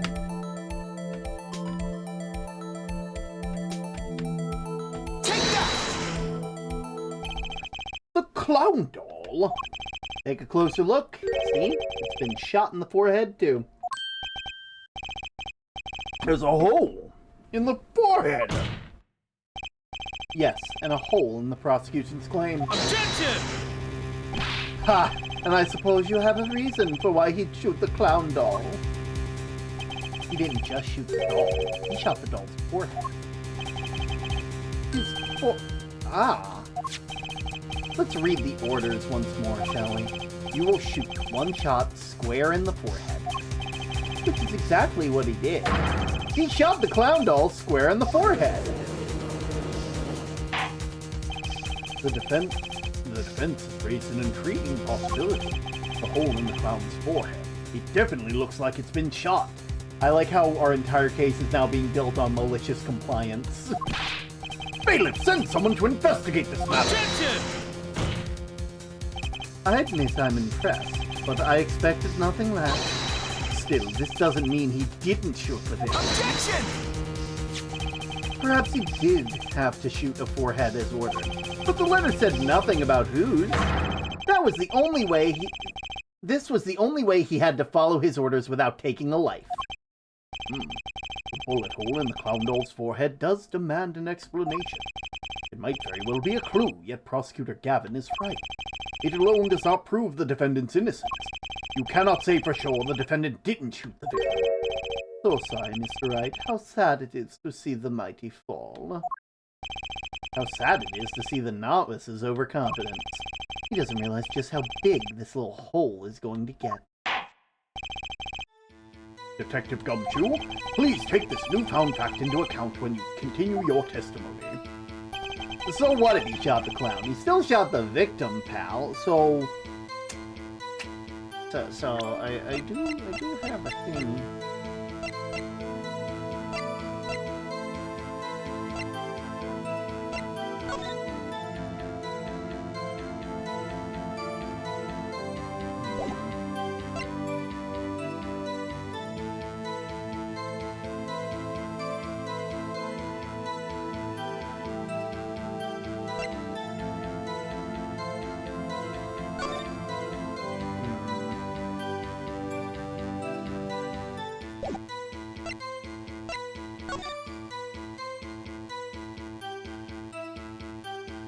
One shot square in the forehead. Hold it! So let me get this straight. You're saying my clients first shot the clown, then shot the victim? Hey, not a bad summary, pal. More of a confirmation than a summary, but whatever. That was really more of a confirmation than a summary. But our defense attorney seems pleased enough with himself. Do these people ever miss a chance to mock me? Well now, but Mr. Wright's gotten that out of the system. Shall we continue with the testimony? They didn't have time to gather all the details. This testimony might be my only source. Better pay attention.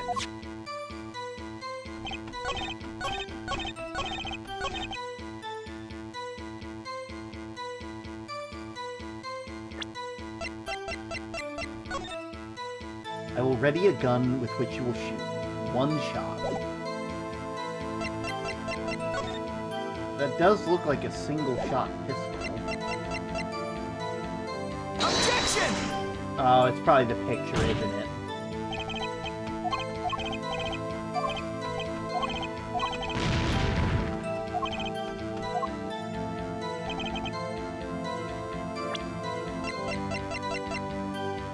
Objection! Your Honor, that's the...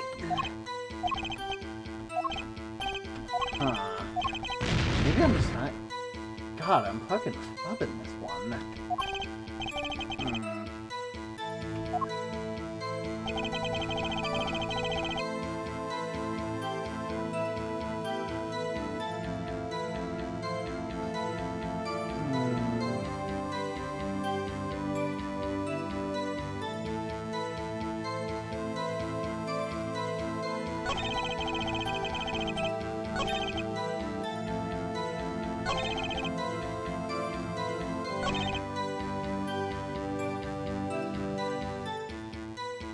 What about this? Hold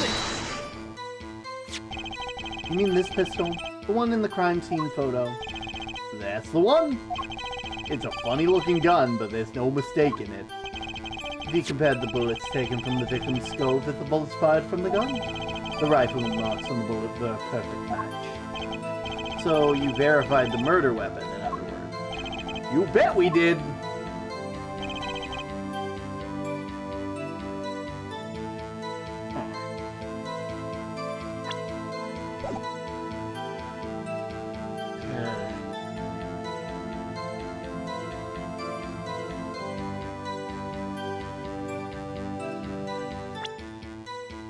Maybe... Hold it! Why are you so certain? What pile of sand has your head been stuck in this time, pal? You never heard of Zack and Valiant's quick draw shoot 'em? Huh? What's that? One of the defendant's specialties. Zack and Valiant stand on either side of a gun. Then they shoot, but the bullets don't hit him. Instead, they hit everything else on stage. This was one of the pistols they used for the shows. Got a great design, huh? The kids love it. Many boys and girls join the police because of that pistol, I hear. You know, that would explain a lot of the police force. Proof Grammary stopped doing the act a while ago. The old man held on to that pistol ever since. The court would like to see the pistol in question. You got it, sir. Here she is. Well, truly is a blast from the past. It's a strange pistol for a magic show, see? But it can fire real bullets. It looks so much bigger in real life than on TV. Yeah, but it can only hold one round.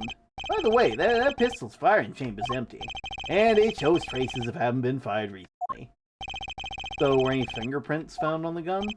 Unfortunately, no. Of course, the defendant is known for wearing gloves. We might say the lack of fingerprints is in fact a fingerprint of its own. Aha! Intriguing point! Well made! Whoa! Not well made, not intriguing!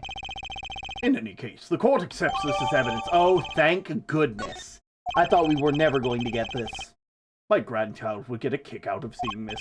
But now it's time to return to our testimony. Now, before...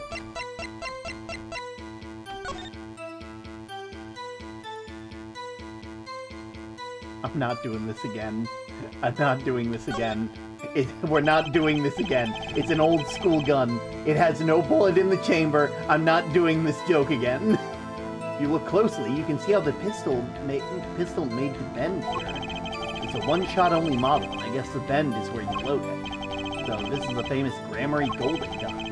They say kids used to love pretending to have one of these. I wonder if they pretend to miss their targets too.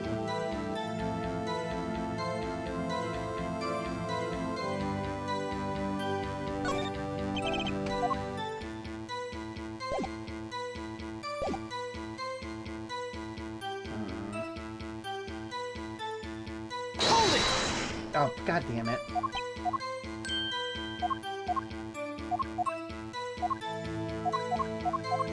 How's the case been, Mr. Lotto? We're in 7 years in the past now.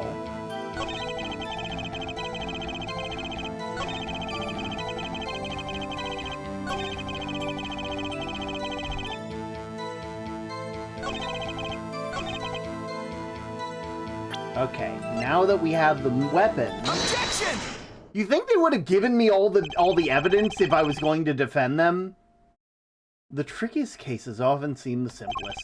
Prosecutor Gavin, you missed the bullet hole in the clown's forehead. If you hadn't missed that, you might have come to a very different conclusion.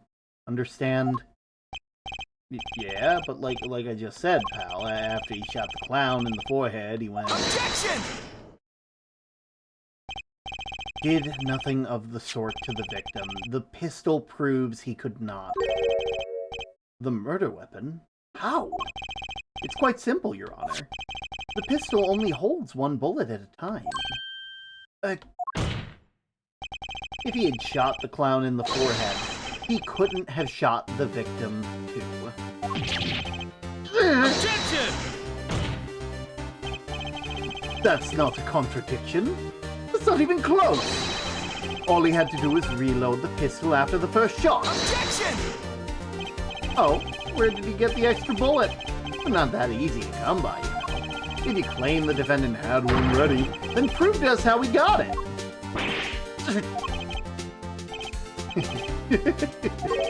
I had a feeling this wasn't over yet. No, this party just got started. And I haven't proven anything yet beyond my good looks and startling record sales. An utter lack of humility. And what's this? It seems that the prosecution has another witness prepared. Like I said, the detective was just a ball on that. Oh. Now that the audience has gotten a taste of what's to come, they're ready. Ready for what? For my decisive witness, of course. A witness who, you will find, can prove one thing for us.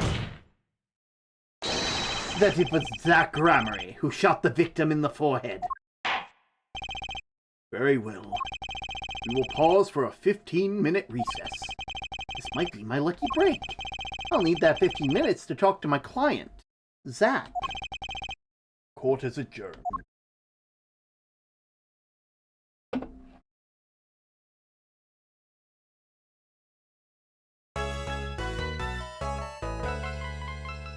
Also, I just realized something.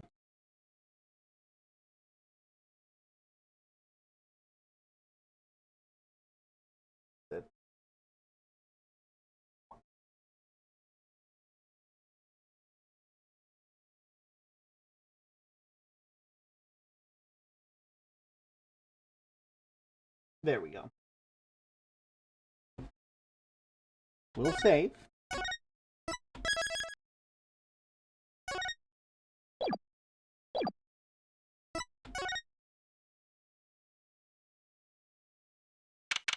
April 19th, 11:21. District Court Defendant Lobby Number 2. Very impressive, Mr. Wright. I have to say, I expected nothing less. We've only just begun. I was hoping you could tell me a bit more about what happened, actually. I did not think you would believe me if I told you. Better that you discover the truth for yourself. I own a musket for home defense. Tally-ho!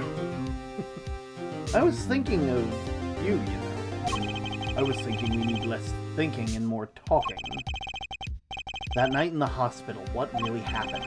Oh, the way your eyes gleam, Mr. Wright. You'll scare true, see? Speaking of which, where is she? You've seen the problem yourself.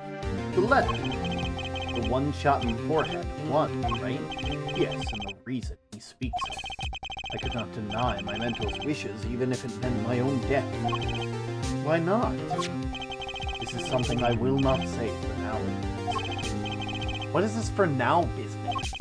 I've done many things in my life, some well, some poorly. But this is a cross we must bear all alone to our group. We? Pull out a pistol and miss because it's smoothbore and nail the clown on the nightstand. You wanted to know about the night of the incident. Finally, this guy sure likes to take his time to getting to the important stuff. Of course, I had no intention of shooting my mentor. I snuck into his room that night at the appointed time.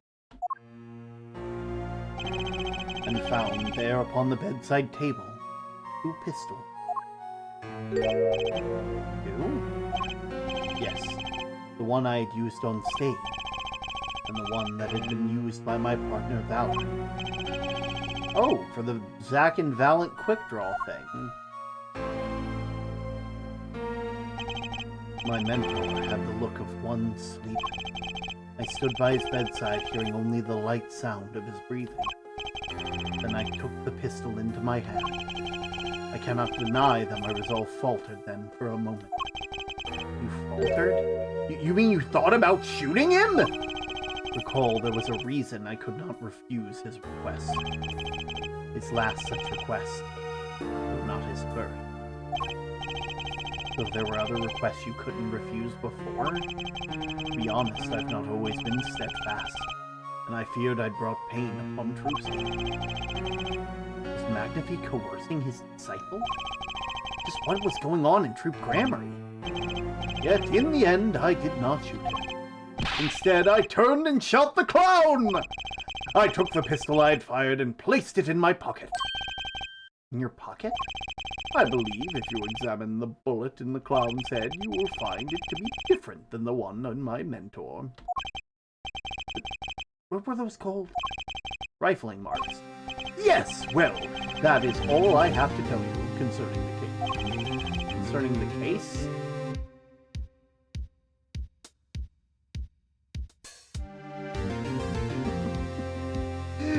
Run up to the top of the stairs and set off my cannon filled with grape shot. The explosion sets off a car alarm and scares a nearby reporter with a ginger afro.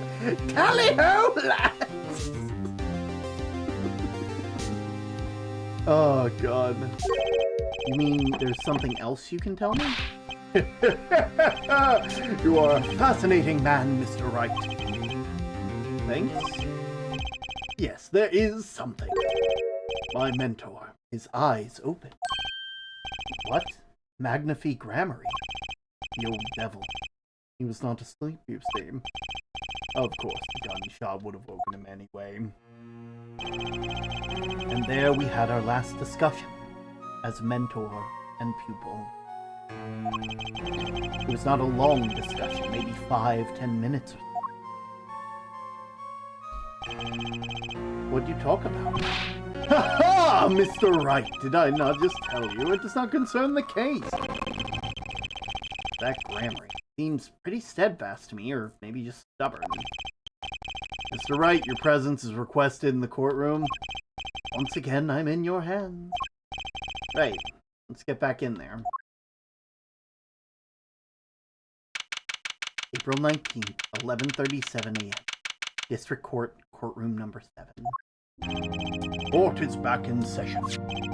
During our recess, a bullet was found and dug out of the clown's head. Well, this isn't and the rifling marks.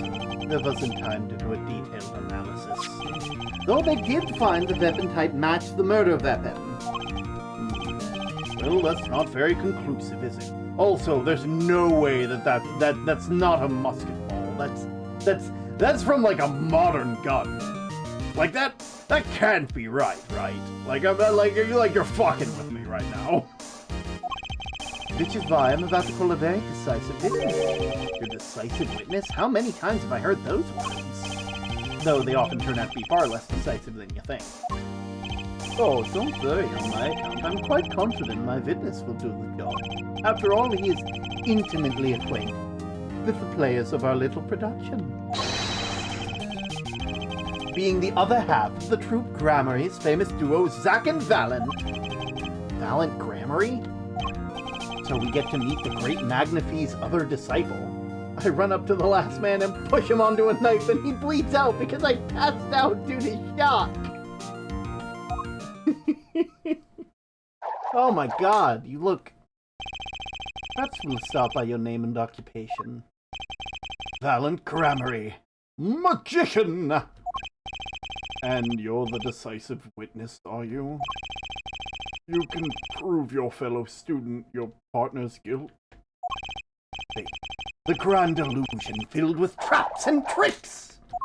Wait, the shooting took place at the hospital at 11 o'clock at night. If you're a witness, does that mean you were there that late? If one were to deduce this logically, the conclusion is yes! Okay, I always get the characters, don't I? I have an interesting fact for you. You see, several days before the crime, my witness received this. This looks very familiar. But wait! That's the same letter Zack Grammary received! Yes, or perhaps I should say, ta-da! Order! Order! And what does it say? Surely not the same thing. Perhaps you should see for yourself. One shot square in the forehead. You cannot refuse, and you know the reason why.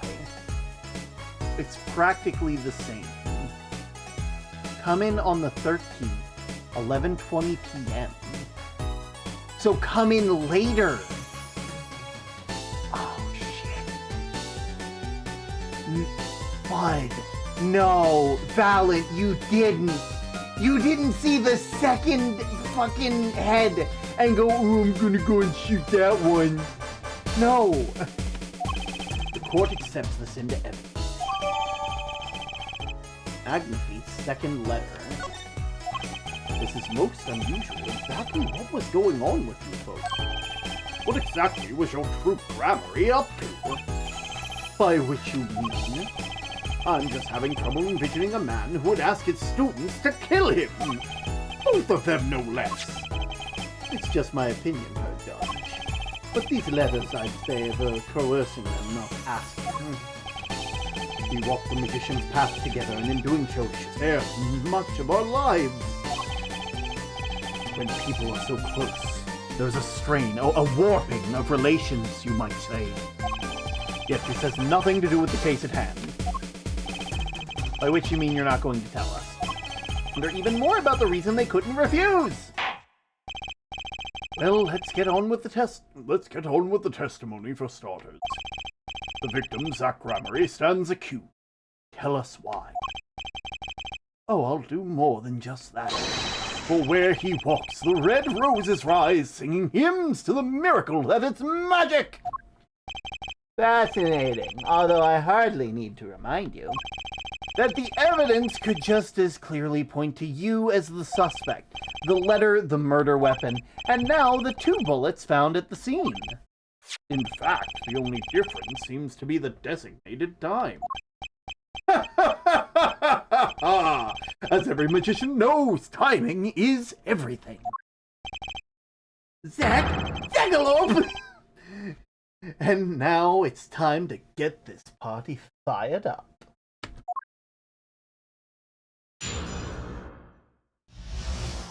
Come on, Valent.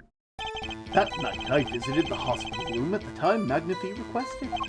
The smell of gunpowder hung in the room and my mentor had taken his final bow. I did not imagine my fellow student might have received the same instructions. Yet a deal with the dead is still a deal. That sweet kiss I gave to the clown. And then I informed the doctor and the police. So you were the one that reported the crime. Indeed, I would think. This fact alone could clear my name of suspicion. Now, have you ever heard of a self-report? Let's not jump to any conclusions. Yes, cross-examination comes before any jumping of conclusions in the court.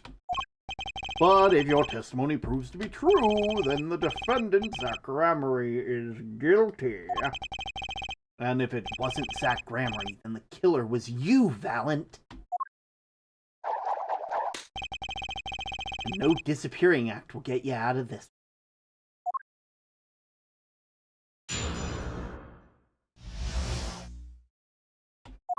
Now, before you continue, let me just... Okay. This is the hospital room. The smell of gunpowder. Did not imagine... Death's sweet kiss I gave to it. There were 2 bullet holes at the scene, one in the victim and one in the clown. You're saying the one who shot the clown was you? No doubt my partner Zach has said much of the same thing. Yeah, because whoever didn't shoot the clown committed the murder. I'd better dig around here a bit more and see what I'd turn up. Mr. Valent, let me ask you something concerning the crime scene. The number of pistols. How many pistols were there when you entered the room? By which you mean what, precisely? 2 pistols were used in the Zach and Valent quick draw shoot 'em, correct? One for each of you. You were well informed, and yet only one of my old friends sat in the hospital room that night. What did Zach tell me back in the lot? Of course, I had no intention of shooting my mentor. I snuck into the room at night at the appointed time and found there, upon his bedside table, 2 pistols. I took the pistol I had fired and placed it in my pocket. I see no problem with this statement. Only one pistol is visible in the photograph of the crime scene. So you pick up that pistol and fired it? Indeed, I did. Alakazam! Alakazing! Alakaboom! Shia-kazing! Is the number of pistols. It is quite important. The number of pistols is so important, Your Honor. Please add that to your... What can I do but obey? Only one pistol was in the hospital that night. With it, I shot the clown, huh?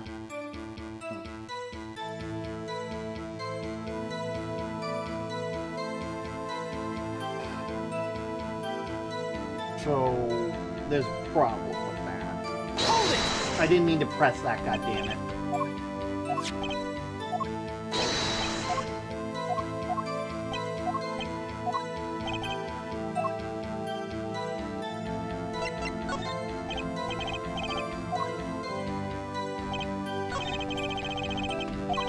bad.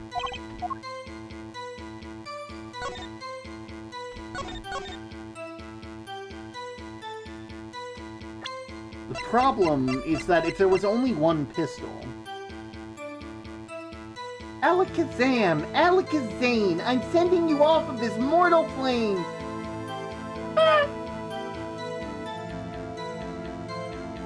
See, the problem is that if there was only ever one pistol there... Like, if there was only one... Right? Does that make sense? If there was only one pistol, then when you picked it up, nothing would have happened with the clown. Obviously, there was a second pistol. And because there was a second pistol, you would have come in, like, and seen the problem. Like, no. You're a goddamn liar. You and your piss-colored hat. According to the defendant, Zach Gramery, when he entered the room, there were 2 pistols at the table. True. One of those pistols he used to shoot the clown in the forehead, and then he left with it in his pocket. Of course, this is what he would say. Unlike the hapless clown, we must assume our defendant has some brains in his head. Well, what about what Mr. Vallon has told us? You see, there's something about his testimony that doesn't make sense. What might that be? I told you I took the pistol that was there and shot the clown! That's your story, at least. But the rifling marks tell a very different from Mr. Vallon. Recall what Prosecutor Gavin told us. If you compare the bullets taken from the victim's skull with the bullets fired from the gun, the rifling marks on the bullet were a perfect match. Ah.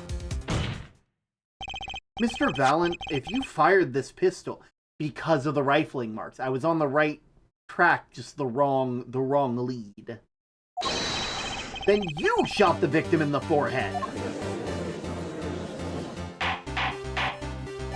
Order! Order! Well, this is all rather sudden. What have I done? Prosecutor Gavin, I owe the court an apology. Sorry. Sorry for what? Oh, you see, I was unaware that 2 of these unique pistols were crafted. The analysis of the rifling marks only proves the type of gun that fired them. Objection! But that's not what you told us before. You said you verified the murder weapon. Which is why I'm apologizing to you now. Quite sincerely, I might add. Would you hold me accountable for a mistake made in my youth? That was just this morning! I am still young. And I might add, it wasn't really my fault. If the defendant had only admitted he took 1 pistol from the scene of the crime, we would not be having this pleasant discussion now. Valiant Grammar. Yes, Your Honor. You were presented to this court as a decisive witness, but you've proven to be more divisive than decisive. That's a quote right there. Objection! You'll see in time. The testimony so far has merely been a review of the facts. The proof comes next. Care to elaborate, Prosecutor Gavin? When Mr. Valiant entered the hospital room, the victim had already been shot. As his next testimony will prove her right, the real fight is about to begin. Bring it. Very well. The witness will now testify to the court. Help us determine who shot what. Yo.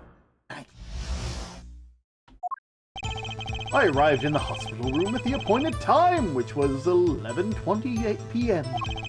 After discovering the body, I fulfilled my obligation and called the doctor. The doctor examined the body before the police arrived. He was quite clear about the time of death, 11:10 p.m. And the one in the room at the time was my partner, not me.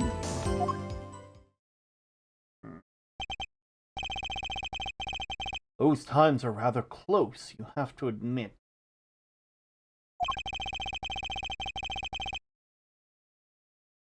You're talking about an alibi established over a matter of minutes. To use a 10-minute discrepancy as your basis for an alibi. It's easy to explain in this situation, her judge. Take our debut hit single, 13 Years Hard Time for Love, buy now on iTunes. Cue to the song, press the play button, and it will play for 2 minutes and 15 seconds. Do it 100 times, the result is the same. The debut single was only 2 minutes and 15 seconds long? What a ripoff! What? Like, 2 minutes and 15 seconds, like, can be a lot. Like, that's like... Magic is a word of utmost precision. Hocus pocus requires admirable focus. And in the time of death determined by the doctor there is an incontrovertible truth. Very well. The prosecution warns us that they were dealing with rather precise times, and we can expect the cross-examination to require the same level of precision. I would hope the defense refrains from its customarily broad and sweeping accusations, lest we blur the focus of this case to so clearly demands. Point taken. Baseless remarks will result in a penalty. Carry on, Mr. Wright. Carry on! Right.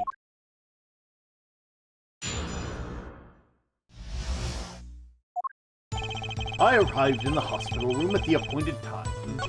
After discovering the body, I fulfilled my obligation. The doctors examined the body. They were quite clear about the time of death. 11:10 p.m. I don't think I'm stepping out on a limb to say I have some doubts about this. How would the doctor be so precise with the time? We do usually get an estimated time of death, but I'm not so sure I've heard of a verified time of death. Magic revels in the making of complex appear simple, but reality is the opposite. What appears complex is in this case a simple matter of subtraction. I see another person has done their arithmetic homework. The point here is that the IV the victim was taking is quite visible in the photograph of the scene. Recall what we heard earlier, Magnifi Grammary's schedule. Every night at 11, Magnifi took the eye drip for 30 minutes. I can see the IV bag right there. Now, let's look a little closer. Follow the tube down from the bag to the end. Ah! The needle's been removed! Doubtlessly, it fell out then from the shot. That would seem to be the case. Then the needle comes out, the IV no longer drips. Ah! You could just measure the remaining IV liquid. Precisely. The IV liquid functions for our purpose as an hourglass of sorts. This is how the doctor determined the time of death. From the amount remaining in the bag, it was determined that the IV had stopped 10 minutes after administration began. And so it was, when I, Valent, entered the room. 10 minutes had passed since the horrid crime had committed! And this is proof. Well, Mr. Wright. That's important. It's always important. Well, seeing how it's the biggest clue we have to the time of death, I'd say it's very important. Agreed. It would be hard to imagine a more precise way to determine the time. Behold the power of arithmetic! Very well. The witness will add this detail to his testimony. Sometimes the most magical thing of all is the truth. The water of life springs not eternal. The remaining IV liquid proves my innocence! Hold it! Did you notice the IV yourself? When I first entered the room, the stench of gunpowder assailed me. Next, the mark of death upon my mentor's forehead. And then his left arm did I spy a rose, drooping and wilting. Its thorn, the discarded IV needle, knocked from the vein by the force of the shot. Lucky for you. If that IV had not been there, you might be a suspect. Indubitably so. I might say it's thanks to my lucky color. Your lucky color? Indeed, even today I wear proudly upon my suspect self, for it always, without fail, brings me luck. Why, when Zack and Valent won their first Magicians Grand Prix! Yes, the very one held by the Association of International Magicians. I was adorned in this attire then too, and our trophy a bust! Ah, what a day it was! There's one trip down memory lane no one needs. My lucky color, yes indeed, and that IV too! I'd say I think 'twas hued especially for me, Valent! I'm sorry, I'm giving Valent like the Nylock sound. The Nylock! You know? What does seem to be the case, yes. Well, Mr. Wright, any thoughts on the testimony? Valent sure looks happy with himself. How about this? Lucky color testimony. There's a contradiction, buddy. It certainly sounds like your lucky color brought you plenty of luck, but not this time. Mr. Valent, your lucky color betrayed you. I'm afraid you've lost me. Your Honor, the witness's testimony just now clearly contradicted the evidence. What? Please recall my warning at the beginning of the cross-examination, Mr. Wright. Baseless accusations will be duly penalized. I do hope this latest accusation is well-based. Oh, I assure you, it's... Oh, well, wait, we're like 7 years away from me getting to use that. What do you mean 7 years away? You wouldn't get it. No, I think I could get it. You're gonna disbar me. What? Don't worry, I've got all your bases right here. Ads have begun, and so we take a short little break. A short little break for a short little me. Because I'm not short, I'm actually big. I'm shortened. I'm actually very tall. You can ask Sky next time you get the chance. I'm joking. You shouldn't ask Sky about me. You should just like believe me. And then you should focus on Sky's VOD and the stuff that they do and pay attention to their content because they're a wonderful creator and I care about them a lot and I think they're really cool and really neat.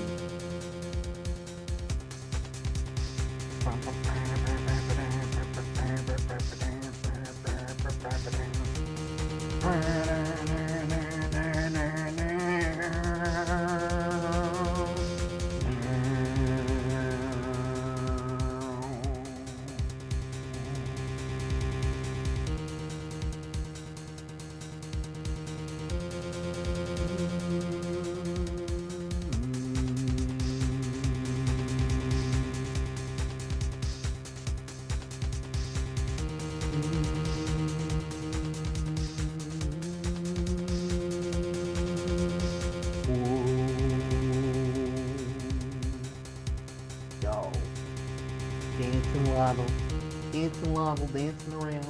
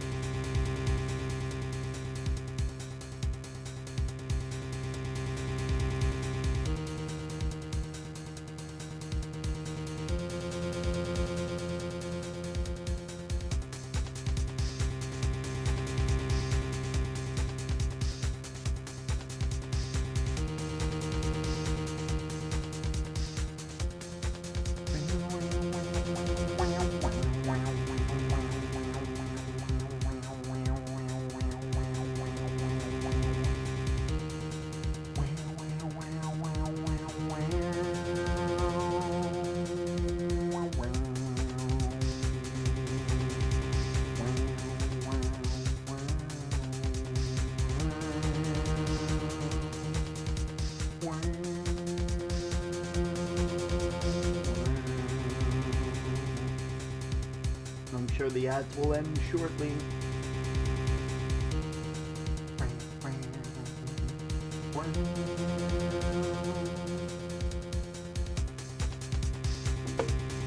Hey, there we go. Very well. Let's hear the defense's claim. Where is your evidence that contradicts that Mr. Valent has told us? Well, I'd say it's this one right here. Considering the fact... The crime scene tells all, Your Honor. The photo of the crime scene? All this talk of color has me yearning for black and white. Clear-cut simplicity. Tell us her right. Just there in the contradiction is this photo. My pleasure, and I assure you it's quite simple. But I can't promise anything in black and white. Let's hear what Mr. Wright has to say. What in the photo contradicts the witness's testimony? Take that! Valent Grammary, let's get one thing straight about your lucky color. It's yellow, yes? Kind of takes the mystery out of it, but yes. Something wrong with yellow, Mr. Wright. Yes, there is. Decisively wrong, in fact. Take another look at the photo of the crime scene. What's this? Confusion, doubt. Tell us, what do your elderly eyes spy? Even my elderly eyes can see a problem here, Mr. Valent. Look at the IV bag. What is this? What foul magic? It would be hard to call the IV liquid yellow. And I'm afraid no magic was involved in the taking of this photograph. Alakazam. No! Oh my god! Do that again! Order! Order! What does this mean? Objection! This is some kind of mistake. Yes, Prosecutor Gavin. Your witness's mistake. The greener they are, the harder they fall. I suppose there's no substitute for experience. Valent Grammary, as you reminded us several times, your lucky color is yellow, but this IV is clearly not. Well, this contradiction can mean only one thing. Objection! And to think, you almost had me. I see your true colors now, Ace Attorney Phoenix. Right? He said the thing! He said the thing! Woohoo! Something you'd like to tell us, Prosecutor Gavin? As far as the court can tell, the witness's testimony does contradict the evidence. Contradiction. One that I shall be pleased to hand right back to Mr. Wright. How do you mean? How? Because the witness has made no mistake. I agree at a glance, the IV liquid does appear to be a sort of greenish yellow. But I assure you, the liquid itself is quite yellow. Yellow liquid? How can you say that? As far as I can tell from the photo, it's green. Yes, but what color is the IV bag itself? The bag? You mean the plastic bag on the hook? Well, it looks like I want to say a light blue. Precisely. Figured it out yet. Put a yellow liquid in a blue bag and you get green. This, incidentally, is the liquid's true color. I see. Your explanation does have a ring of truth. Objection! As I thought. There's no substitute for experience, Prosecutor Gavin. But you may tell a good tale, but you've just proven something rather grave for you, that is. Grave? A liquid in the IV is yellow, yes. But how did the witness know that? It's quite unnatural when you think about it. You did think about it, didn't you?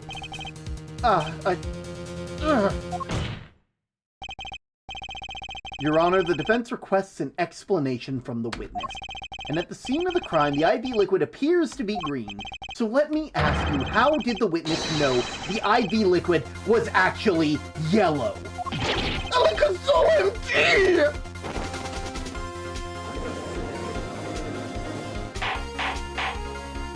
Order! Order! Mr. Wright, you will explain this at once! The witness clearly knew the color of the IV liquid, so I'm sure it means something, but what? I can think of only one possibility, Your Honor. The witness, Valiant Grammary, has testified that the IV liquid was yellow because...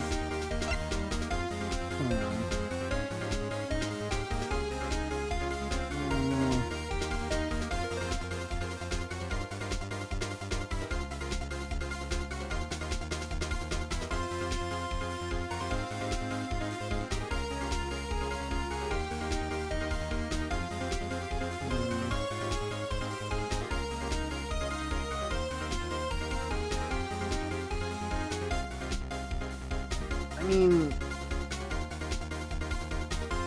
probably, yeah. From the facts before us, the answer is clear. The witness knew that the IV liquid was yellow. Why? Because he'd seen it before. Why not inside the blue bag we see in the photo? He saw the liquid by itself in a clear, colorless bag. I suppose he would have, but I'm not sure what that means. Ask yourself, why would he know if he didn't work at a hospital?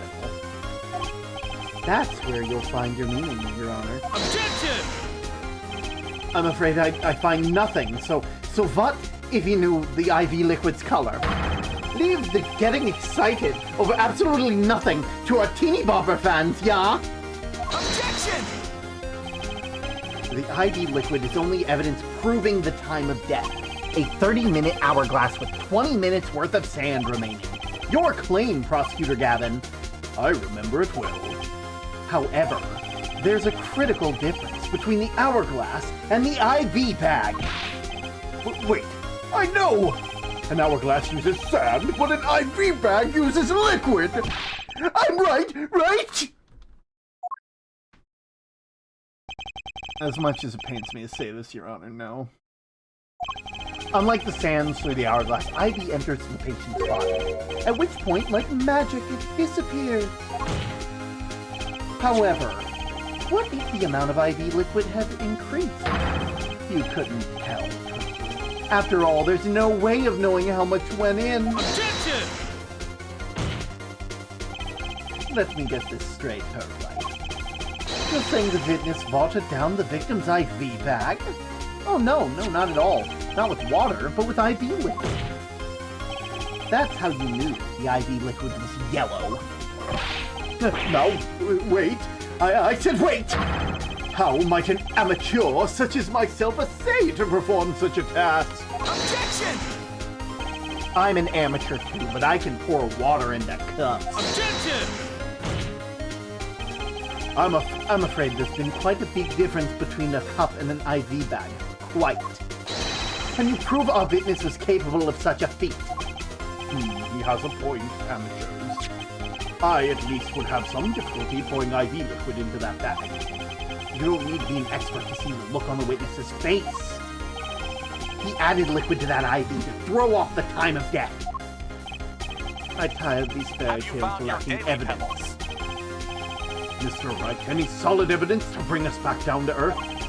Valiant Grammary, I'm afraid your magic won't serve you well in a life of crime. Might I ask what you're strongly suggesting? Magic relies on props, and props become evidence. Our witness was certainly able to increase the amount of IV liquid in the bag. All he had to do was work a little magic, and that prop was...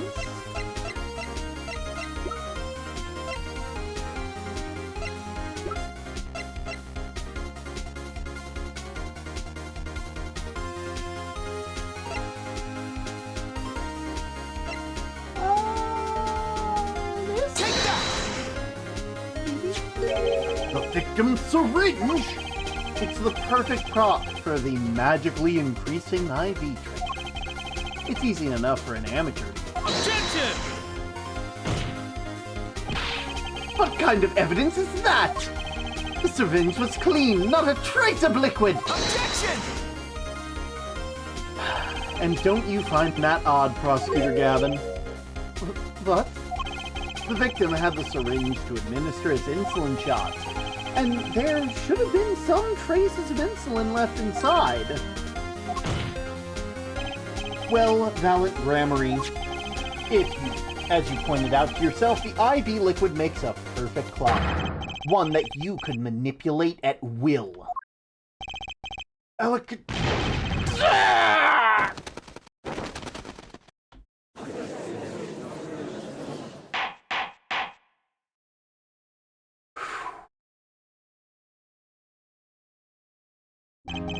I do believe, well, with this being his first, that the burden of this trial has been a bit too much to bear for Prosecutor Gavin. I'm afraid that while there is a doubt as to the amount of IV liquid in that bag, the time of death cannot be proven, and that brings our trial to a close. Well, maybe I can squeeze an extra day out of this, and do a little much-needed investigation work. I see there's no objection. Objection!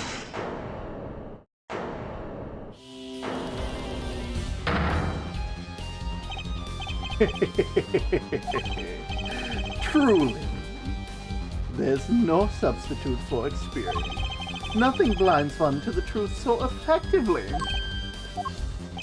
Averred to the wise. Underestimate the young, and they'll sweep your feet out from under you. In a way you never, ever expected. You see, I know exactly what you're thinking. What's he talking about? You say the witness used the syringe to manipulate the level of the IV liquid. But there's no proof. There's no proof he didn't do it either. You know, valid, but also, like, that isn't... I feel like that's not the argument you think it is, Phoenix. Yes, quite true. Huh? He's admitting it? Nor was the witness quite as decisive as I'd hoped. This, I admit, after all, why I linger in the past when future holds so much. You have something in mind, Prosecutor Gavin. Proof, her judge. I have another way to prove my case. With evidence, no less. What is this? This is the victim Magnifique Grammari's diary. Diary? After going into the hospital, Magnifique began writing his memoirs, it seems. The story of his birth, his starting debut, and of meeting his disciples. It seems he intended for the last chapter to end quite appropriately with his death. Wait, the book doesn't say what the reason was, does it? The reason why his disciples couldn't refuse his last request? Sadly, it does not. What's important here is the last page. Apparently, the victim wrote on the journal that night, even after the IV had begun at 11 p.m. Let's read it, shall we? Tonight's IV is in. Maybe the last. It does appear to have been written before his death.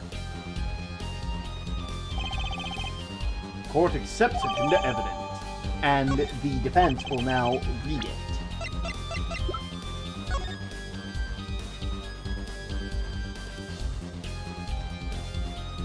Ooh.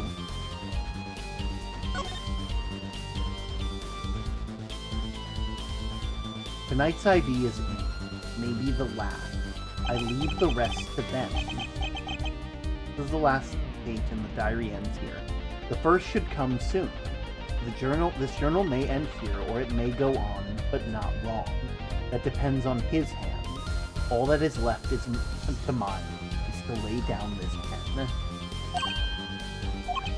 Huh? What's this?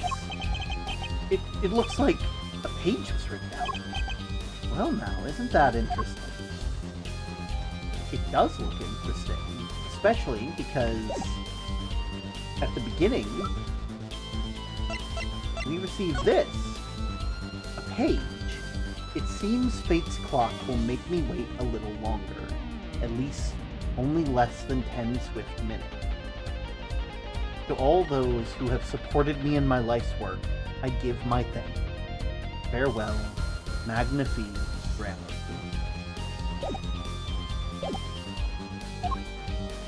Thought in this particular case, this journal may end here or it may go on, of course by his. He refers to our defendant, Zach Grammary. That would make sense, yes. He was the first scheduled visitor, after all. But look at what he said before that. This journal may end here or it may go on. It may go on. The Magnifique Grammar intended to write again. That is, if Zach Grammar didn't pull the trigger. Also, Jesus, things are hitting. Calm down, computer. Do the defense understands the meaning of this? The victim's diary does not go on. It ends. Because Magnifique's life was brought to the end by the defendant, Zach Grammary. Order! Order! Prosecutor Gavin! Are you certain that Magnifique Grammary wrote this? There is no mistaking his handwriting. Well, this does seem to be significant. According to this, Magnifique did intend to continue his diary. Yet, if his diary ended here, which plainly did, then the one who pulled the trigger was his first visitor, Zach Grammary. Well, how do you like me now, her right? Still too green for your taste.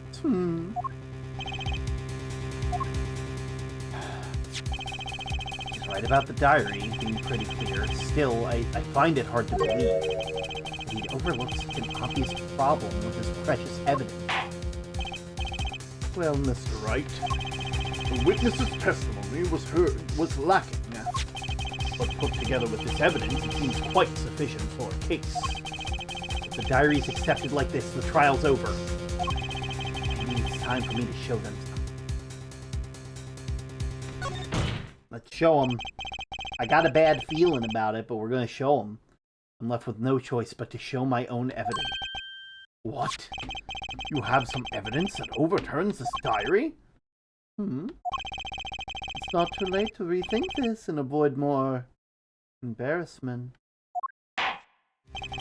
Very well. Please, show us your evidence, Mr. Wright. Incidentally, I don't even think of showing us this diary. I've just shown the course. Now that we've come this far, I hope you have something a little more decisive. Show us evidence that proves the victim continued writing. Alright, I'd be happy to. The decisive evidence proving the diary didn't end up with this page. It's this. Maybe. First, take a close look at the diary. Note that the page had been clearly ripped out. What's this? I hadn't noticed it at all. That's why we're still here talking about it. As it just so happens, I have here what I believe to be the missing page. I already see the problem. It's upside down. Oh, god damn it, it's upside down. Alika, I don't believe it! Looking at this page, it's hard to imagine that the first visitor that night shot Magnifique Grammary. That's the defense's position. Wait, let me see that!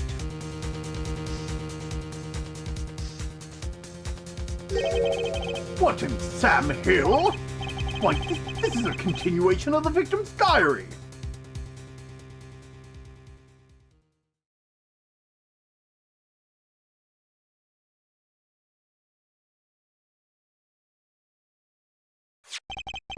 Note the torn edges of the page. It's a perfect match with the torn remnants of the last page of the Magnifique diary. Okay, good. It's there. Quite remarkable. Would you care to explain what all this means, Her Attorney? The diary continued after his first visitor came, which means that the victim was still alive after Zach Grammary left, leaving no one to take his life but the second visitor. Valiant Grammary. No! No! The handwriting, too, matches that of the other page. This is without a doubt the genuine article! Order! Order! But wait, this is impossible! That old man couldn't have written that! Objection!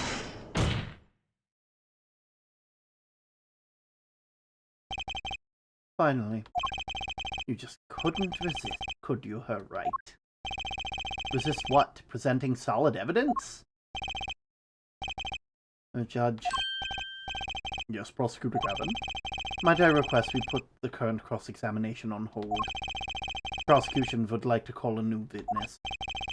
But Prosecutor Gavin?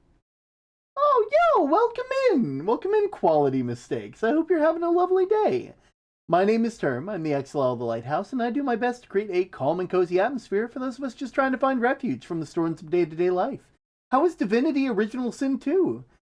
Now that I think about it, Divinity Original Sin 2 kind of implies that it's no longer an original sin. But hey, you know, I'm not here to judge game titles. Actually, I've heard of that, but I don't think I've played it yet. I hope you've been having a great stream. Gotta read the Ace Attorney streamers. Yeah, valid. I've been having a real fun time, like, getting through Apollo Justice.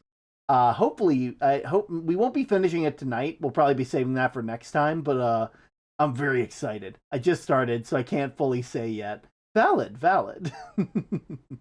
Gotta go eep. You enjoy your eep backstage. But yeah, I hope you all had a lovely time. I know my raid sound didn't go off, which is weird, but you know.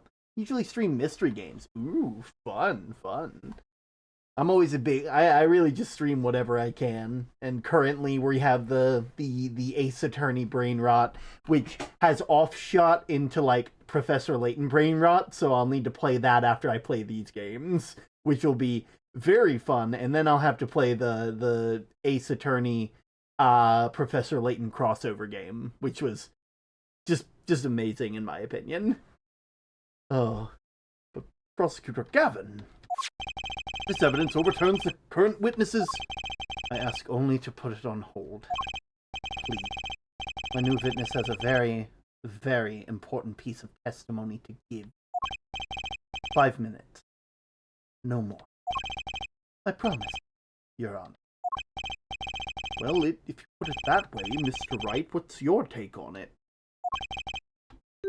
Well, Your Honor, judging from his enthusiasm, we will have to hear out the new testimony sooner or later anyway. Might as well be sooner.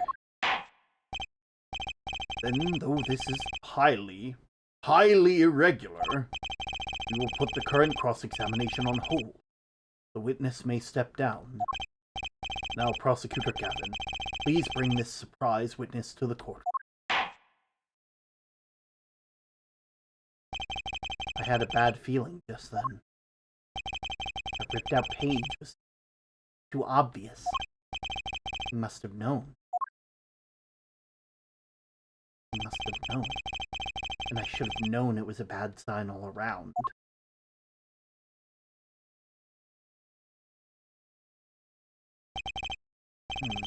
Holding trial with no audience is the first. Even for me, Prosecutor Gavin.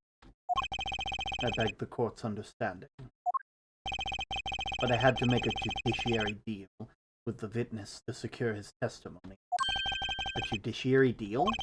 The details of his testimony may have some legal ramifications, shall we say? I thought it best to contain the information to...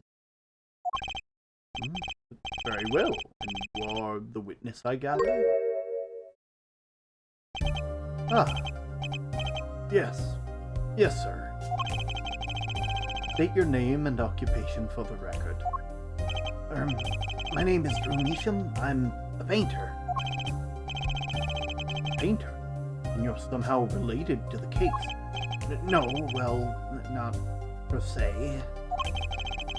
I have one simple question for the witness. Mr. Measham, correct? Do you know what this is? Oh, yeah. I know it well. How's that possible? Have you seen the diary page somewhere before? Oh, yeah. I mean, I made it. You what? You made it? Yeah. You might call it one of my works. The prosecutor's office received a tip-off yesterday. Illegal evidence has been prepared for the trial of Zach Gramery. Illegal evidence? I initiated an investigation and found this witness. A painter to the road at large who Nisham has another side, you might say. He is skilled in making perfect reproductions of certain things. Forgeries, in other words. Forgeries? Grills, we ought to understand that this page here is A fake, prepared by a certain defense attorney. Objection! Hold it! I didn't prepare this evidence! Objection! Ah, the attorney speaks. Something about this page, I presume, but what is he saying? It makes no sense. After all, it was you who presented the evidence to us, Phoenix Wright! witness, Mr. Measham, was it? Who requested this forgery? Who was your client? That I don't know. What? Most of my clients prefer to remain anonymous, even to me. I make the items they want, and I receive my payment. That's the extent of my contact. Objection! But there's no proof this is a fake! It's a fake. Huh? To avoid just this sort of problem, I always put a special mark on my works. I can say without a doubt, this is mine.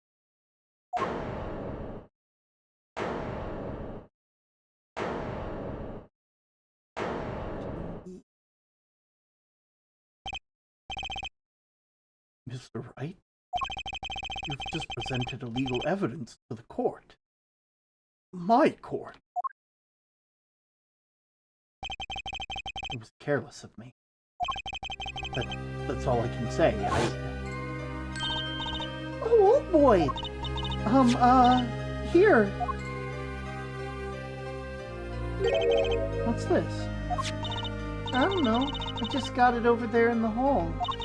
They told me to give it to the old boy in the blue suit with the spiky hair. They said it was really important. It was all a trap. A fatal trap. Mr. Wright. Yes? Do you have an explanation for yourself? If I did, would the court hear it? Probably not. Forging evidence is a serious crime, but apparently not to prosecutors. And let's be real here, you guys let Von Karma go with just a fucking warning.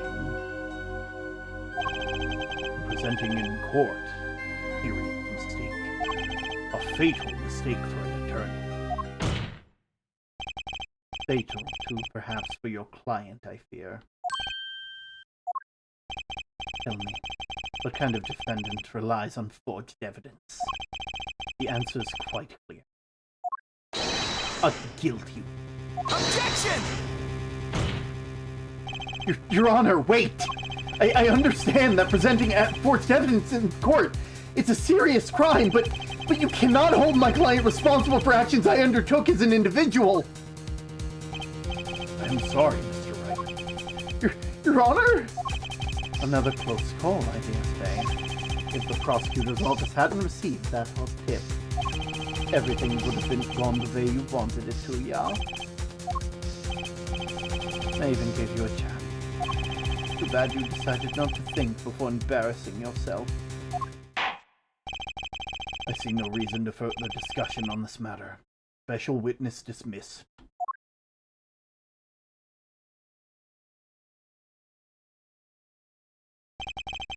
Mr. Attorney? Yes? Could I ask your name? Phoenix Wright.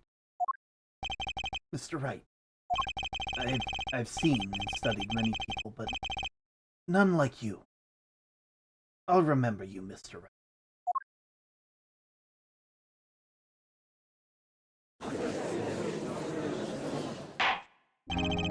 Though I deeply regret having to declare a verdict in this way, this trial is over.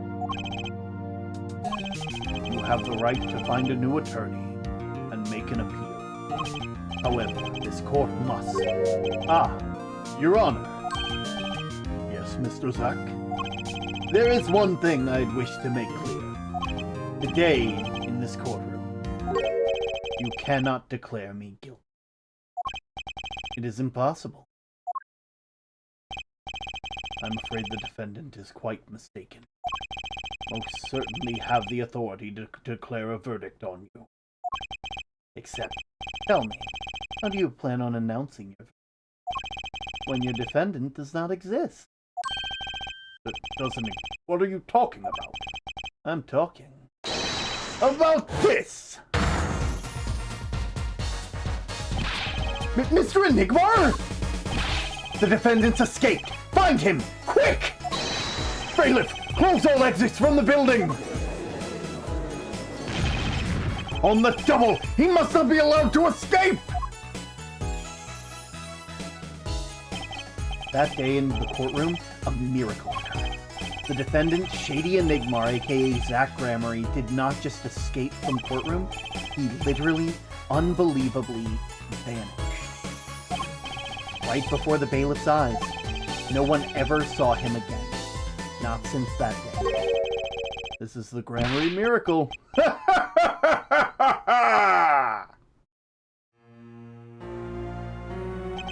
No verdict was declared. After all, the defendant didn't exist. That's how it happened. The trial of magician Zack Gramarye vanished, along with him, for all eternity. The mysteries that remained behind were all solved, however, but not until 7 years later.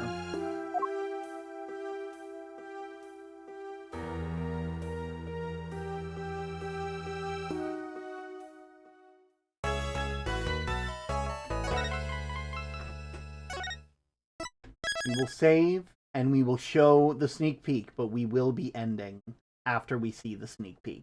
Okay? The Mason system.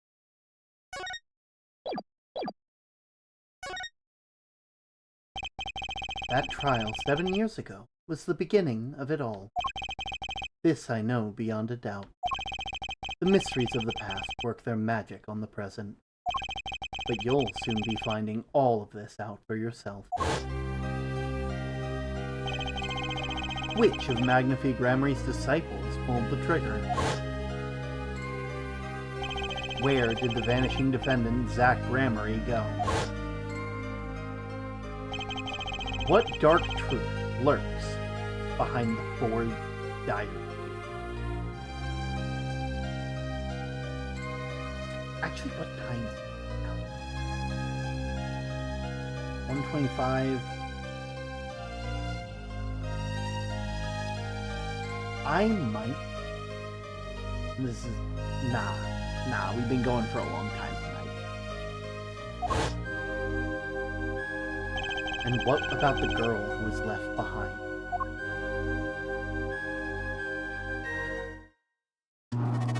Mason Systems. ESG Studio, all rights reserved. The past left us these 4 keys to unlocking the truth.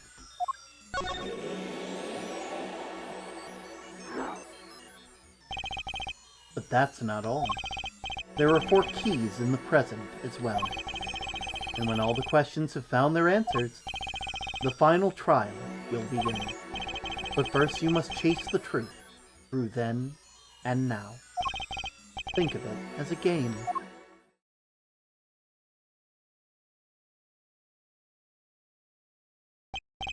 I, Phoenix Wright, will be your guide through this game. That terrible trial saw me present forged evidence. It ended half-finished when the defendant vanished. What became of me after that? As your investigation proceeds, the answers will become clear. Oh, and one more thing. There is something I must tell you. As Apollo Justice has his bracelet, so too do I have my own weapon of sorts. My Magatama. What does it do, you ask? That I would have you see for yourself. Well now, shall we begin? You would need to jump between the past and the present.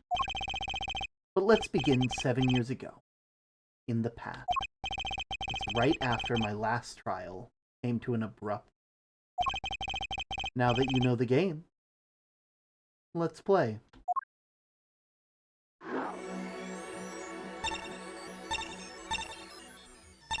I'm going feral. God, a part of me wants to keep going. Oh God, there's a part of me that wants to keep going. We don't even know what's happening in the present.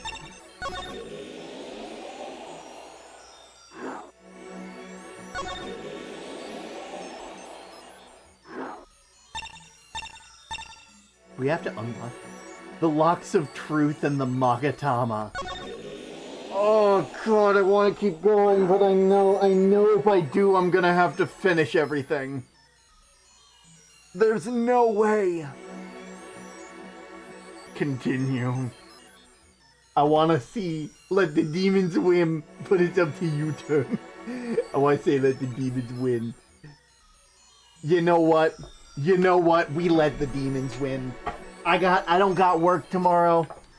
I don't got a lot to do. Let me just we will be right back though.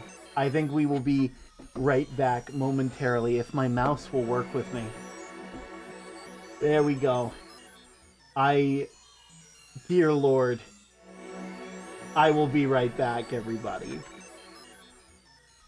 I will see y'all in a second.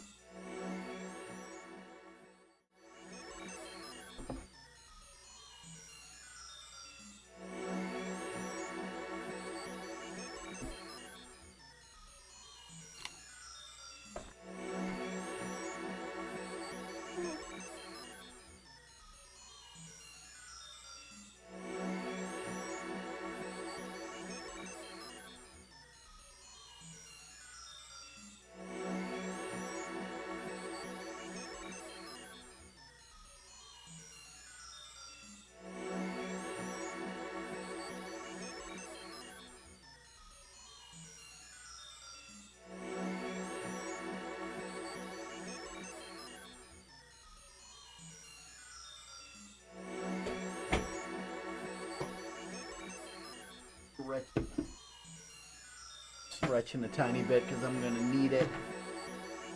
Oh, Superintendent Chalmers, welcome. I was just stretching my calves on the windowsill. Here's isometric exercise. With me? Why is it? Or that's hot smoke. It's steam. Steam from the steam clans we're having. Steam clans. Whew. I hope you're ready for mouth-watering hamburgers. I thought we were having steamed clams. Oh, no. Steamed hams. That's what I call hamburgers. You call hamburgers steamed. Yes, it's a regional dialect. What reason? Upstate New York? Well, I'm from Utica, and I've never heard of a phrase, steamed hams. Oh, no, not in New York. Not in Utica. An Albany expression. Steamed hams. Right, and you call them steamed, despite the fact that they are obviously criminal. I should. What I mean to say is. Oh, good time was had by. I'm pooped. Good time was had by all. I guess I should be. Good Lord, what is happening in there? Aurora Borealis? Aurora Borealis! At this time of year, at this time of day, in this part of the country, localized entirely within your kitchen. Yes. Yes. No. Seymour! The house is on fire! No, Mother, it's just the Northern Light. Well, Seymour, I must say you are an odd fellow. A good hand. Oh, God. I shouldn't be allowed to make jokes on stream. I shouldn't be allowed to just say random shit. I shouldn't be allowed to quote verbatim the steamed hams thing. I shouldn't be allowed to do that. That should be illegal. But you know. You know what they say, be gay, do crime, all that jazz.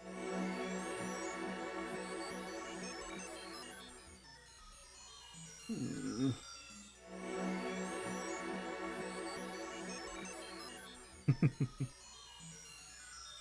just checking some stuff real quick.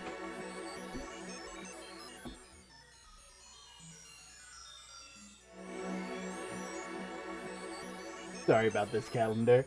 March 14th. Wait, but that's not right. It should say the day crabs fries. Oh, God. Right, I should probably...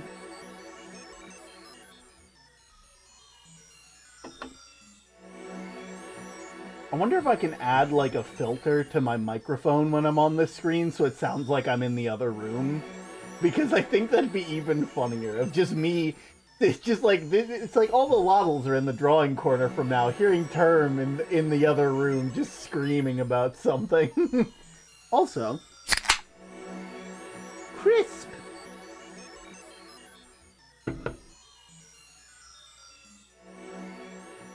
We back!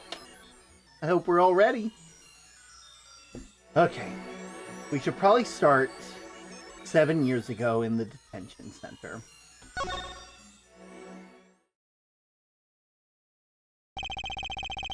The nightmare trial was over, and the new nightmare of figuring out what had happened had just begun. I wanted to wake up, to walk away, but I figured I'm the only one who could do this, probably. And besides, I had plenty of time, thanks to the Bar Association's review board decision. It's hard to work when your attorney badge has been taken away.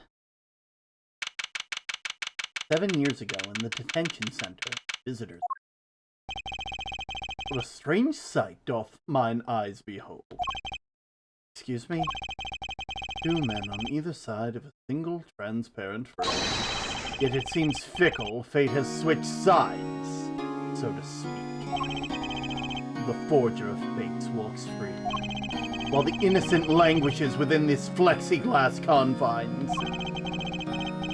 There's been no proof that I forged anything, nor proof that I took the life of my dear mentor. Yet these chains cannot hold me for long. The stage awaits, and what, may I ask, awaits you? A little piano and a cold hole in the wall. But since you're here, what shall we discuss? The shooting of Magnifi Grammary, for one. Who pulled the trigger, Valent or his partner Zach? His partner vanished before the answer could be found. If I'm going to be getting closer to the truth, this is the place to start. So first off, no, they took my badge! I should have known. I can't... Oh no, they took my badge. I mean, at least I have this one. Wait, no. No, wait. No, wait. No! No! No!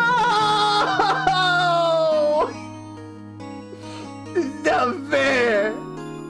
It's not fair! Ignore it. It's not fair! They took it from me!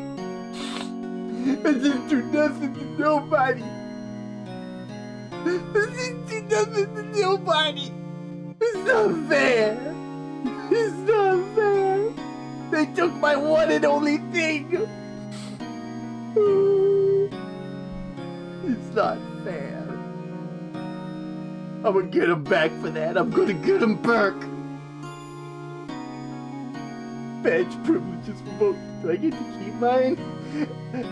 I don't know. I mean, you weren't the one who got disbarred, so technically.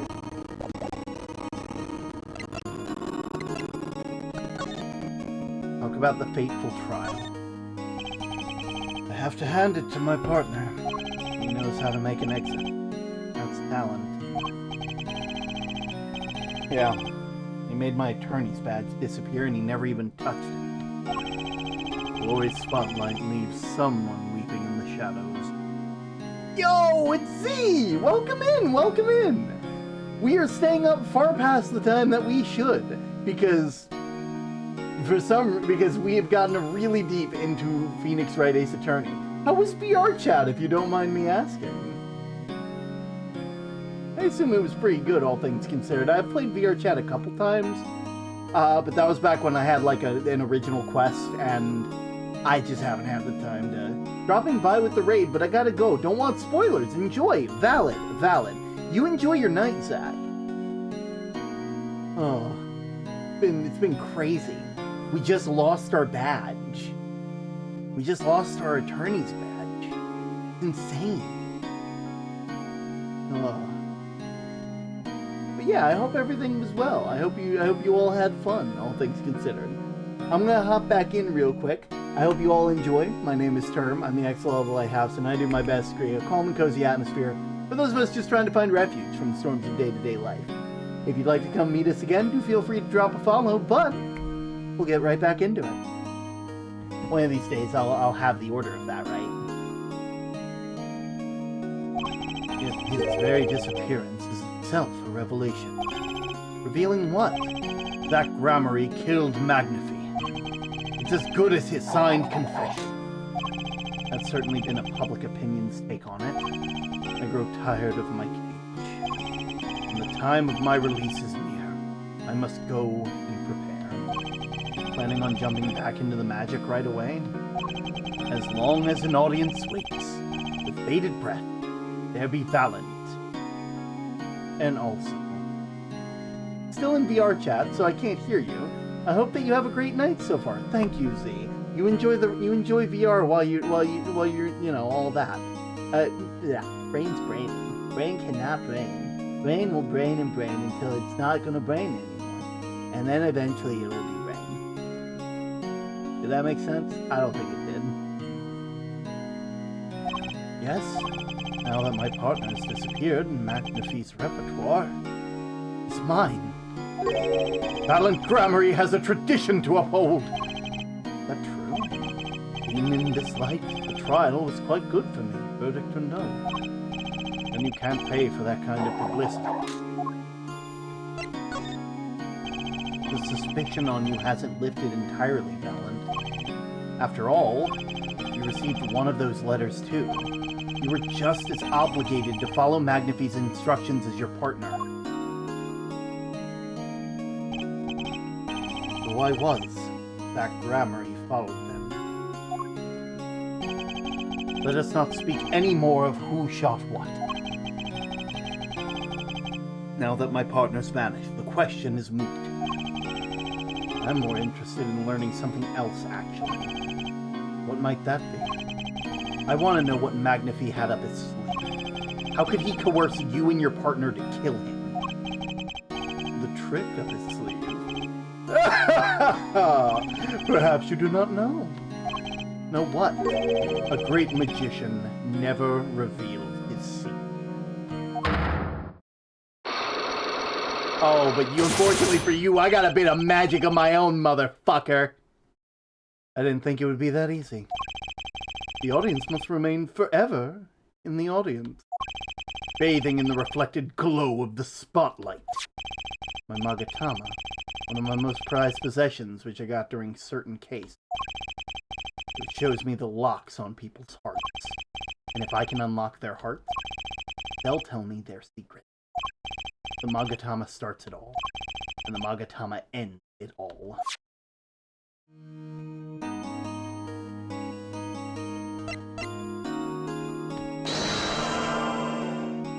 That's a really cool animation for that. That's neat. The trick up his sleeve. I'm flying by the seat of my pants on this one. There must be a path leading from the evidence to the truth. And that's what I'm going to find. To ask someone to take a life, even one not long for this world, that's asking someone to commit murder. Yes, our mentor was fond of dramatic moves, the dramatic finales. And he got his wish. His life was taken. What weakness could be so powerful as to coerce someone into committing murder? My guess is it was a matter of life or death. Care to explain? Your troupe lived in a world of showmanship. The flashier, the better. And the flashier so often means danger, doesn't it? Let us make this as painless as possible. If you have proof of this danger, then show it.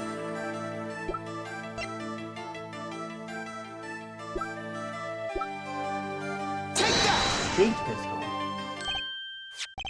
Why, that's one of ours. Specially designed for your show, I gather. A single bullet, one shot. What are you suggesting?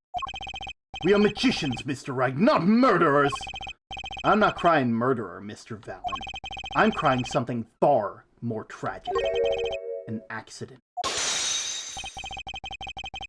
Zack and Valence, quick draw, shoot 'em. How long has it been since those shots were last heard? Was the shoot 'em cancelled because someone might get hurt? Of course. What other reason could there be? Well, it could have been cancelled because someone had already been hurt. Okay, now I'm here. Welcome in, Z. I'm happy to have you here. I hope you're having a lovely day so far. Fascinating. My Faustian forging feat, friend. But tell me, what can you prove with a single pistol? Well, tell me what would have happened if there had been an accident. What if one of your bullets took a life on stage?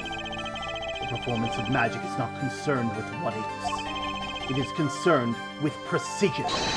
Precisely whom do you claim we shot? Looks like I've chosen the right path. Let's just hope that he walks it with me. The life was sacrificed so that show might go on, and let me just show you who it was.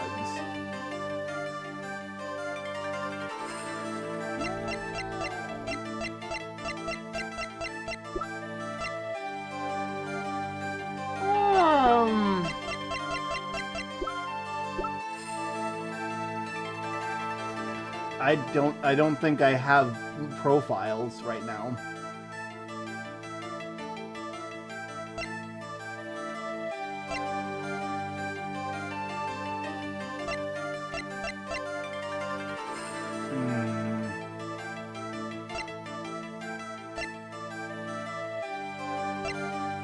Approximately 10 minutes. Diagnosed with malignant tumor. Used for administering insulin. I have to be able to do this now, right? Like, it wouldn't make sense to not do it now. I mean, unless they want me to go to those other parts in history, in which case, that's kinda iffy.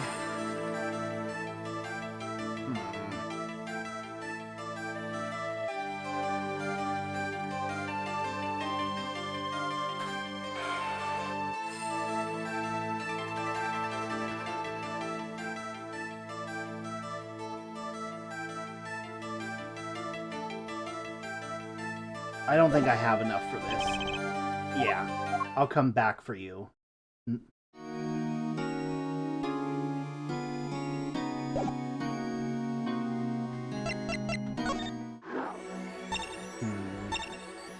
Let's head into the Wright & Co. law offices.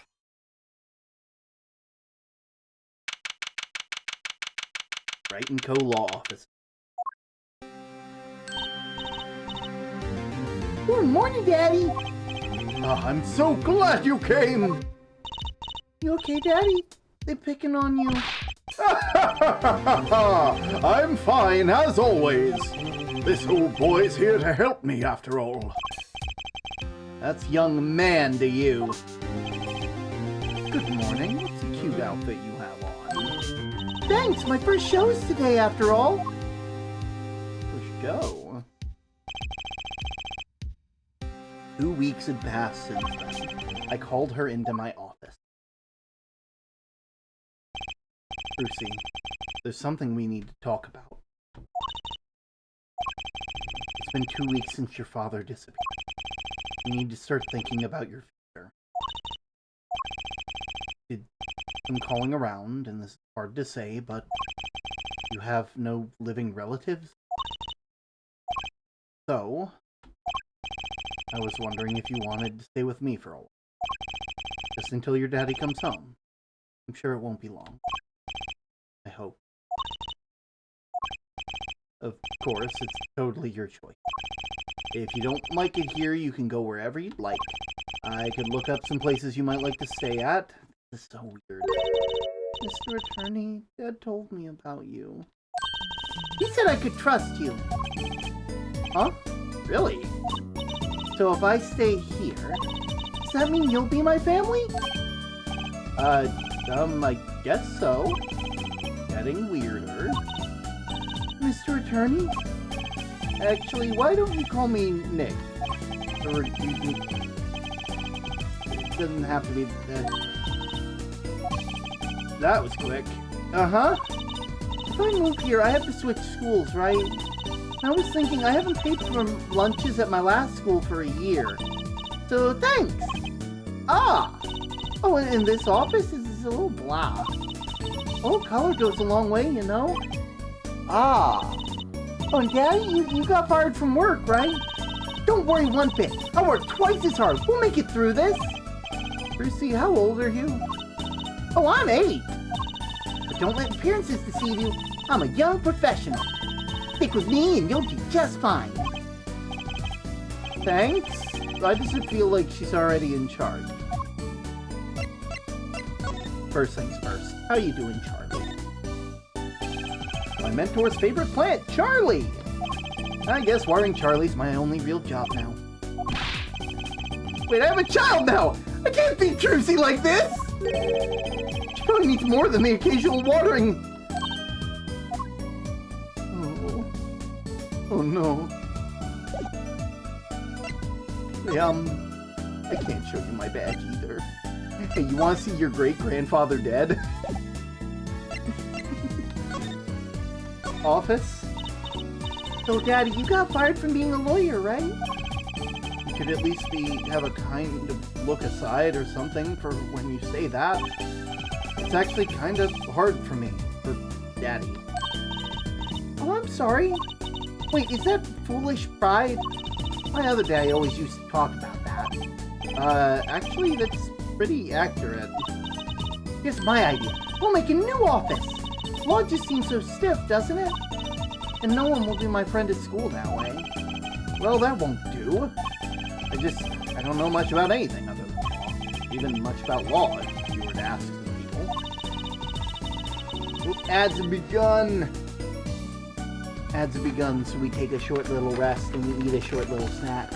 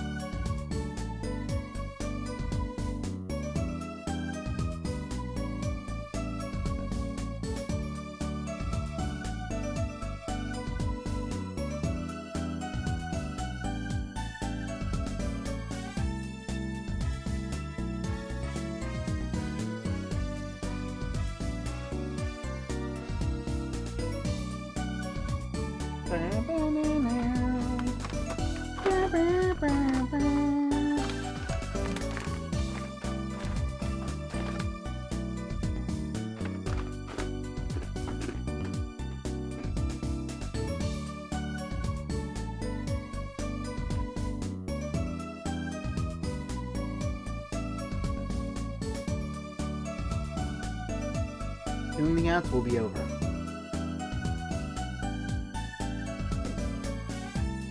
Thank you all so much for being here, by the way. I know you guys don't have to be here, but it does warm my heart. It makes me very happy. It means the world, more than you would ever know.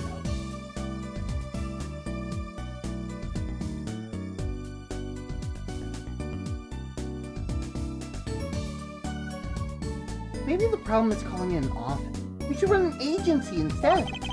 You mean like a talent agency? Forgive me for asking, but doesn't that require talent? You got me, don't ya? I'm a professional. A professional? Yep. After all, I'm directly descended from the famous Zach Gramarye. Direct descendant? He's your father. Oh, and now I'm direct descendant from the famous Phoenix Wright too. I think an 8-year-old just massaged my ego. How... Daddy? Could you tell me a bit more about your daddy, Zach Gramarye? Daddy? Sure thing, Daddy. Which daddy was that again? Daddy's so amazing. The biggest star in Troop Gramarye, and they're big. Gramarys? They were on television a lot. I haven't seen them so much recently, come to think of it. Big magic happens when you put Zach and Val and Gramarye together, you know? Once they made a giant waterfall right there on stage! And that giant trout swam up! Let me guess, there was a giant fisherman waiting for him at the top? I wish I could have seen more Daddy's magic. I shouldn't have brought it up so soon.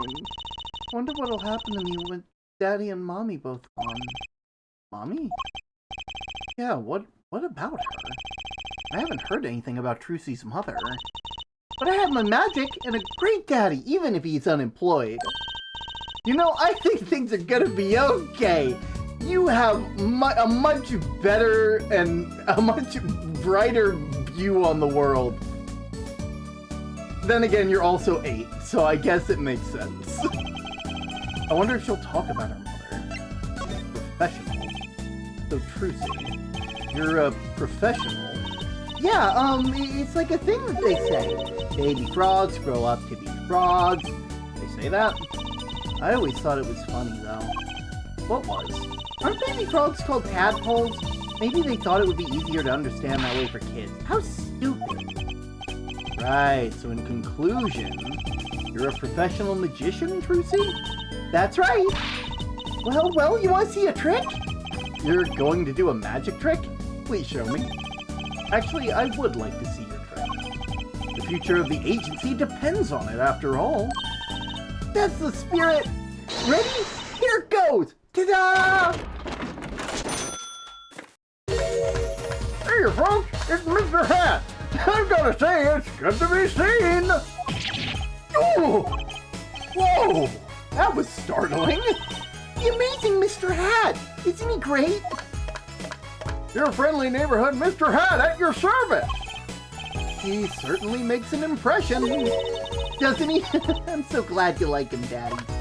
Though my routines do get a bit heady at times. Get it? Heady? My friendly neighborhood Mr. Hat nearly gave me a heart attack. Thank you.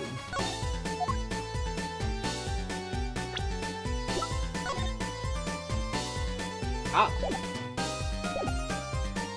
Where the hell did she store that puppet? I don't know. Like, when she was older, I could kind of justify it, where it's like, okay, it's probably, like, they're a bigger person. But this is an 8-year-old.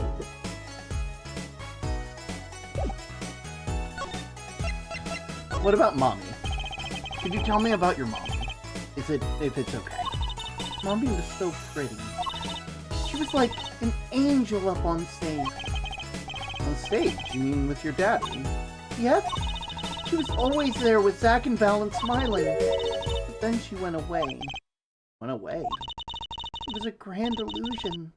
She made a mistake. She vanished, and I guess she didn't know how to get back. Maybe so.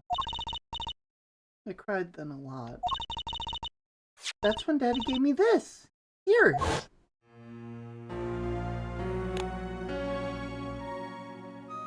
Oh, well, don't you look familiar? This is your mother? She's beautiful.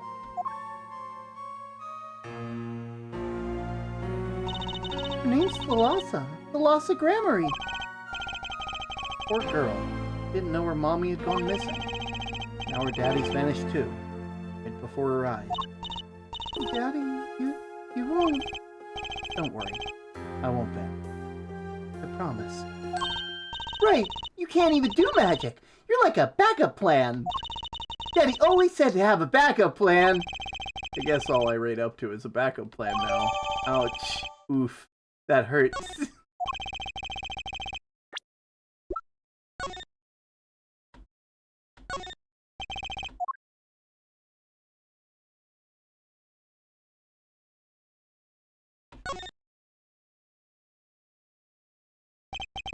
So this is Trucy's mother.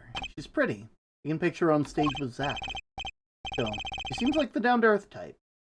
Guess Trucy takes after. I think that's enough for today. Sorry to ask so much of you all at once like that. It's okay, after all, we're family. I just hope you're ready. The Right Talent Agency opens tomorrow! What? But are we representing anyone? Me and you. That makes two, Daddy. I think you need more than that to make an agency. Besides, you may be a magician, but I'm no talent. Oh, I'm sure there's something you're good at. Well, when you put it that way... You mean you don't have any tricks? No old standbys? This won't do. Boy should always have a trick or two in his pocket. Okay, I'll think of something. That's the spirit. See you bright and early tomorrow, Daddy.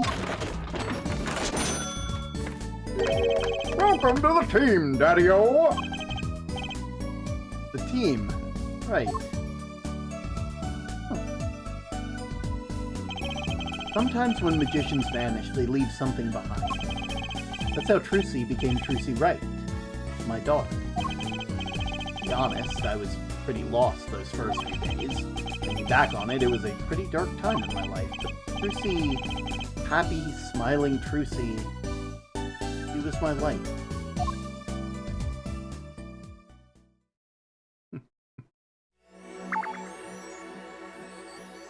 Ah, so we've gotten that one.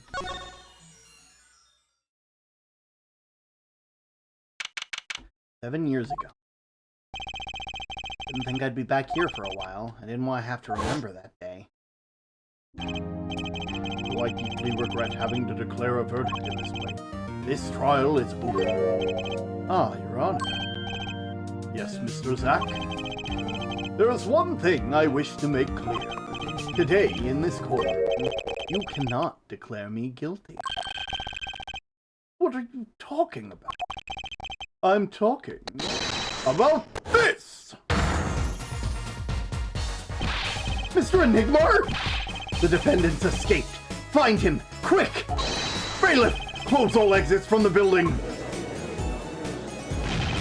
On the double! He must not be allowed to escape! The only thing that he made clear is himself. The puppet is a damn enigma. The only thing he made clear is himself. When I came here on that faithful morning, I still had my badge, but now, like an amputated limb, I can still feel it itching. Where do I start? I don't even have the authority to investigate. Hey, you there, sir! Down on the hands! Floor on your head! Now! What's the big idea? Ow, my ears! No unauthorized personnel aren't allowed in here! That would mean all unauthorized personnel are allowed. Zoink! I just say that, didn't I, sir? And it's usually wrong. Thrown out of the precinct, lost my friends, my girl, even my wallet. We've met before, haven't we? On a case. 2 years ago. No recollection of that, sir! Huh? For me, working on the case, it's always in the present progressive tense, sir. There's no past! There's only now, sir! Okay, you're the bailiff, right? Yes, sir! Count Bailiff Mike Meekins at your service, sir! I've asked to meet with the bailiff of the court, who let the magician escape. Let me try to make this as absolutely clear as possible for you, sir! It was me, sir! But you were a regular police officer once, right? Sometimes bad things happen to good people, sir. Something tells me it's a long story. Let's not go there. You were in charge of security at the time of the vanishing. I'm dying over here! Oh, it's so hard. Knock life, sir! Thrown out of the precinct, lost my friends, my girl, even my wallet. Guess I wasn't the only victim. Meekins? The last time we met, you were a police officer, right? In fact, you're still wearing your uniform. Right, I wish I didn't have to tell you this, but the last year tragedy struck a rising star at the precinct. I lost my case file 4 times in 3 days! They fired me! That takes real talent, actually. They don't know what they're missing. So here I am, sir, forced to serve him square one as a lowly bailiff! But your uniform... I took it with me as a souvenir the day I was fired. That can't be legal. So, you were the one who let the magician get away that day? I'm dying over here! A star rises among the court bailiffs, full of hope, and then tragedy strikes! Is there anything that you can tell me about Zach Gramery's disappearance? Oh, the humanity! That's enough of that! Well, yes, I'd say it was around 2 p.m. when I heard a commotion in the court. I opened the door to see what might be amiss. The door slams open, slam, and some guy's face is right in front of me! Face! So you saw someone suspicious moving your way. Yes, and I, being a bailiff with little standing, I gave chase. I chased that silk cat all the way down the hall, sir. I have a diagram of the court building here. Aha! There's courtroom number 7. That's where I was, sir. All by myself. Nary a friend to call my own. Okay, and which way did Zach Gramery run off, bursting through the courtroom door? He went up like this, and then around the corner like that! So I, with no delay, ran after him with no delay! And when I turned the corner, I saw the magician man run into the defendant lobby. I ran, following him, and I threw myself boldly into the room! Why, I remember it like I was there, because I was! Lobby number 2, sir. Ran into this room? Huh. Don't see any place to hide here. Believe it or not, sir, I don't believe it. Here, in this room, the magician, gone! Vanished! Like a puff of smoke! Except there wasn't any smoke! He was just gone! That's impossible. Yes, that was the word! That's how many times I've said the word! Even the sound of it causes me indescribable pain. I'm dying over here! Okay, I won't say it again. I promise. But you have to admit it's difficult to vanish into thin air. Did you search the lobby? I searched. Why the pause? There was nothing here at all, sir! That's right! Nothing was here, sir! How can you talk so loud and still be hiding something? So Zach was in this room when he vanished? Absolutely, sir! I saw him with my own eyes! Eyes! The red silk hat, the flowing cape! He ran right in here, right inside this room! Silk hat, cape, that's Zach, all right. But sir, look at the room! There's not a single place to hide! Sir, there was nothing I could do! Nothing, sir! What about now? Have any ideas? Sir? Ideas about what exactly, sir, if you don't mind me asking? You've had quite a bit of time since then. Has nothing occurred to you at all? Do you have any idea what trick he might have used to disappear?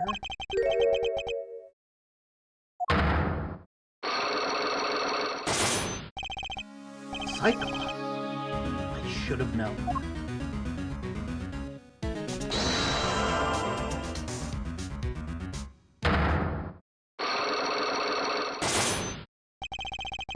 The disappearing trick.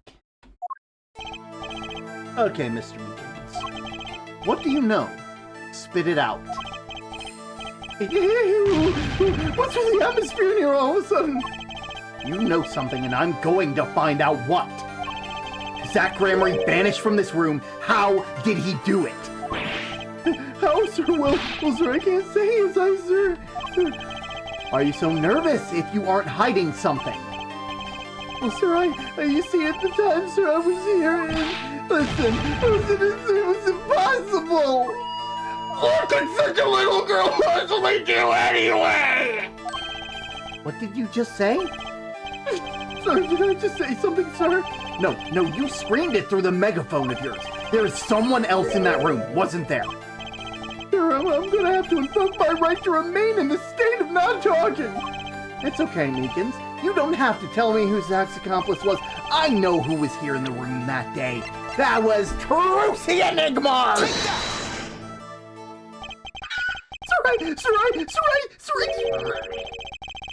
I've never seen that girl until just the other day. Mr. Meekins, I'm not buying it.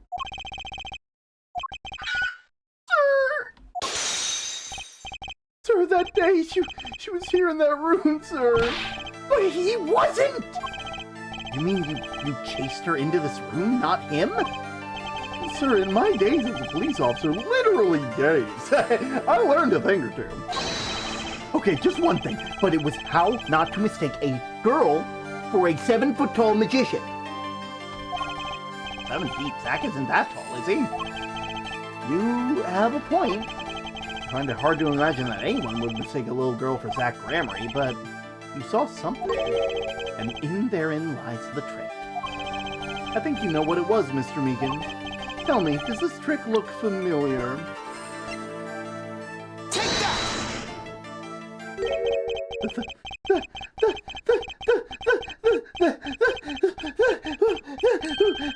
What's that? This girl's favorite trick. The amazing Mr. Hat. She uses it in her show down at the Wonder Bar. Have you been to the Wonder Bar? Oh, it wasn't a walking dream, was it, sir? Come again? That night on stage, I saw a vision, except it wasn't a vision. It was a hat. An amazing Mr. Hat! It really exists! Good on you, Meekins. Good on you. God, my throat is gonna hate voicing this character. Thankfully, I think we're at the end of his section. I remember it clearly, though the details are a little vague. Zach Gramery exited the courtroom. I gave chase and cornered him in the corner room, sir. Zach Gramery! Don't even think you can escape Meekins! Down on your hands! Fall on your head! Hello? Hi. Something the matter, mister? No, that is, sir, I'm currently chasing a suspect, sir! Zach Gramery, do you know him? Oh, I love Zach Gramery! His magic is the best! I'm his biggest fan! I see, that's why you're wearing that costume you're wearing. Anyway, this is the very same Zach came into this room! No one's been in here except me. But he has to be somewhere. Under the sofa, in the trash can, behind the painting, under the rug! So, Trucy was his accomplice. Imagine my stunned surprise when 1 week later, I just happened to walk into a bar and see him! Mr. Hat? I couldn't believe my own eyes! For a while, I thought it had all been a long dream. Dream that started last week? But it wasn't the magician who disappeared, it was Mr. Hat. The trick vanishing. Though it seems complex, what really happened that day was quite simple. You were standing by the door, and out came Zach. But that wasn't all. Another person got in on the act, and she was standing in front of lobby number 2. Along with Mr. Hat. And that's the beauty of it, isn't it? So, while you were standing in shock and amazement, the magician rounds the corner and most likely ran into the closest door of lobby number 1. This is where you come in. You turn the corner in rather lukewarm pursuit. And at that very moment, Trucy runs into lobby number 2.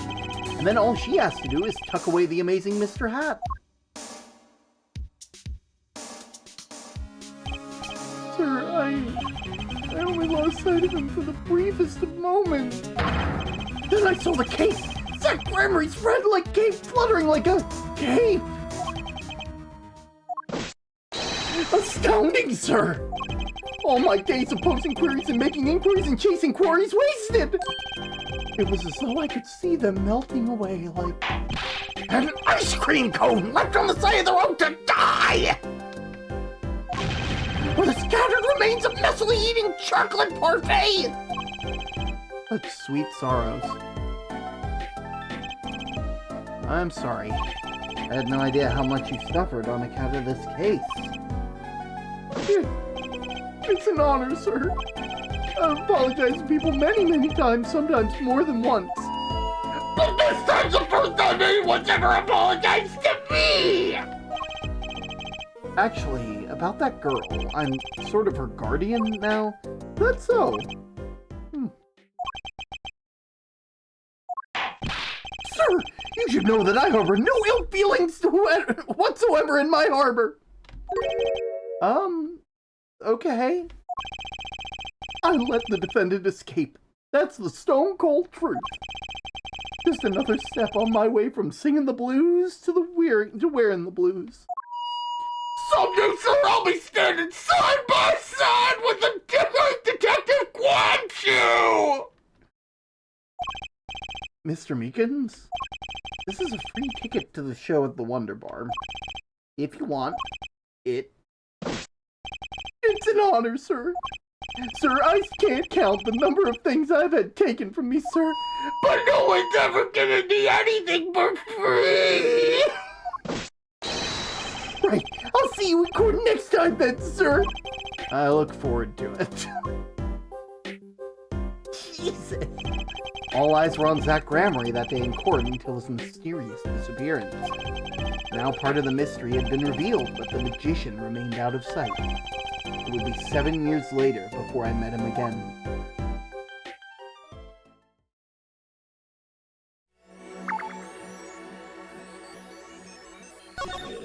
Oh, wait. No. Oh! Huh! You're just gonna... Oh, I get it. By going there, I unlock the thing.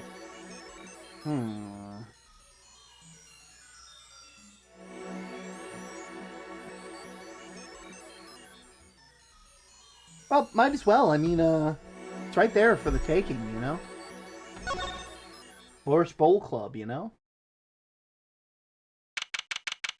At least he knows that Gumshoe is goated. I'm happy that Gumshoe is an inspiration to detectives everywhere.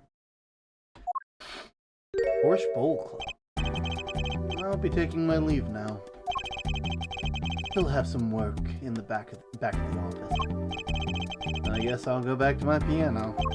To be honest, better when you aren't playing. This frigid culinary dungeon almost feels comfortable. Later then. 2 hours left on my shift. Wonder if we'll get any customers. Do you know who I am? Who I am? No. But if you hum it, I can play it. Just kidding. I don't do requests. How about a different sort of request? You see, I play cards. Oh, customer. I was hoping someone would come in and save me from a night at the Keys. I seek a true competition. I've heard the Borscht Bowl Club is the place for it. Now I see the rumors are true. And this is a friend. Why the fuck is he here? Why is he here? I thought we got rid of him! Don't mind me, I'm just a friendly neighborhood newsman! He will not be playing. When his business is finished, I shall send him home. This competition will be between us. No others. The Right Talent Agency represents 2 artists. I'm number 2. I play piano, well, sort of. It's actually just a front for my real talent, which is playing poker. Don't ask me how I got started. I don't remember. But I'm good. Real good. Didn't take long for rumors to get around. Go to the Borscht Bowl Club if you want a real game. That guy's never lost. People don't come to hear me tickle the ivory, they come to watch me play cards.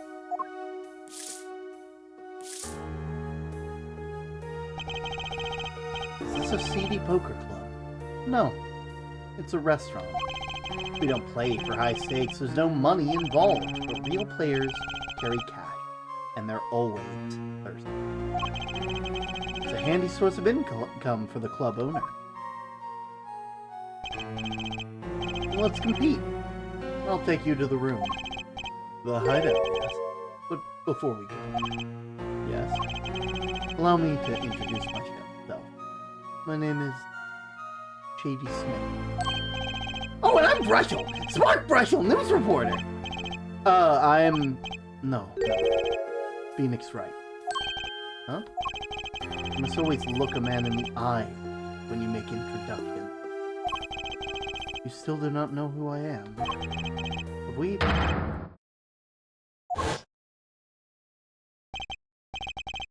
Today in this court, you cannot declare me guilty. What are you talking about? I'm talking about this! Mr. Enigmar? The defendant's escaped! Find him! Quick! Bailiff, close all exits from the building! On the double! He must not be allowed to escape! Escape! You can't be. But you're... that Grammary? Yes, the reincarnation act of the century. I pity I have only an audience of one. You, that Grammary. This must be a bad dream. In a sense, this guy ruined my life. You there. We will play soon. Ready the room. I will be preparing the hideout room for you. Are you really him, the Zach Grammary? No, I am Shady Smith. Remember that. How many years has it been now? 6? Exactly 3 days from now, it'll be 7. It cost you much inconvenience, I fear. Yeah, you could say that. Well, Trucy, I mean. She's fine. I've got her working already. I hope you don't mind. I need hardly express my gratitude, but you'll have it. This is why I've come. That and to settle a matter of cards. By which you mean poker. Those eyes, he's serious. I despise losing above all else. And so I've decided that I will win tonight no matter what it takes. I know this guy's type and they're dangerous. Everything about the competition. All else is secondary. Perhaps we should take this time to talk before we play. I know you have much to ask me. And I, you.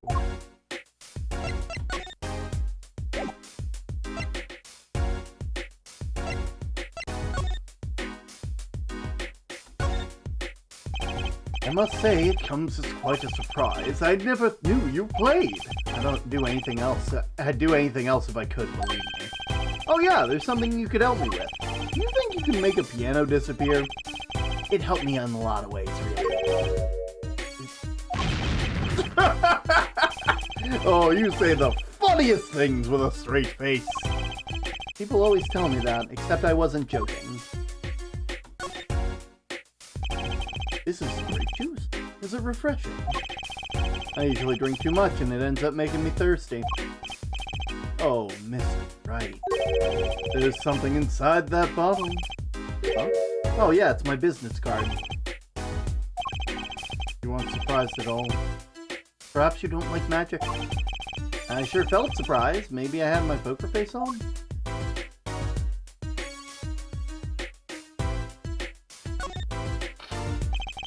One of the restaurant tables. This one's the closest to the piano, which makes it the hardest to eat at. On days I'm playing, that is. What do you think about the ukulele? The sound is slight, the annoyance curtailed. A ukulele in a Russian restaurant? Then you must go to a Hawaiian restaurant! Hawaiian shirts don't go with my complexion. I give up.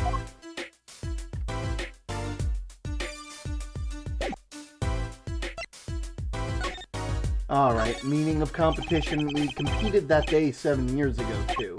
Ah, yes, you must have been surprised. Hauled to the detention center out of the blue. 2, 1. Showdown time.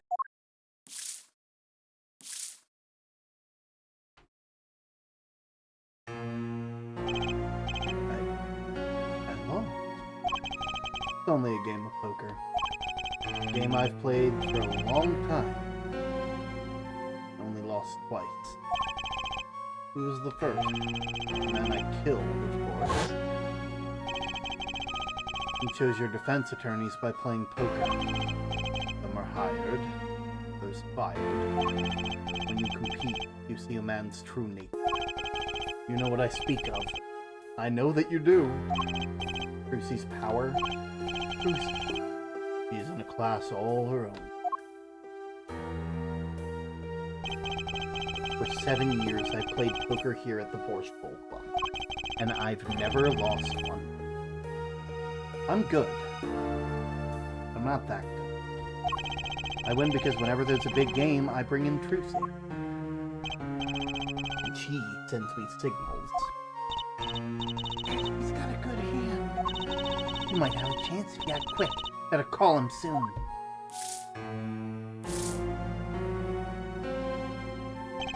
You can tell me what her power is?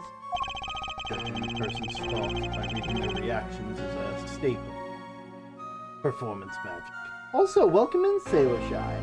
Wonderful to have you here. Objection sustained. Also, one sec.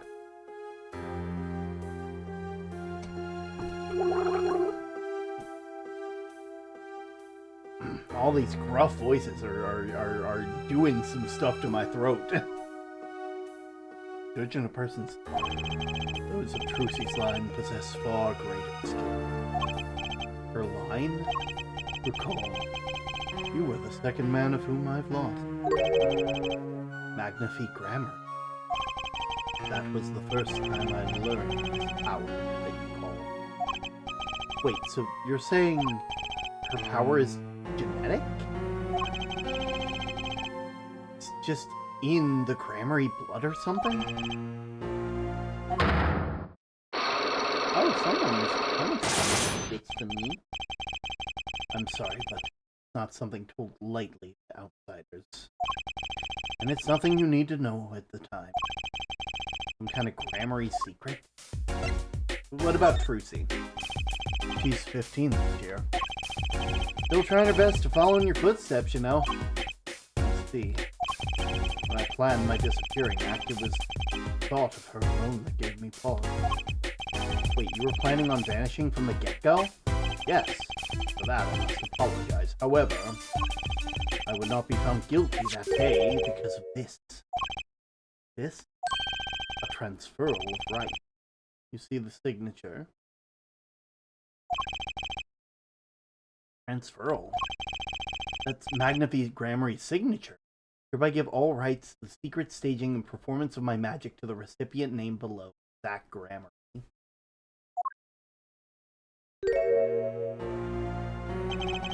Hereby give all rights and secrets in the performance of my magic to the recipient name below. The recipient's name is you, Zach Gramarye. Yes, it's I. Wait, this page looks torn. You recall the diary, yes?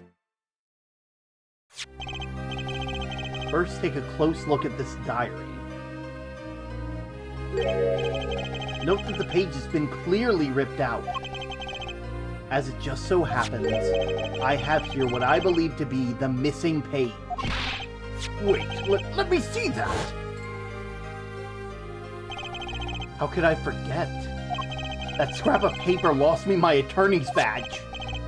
This is the real page that was torn from the book. Magnifi gave it to me that night. You could have told me that earlier. Like 7 years earlier. Once again, I must apologize. It was all I could do to prepare for my escape from the courtroom. Transferal of rights. The greatest of Magnifi Gramarye's illusions are through art. As such, they were well protected by this document. Only its bearer may perform his illusions on stage. Sounds like a pretty important thing to have if you're his disciple. As the rightful heir to his art, I too wanted a rightful heir. Rightful? I'm sure you know who I chose as my successor. Your daughter. That's why I've risked it all to come here tonight. Brush away. Sir? Ah, here you go. What's this? A letter passing the rights I have inherited to Trucy. I would have you sign here as witness. But I'm not a lawyer, and you need a public notary. Besides, I may not look it, but I'm a certified notary! You are? By day, I wear a notary's glasses and hunt for news. But by day, I wear a reporter's glasses and notarize. When I take off the glasses, I can't see very well. Your signature, please. This is the first reason I have to come here tonight. Ah, finally figured it out. Now I know why you've come out of hiding only now. It's been 7 years, you said. Precisely. There's a law that covers your situation. After 7 years, missing persons are considered legally deceased. So if someone was to vanish from the face of the earth 7 years ago, they would lose all rights as a living person after 7 years from that day. Not to mention all their possessions. Exactly. Which is why I'm here. I risk showing my face in public for the sake of this document. Before my 7 years are up, you might say, I'm securing my daughter's inheritance. But do you really need this document? Wouldn't Trucy inherit your estate automatically? Not in this case, I'm afraid. In this case? Yes, I received the performance rights from Magnifi Gramarye. However, this was done in secret without witnesses. Before Magnifi died, 2 potential successors to his repertoire were named. Myself, Zach Gramarye, and Valid Gramarye. Not Trucy. I see, so you do need this document. I've known Brushel since before I vanished. He's a man I trust. Why? Now only 3 know of my rebirth. I took the liberty of looking into Trucy's background and found you have no other close kin. It is as you say. Okay. I was kind of hoping he'd say something about the mother at this point. I know everyone else, but Trucy's mother, they're a mystery. Okay. Gramarye's secret.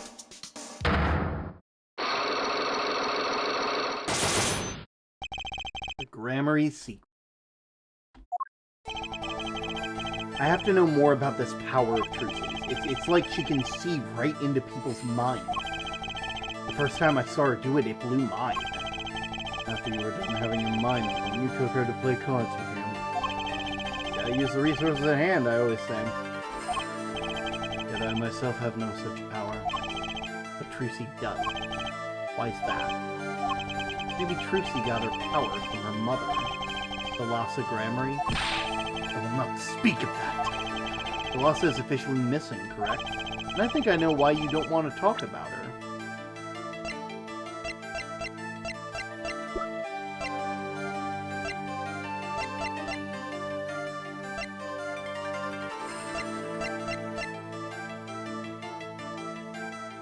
Take that!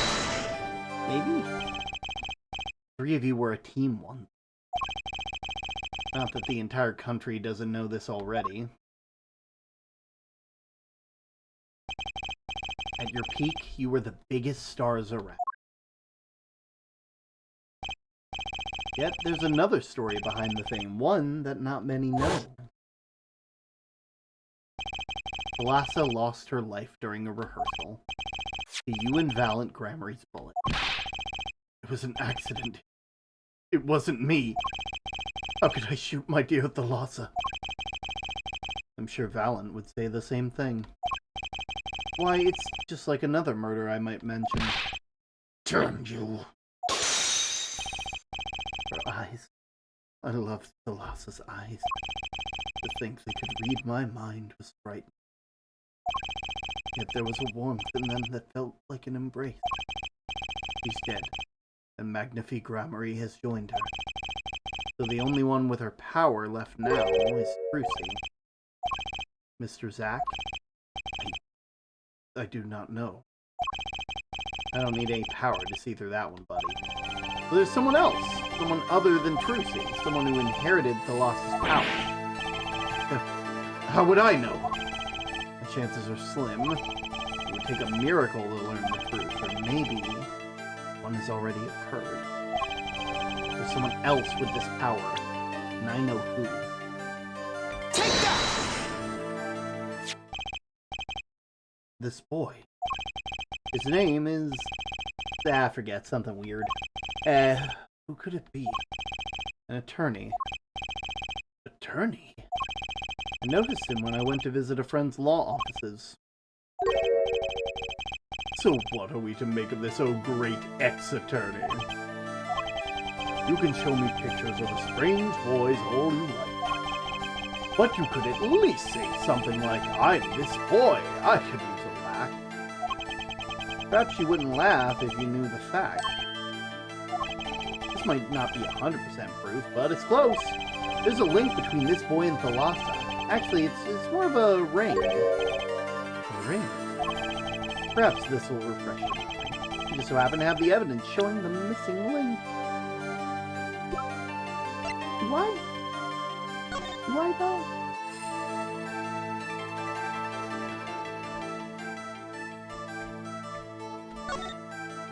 Open it up. I don't see it. They do have the same earring.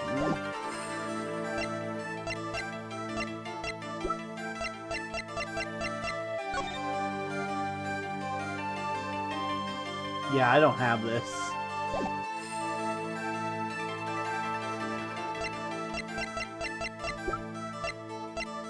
Unfortunately, I don't think I can help with this.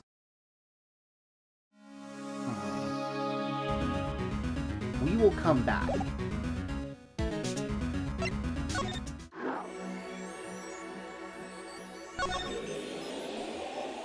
To the past.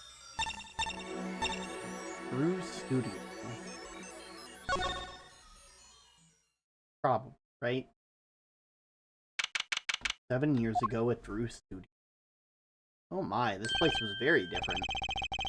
Figured you'd come here sooner or later. I decided on sooner. Through Misham, was it? I haven't done anything illegal. And I didn't come here to whine about past events. I wanted to ask you some questions. I suppose you have the right. That day, the entire court descended into chaos. Only you stood still, your eyes calmly watching. I admit it made quite an impression on me. I'm used to finding myself in outrageous situations. Phoenix right, was it? I can answer what I can. I'm not sure, but feels like I'm being watched intensely. Ah, this is my daughter, Vera. Say hello.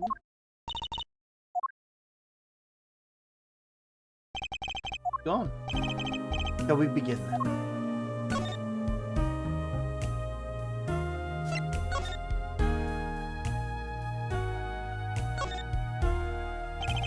Maybe I'll just sidle over here.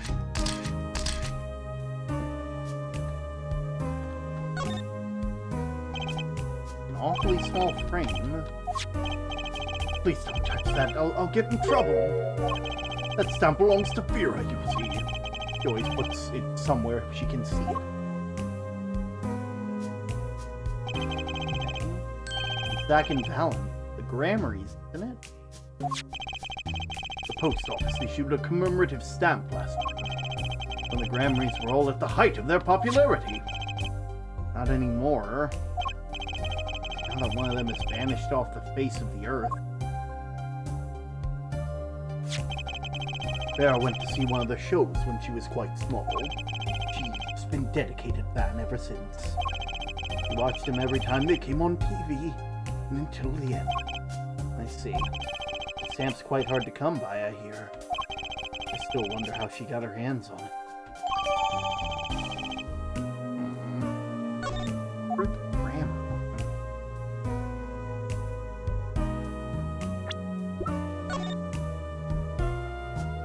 Don't see anything on their person. Maybe we'll see it later. They are wearing the same outfit as That's a pretty bottle.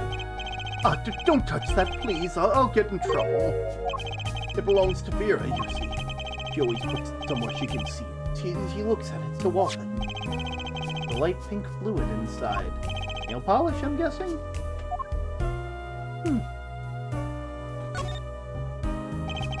This is red envelope.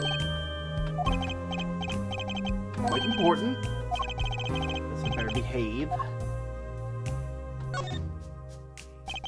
This is you and Vera? Yes, we took that quite recently. I know, I'm a painter. Why not paint a portrait instead? I've never been that good at people. Ah, right. Shouldn't you practice? You use these gizmos for painting? Pretty elaborate. Though, those aren't for painting. They're for analyzing. Paint composition. Age. Odd question. Maybe odd answer. Tools of fortune trade, I guess. Have you ever played a Zelda game on stream? I have. I've played all of Breath of the Wild. I played a fair bit of Tears of the Kingdom, and then I played some what's it called?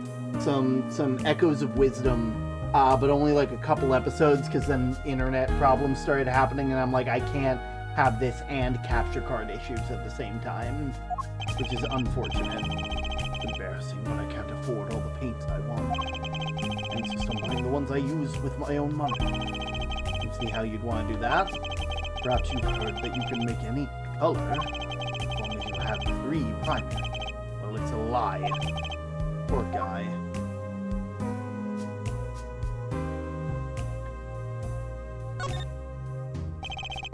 There are some finished paintings back here. They don't look like that bad, really. I'll sell you one for 50 cents. That's okay. They look kind of heavy. Oh. Maybe he needs to work his sales technique a bit.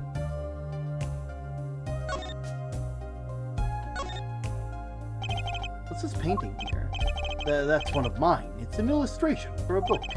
Not on sale yet, of course, but I thought it would be good business. As a father, I'd like to be able to put food on my daughter's table. Not a feeling I know anything about, at least not yet.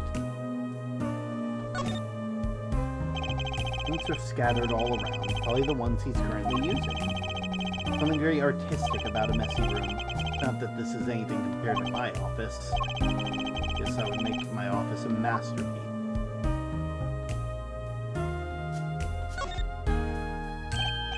going home by chance? No, I was just checking the door. Oh, good thing I'm far too stubborn to take hints like that.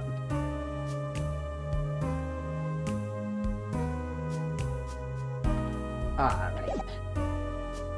Let's talk, Mr. Measham. Judging from this place, you're a painter? No, sadly a profitable one. Never sold a painting. It's a source of considerable embarrassment. I'd be able to get by were it only me. Your daughter? Her mother grew weary of me and left. I don't want to grow up needy, Mr. Wright. This is why I began my other occupation, forgery. The forgeries? Don't look at me with those eyes. I know what it is that I do. More than half of the paintings they bring me are stolen. And who knows what my copies are used for. But some of your works aren't paintings, correct? You may not believe me when I tell you this, but that was my first work outside of painting. What? Think it would be used as evidence in a murder trial. Never even imagined the possibility. Then why did you take the job? I was well paid. Very well paid. I think he feels worse about it than I do. Past is hard to escape. Honestly, the sooner I can put this behind me, the better. With apologies to you, of course. Sorry, but it's not going to be quite so easy. Trying to forget what he made. It's like I'll have to remind him.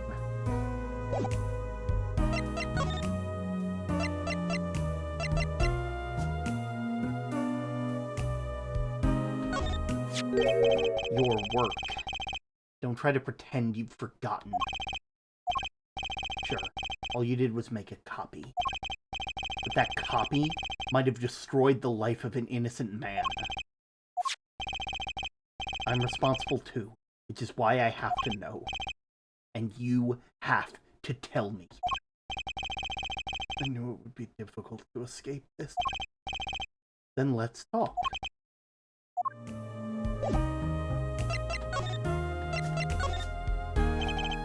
Well then, are you ready to tell me about the work you did? It was unlike anything I had attempted before. I guess it would be a little different from painting. That's not what I mean. In all my previous work, it sufficed to create a copy. This wasn't a copy? The client gave me two things then. The first was a sample page as reference. And the second, a printed document I can only surmise was written by my client.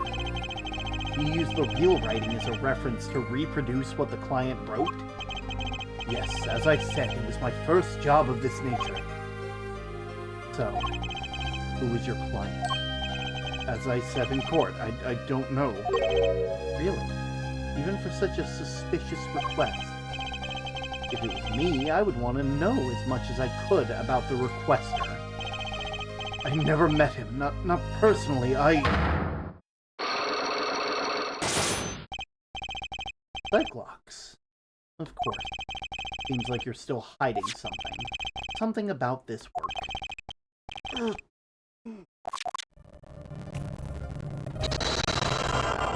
You and me are gonna fucking tango real quick.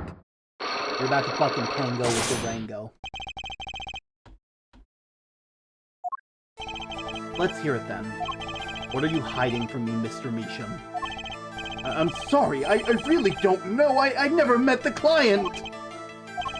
True, when I asked about the client's name, there were no Cyclops. Regardless, you're hiding something. You have to be, otherwise it wouldn't make any sense. Why are you doing this to me? Well, I've made my stand, no backing down now. What is Measham hiding?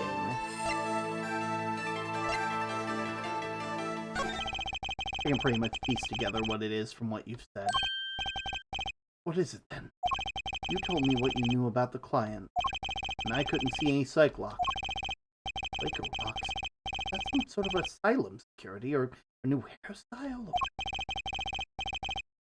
But then they did show up, didn't they? Who is your client? As I said in court, I do not know. Really? Even for such a suspicious request? If it was me, I'd like to know as much as I could. I never met them. Not personally, Not personally. Those words triggered the Cyclops. Again with the Psycholocks. I really must know what they are.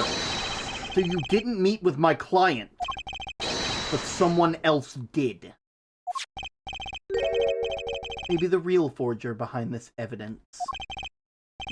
Perhaps I'm hung up on this lock business, but I'm afraid you've lost me. Yeah, well, I didn't come here to talk about Cyclops. As long as I come to the right conclusion, it doesn't matter how I got there. And your conclusion is? The real forger behind this wasn't you, Mr. Meacham. Poppycock! I don't know what you're talking about. That's my work, I tell you. Made here in my studio. Who else could it have been but me? That's a real question, isn't it?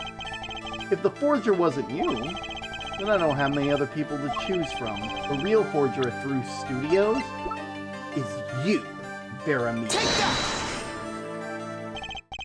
The real forger is your daughter. Ridiculous! My daughter's 12, Mr. Wright. I've always been more one for landscapes, not surrealism.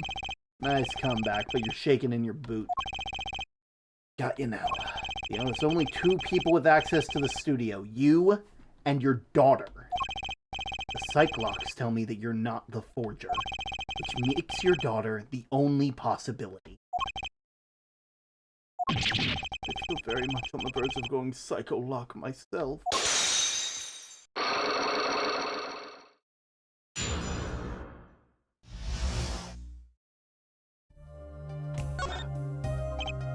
I don't know how you know, but you're right. The only one who made this paint was my daughter, Vera, not I. She's only 12. A genius, you might call her. Precocious little girl outshining her father. Been a lot of that going around recently. Let her play in the studio and she watched me. She taught herself in a way. The drafting tools, the analytical devices I bought when they became necessary.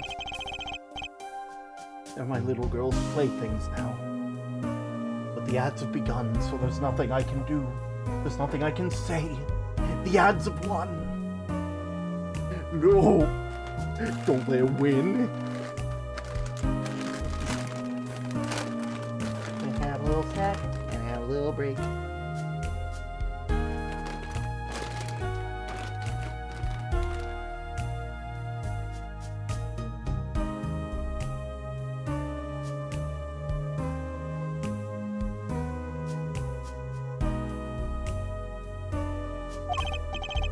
Oh, dang it.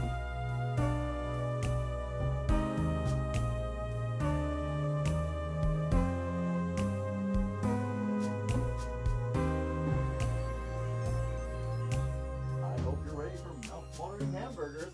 I thought we were having steam. Oh, no. Steamed ham. That's what I call hamburgers. Oh, hamburgers.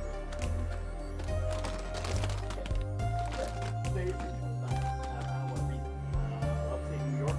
Well, I'm from Utica, and I've never heard of the phrase steamed ham. No, not New York, not Albany, not Utica, an Albany expression. Steamed ham. Right, and you call them steamed, despite the fact that they are obviously frigid. I should. What I mean to say is. Oh, good time was had by good time was had by all. I guess I should be. Good Lord, what is happening in there? I'm having to re-listen to this. It's good. Aurora Borealis! At this time of year, at this time of day.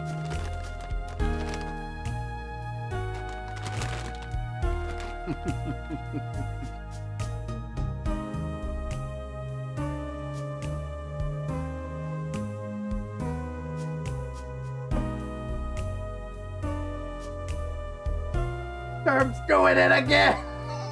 Oh, I thought Charm was doing it again. Nah, I was listening to the clip that you guys got of it. Oh God.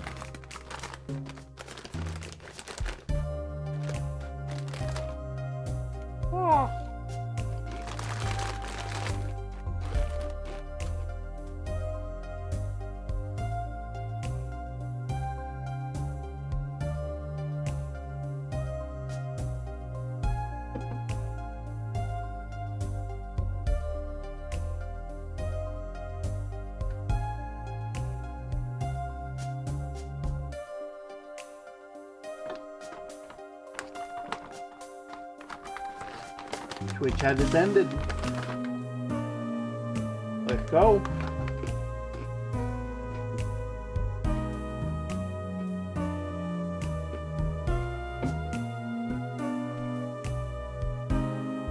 Do I detect a hint of fatherly pride?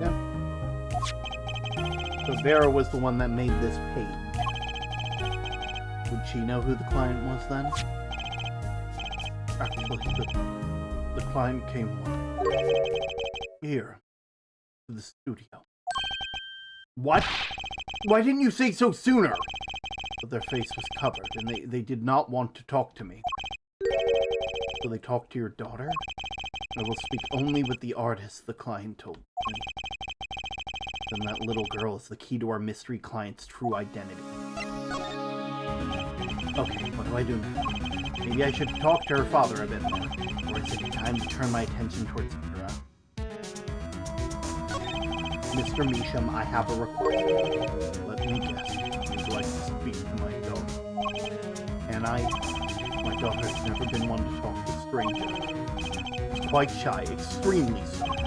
With only one exception. Which was, oddly enough, it was that client. I left the studio while they talked. I returned when they had finished, and she was laughing. It was the first time I'd seen anything of the sort. Please let me speak with her.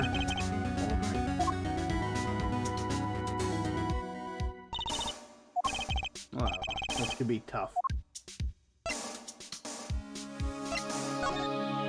Hey, so, Vera. Was it? I would like to have a friendly chat. I'm Phoenix Wright, ex-lawyer and pianist. I'm still looking for the keys that say do, re, mi, and I can't find them anywhere. I'm no good at this. I need something to get through to this girl.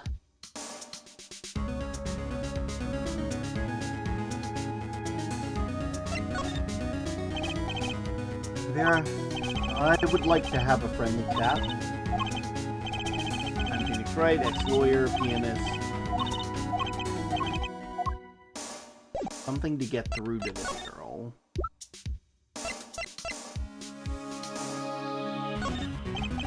What do you think about this?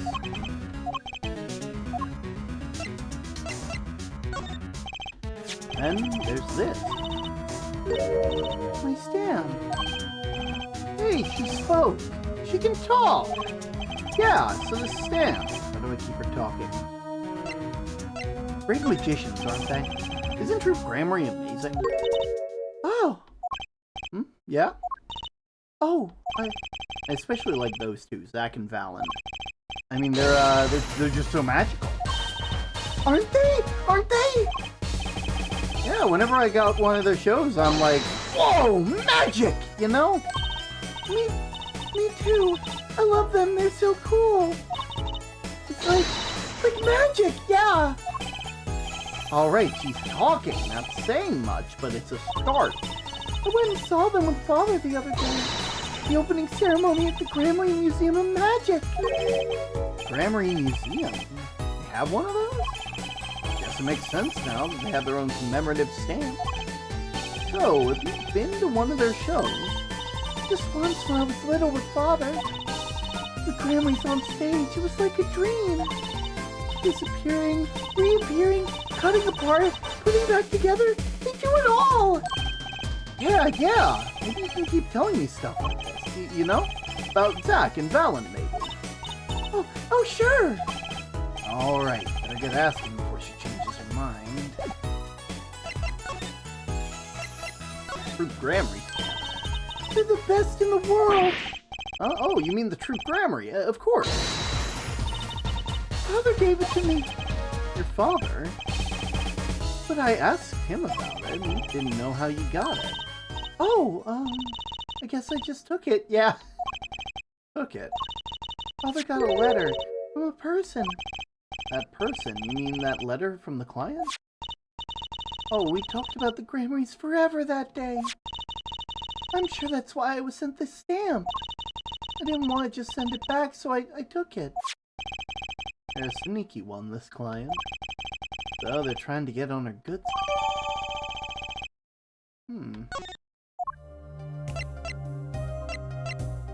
Tell me more about yourself. I don't go outside much. I like to paint in here. Why don't you like outside? There's bad people out there. Well, true, but there's lots of good people, too. Actually, I should tell you. He was almost kidnapped once. Kidnapped? Since then, she's been... well, she refuses to leave the house. I see.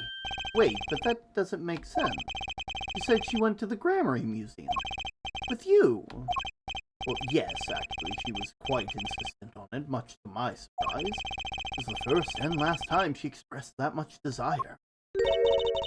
That person gave me a good luck charm. Good luck charm? When I absolutely have to go outside. Apparently, she received something, a gift. From that client, actually. She won't tell me what it was. Father, I told you to keep that a secret. From that client, huh? That's I gotta hear about. Want to tell me more about your forgeries? Your father tells me you're good at painting all sorts of things. I really like painting a lot. Father is always very happy when I paint them exactly the same. So you did this too? Oh yes! That was my first job! Your first? All I used to do was paint the same thing I saw. But this was totally different. The pen slips and this way, and the writer held the pen and the pressure on the nib. I had to use microscopes to analyze it on the computer. She seems happy. Odd, her work was the last nail in the Grammar coffin. Guess no one told her. So, you met the person that asked you to do this job, and you talked with them? What's this about a good luck charm you received? I can't talk about it. Eh? If I do, it won't work anymore. That's what I was told. Yeah, but I really have to know.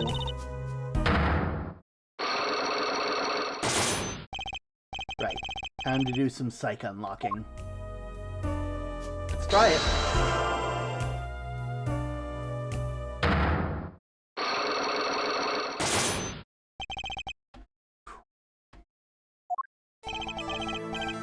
You seem to trust this client quite a lot.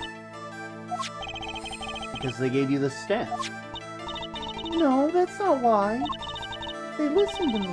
My problem. The problem that keeps her inside all the time. Don't go outside if you don't want to. That's what they told me. But when I absolutely have to go out, all I have to do is use a good luck charm. Good luck charm. That your client gave you.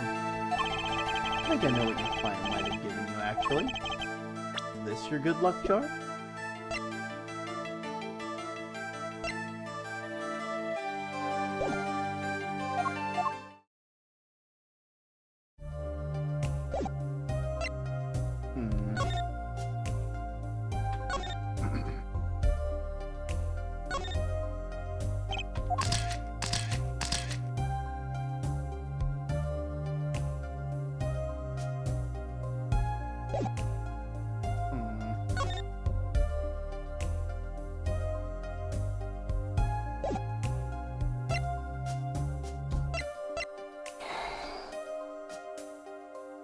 See, like, I don't think it's the stamp. The stamp, I think, is different, right?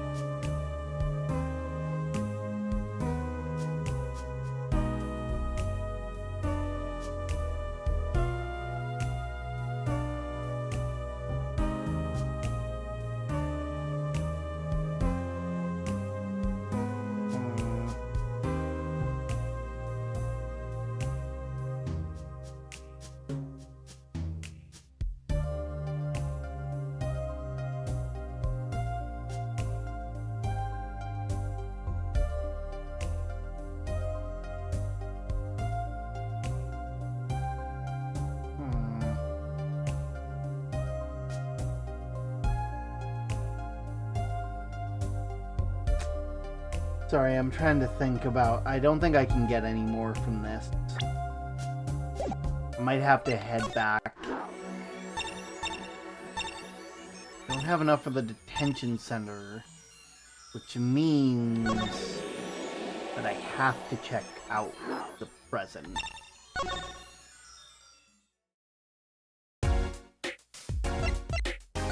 Maybe is there something I can show you? Like, I mean, that might be helpful.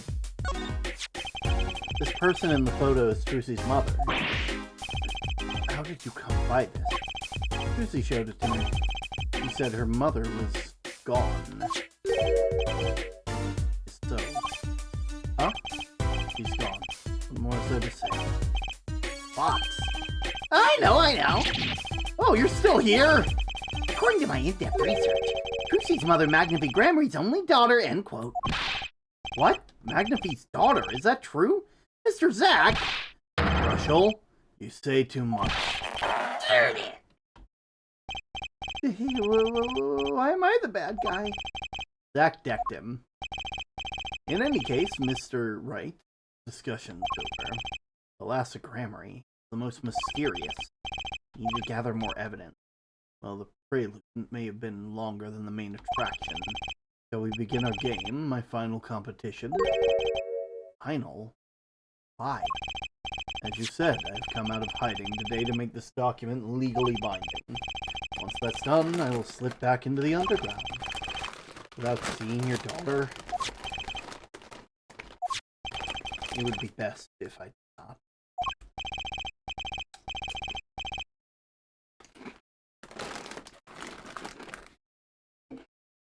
7 years ago we played. 7 years ago I lost. I already lost to Magnifie. I do not care to lose to another. And I've heard that you never lose. Just a rumor. Yes, for it is impossible to never lose, unless one has an ace of. As a magician, it causes me no end of irritation. I think a mere lawyer might be out there pulling the wool over so many eyes. Hey, I just signed your document for you. Maybe you could try lightening up. That was that. This is this. For my final competition, I will destroy your perfect record, Phoenix Wright. This will be my final performance. You have been warned. This guy's beyond serious. So much for a fun evening of art. Rushel, who made it? Oh, but it's your last game. I mean, what a scoop! I punch and I punch. Still, it is not enough. I just remembered a future prior engagement. Toodles, gentlemen, no and odd. Nice meeting you, Piano Man. Then let us begin. Dealer, you will be a witness to our competition. It is honor for me. Why haven't I seen her around here before? That reminds me. I saw a familiar face as I entered the restaurant. He did not seem to notice me, however. Gavin, I believe was his name. You know him? After a fashion. Listen, Phoenix Wright, you can only learn so much from a true competition. Remember this. The Grammary power. I was close to understanding it, but I needed more. I knew where to get it. Trucy's mother. And I'd need to meet that reporter again. One other thing. From this moment on, my final competition with Zack began. A name was running through my head. The name of a man now in prison. The name Zack Grammary knew, but how and why?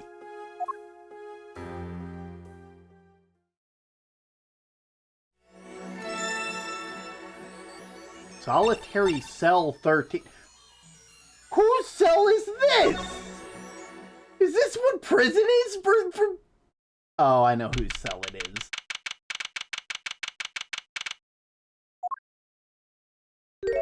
They really gave you this goddamn cell. Oh well, if it isn't a surprise. What errand brings you down to my cramped confines? Motherfucker, you have a full-on library in your goddamn cell. You have no right to complain. Gavin. It's your idea of revenge, Phoenix, right? Revenge for the events that took away your attorney's badge 7 years ago. My past is like my logic.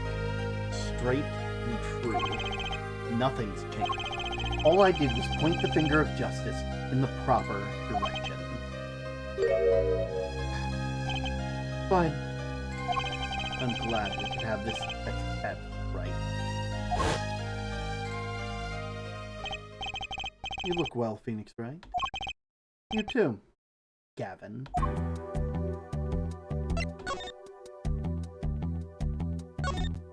Yellow envelope? That envelope's been bothering me since I came here. It's not nice to get other people's mail. You get mail here in jail? That I do, though they read it first, apparently. Still, I'm allowed the pleasure of corresponding. Packages and the like are a different matter, however. Looks like sneak peeking is out of the question. Nice roses. You taking care of this one here? Ah, yes. She's surprisingly delicate, you know. Requires careful tending, but he's my best friend, as they say. Best? Come on now, I'm starting to feel bad for you. Oh. Of course, thieves use them to bite, if handled roughly. Your rose bites? Thorns, Mr. Wright. Thorns. I was speaking of the photo next to the rose. My retriever, Vongle. Cute, but feisty. Every dog has its thorns.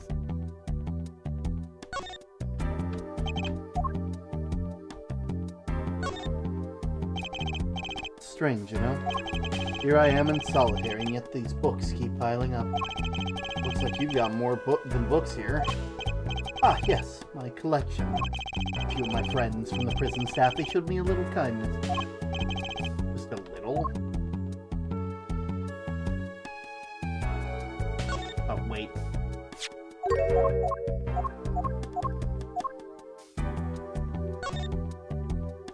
That's some chair. Just looking at it makes me want to take a seat. You'd probably have to add a whole digit to the price of one of my office chairs. In here, a comfortable chair is the most valuable thing in the world. You'd have to add 2 digits to the price of the standard prison issue chair for this. Those prison chairs don't look so bad either. Maybe I should redecorate. Okay. So, I got a question about, this thing. What do you think about this, Gavin? I hardly need to remind you that I'm not a free man. I care little about the outside world, save advances in chair technology. No information. Alright. Well, I guess we can just look then. What about your murder? Life is full of surprises for both of us. I have no doubt you never expected to lose that attorney's badge of yours. And I'll bet you never expected to wind up here. Shady Smith was the name of the man you killed. Did you know who he really was? Who he really was? Zach Gramery, you know, the defendant. I remember him, of course. But you say Smith was Zach? Impossible. Don't even try to tell me it was a coincidence. What did I just say? Life is full of surprises. Don't you think? After that trial, you were arrested and found guilty, but your motive was never made clear. A mistake I plan to remedy. You're not an attorney anymore, Phoenix Wright. What possible conclusion do you think this investigation of yours can lead to? I killed a man named Smith with a bottle because I'm an evil human being. Isn't that enough? Not for me, it isn't. I need to know why you did it, Gavin. 7-year-old case. You recall the case 7 years ago? Ah, yes, the trial where Zach Gramery pulled his famous vanishing act. Oh, my brother won his fair share of praise and adoration for that trial, as I recall. Genius prosecutor reveals crooked attorney, was it? That's when I met you, wasn't it? Was it now? The Bar Association Review Board voted unanimously for the strictest punishment. Unanimous, save for one dissenting opinion. Yours. It was my brother who was responsible for putting you in that position after all. For 7 years we've been friends. And yet I still don't understand you. But right, your friendship towards me was never pure. You suspected me then, as you still do now, don't you? Honestly, right now, I'm not sure what I think. Reason for murder. You didn't just brain a guy with a juice bottle for no reason. Tell me why you did it. Persistent, aren't you? I came here because I remembered something. The night of our game, Zach Gramery mentioned your name, Gavin. That reminds me. I had a familiar face as I entered the restaurant. He did not seem to notice me, however. Gavin, I believe, was... After that, he was killed, and I asked you to help me. Because I remembered your kindness back when everyone had turned on me. I seem to be in a bit of trouble. Something like that. Dead. Someone hit him. Hard. Me, please. The cops should be here any minute. And then your hands. Could have done that. I have to know. Why did you kill Shady Smith? No, Zach Gramery.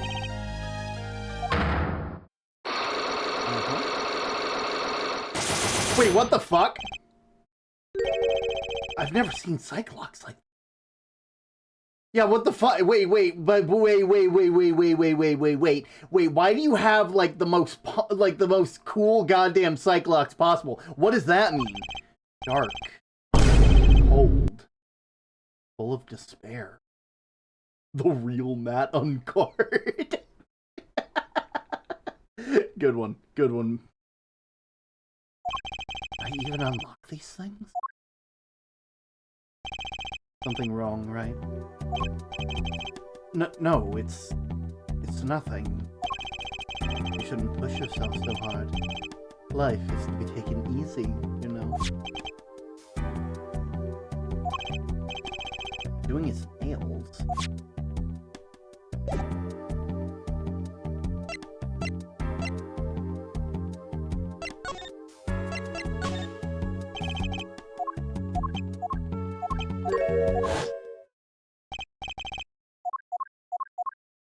Skip forward a bit.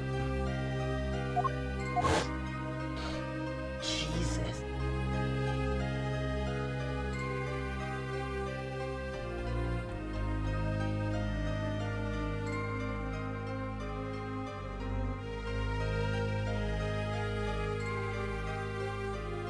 What the heck do black box mean? Never seen one.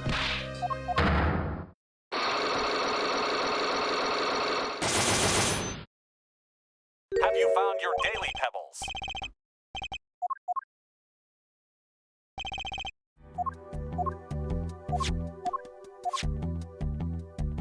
And I can't, it won't even let me unlock them. Jeez.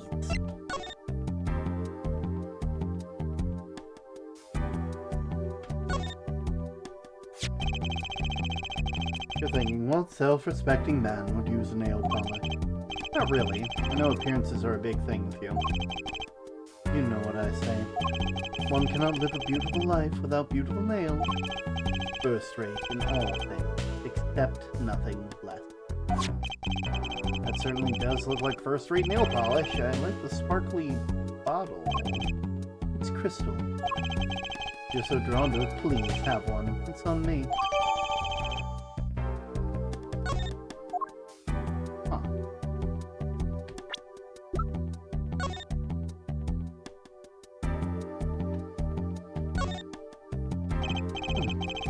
Ariadone. Heard of that brand. Must be the brand symbol. It's supposed to be some kind of flower. Maybe it's a hand? Is that an eagle? Who makes these things anyway?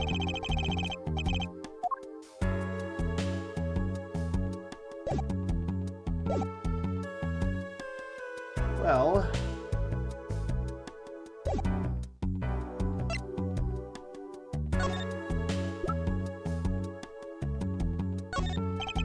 think about it. Alright.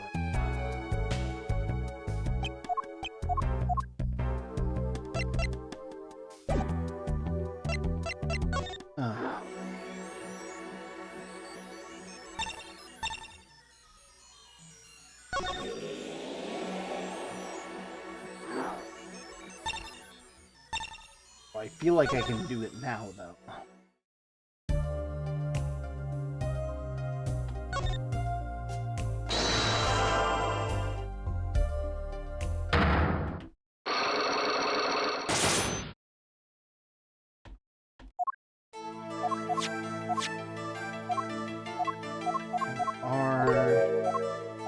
Good luck charm.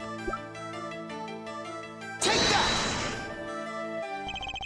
This is what they gave you, wasn't it? Oh, same bottles over there on your desk. Your good luck charm, right? I heard one. Medics were once thought to ward off evil. This is a magic bottle. It has power. Of course it. I'll just refrain from commenting anymore on that one. I think I know who gave you that bottle, actually. The same one who asked you to do the job. Take that! This man is a friend of mine. You know him? His name is Christoph Gavin. He's a lawyer, actually. I promise. Promise not to tell.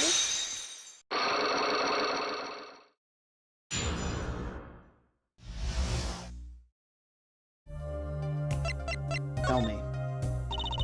I'm sorry, I can't talk about him, I promise! If I break my promise, the spell won't work. I don't need a name anymore, I got my answer. Pretty confident in this charm, then. I think they might be the devil. Huh? Or maybe an angel? What do you mean? I saw it. Or I think I saw it.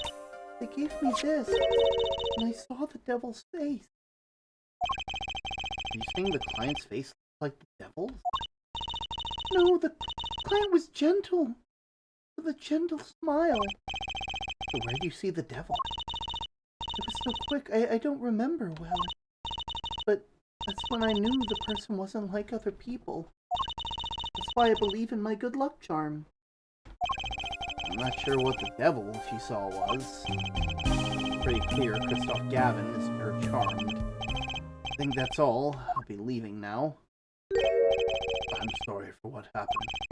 If you want to apologize, try my client Zach Grammer. Did I do something bad? What makes you think that? Your eyes. They're sad. Very sad. I'll put on a smile next time I come. I promise. I hope to see you smile then too, Vera. Oh. Okay. Take care. Looking back on my first encounter with the young forger, I witnessed something of vital importance that day. Of course, by the time I realized it, it was already too late.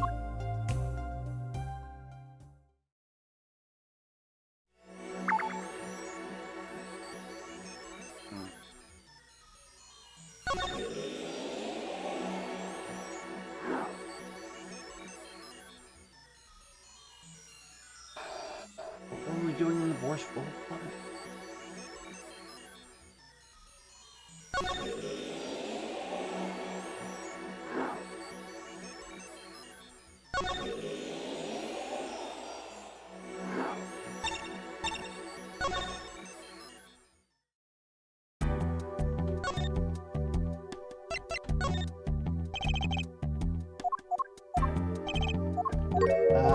Damn it. Okay.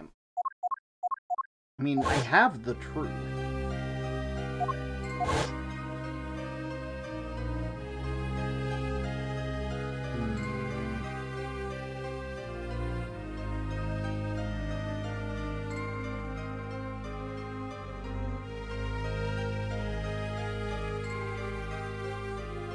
Let's get through this real quick.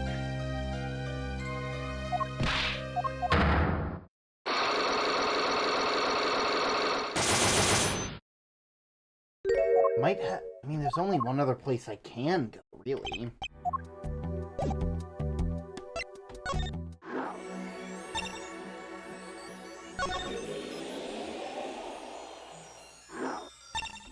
That's the detention center.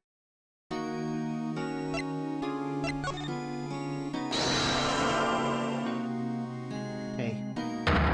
You and me got some explaining to do for me.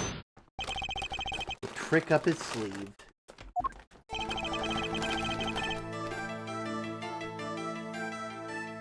All of the objections are mine to keep. Oh. Flying by the seat of my pants. There must be a path leading from the evidence to the truth. And that's what I'm going to find.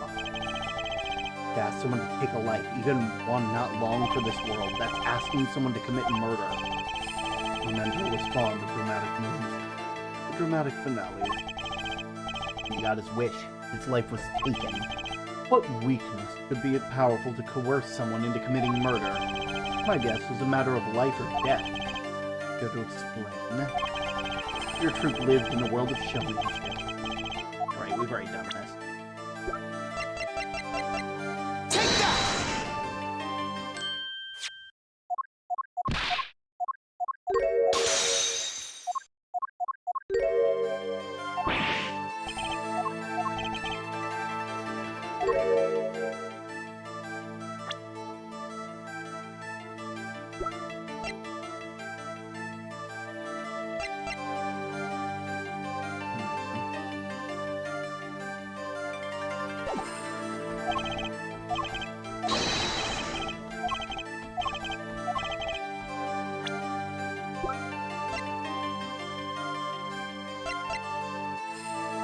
Take that!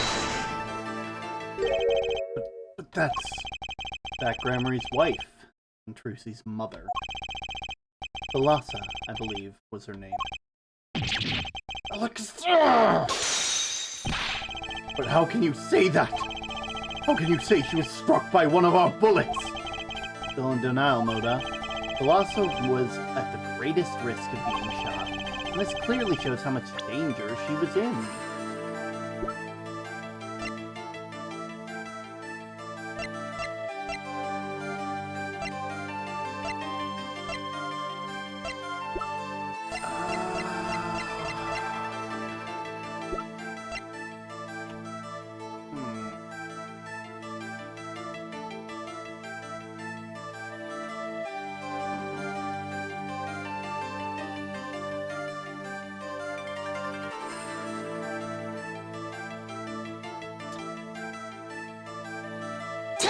That one?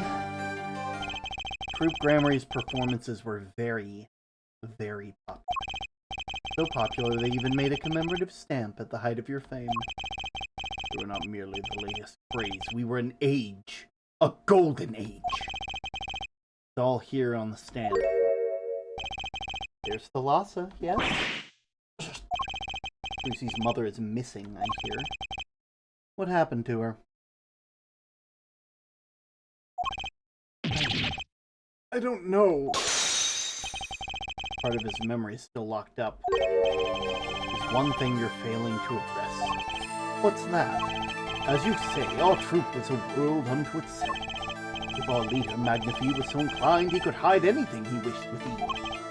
But Mr. Wright, then he would have hid a crime, making him an accomplice. Not a great foundation for blackmail. Balance got a point.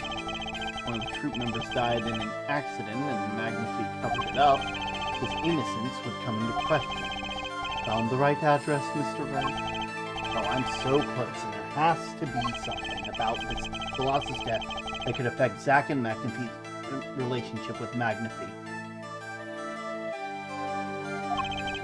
I see it in your eyes. You still have something to say. How can you possibly prove more than you already have?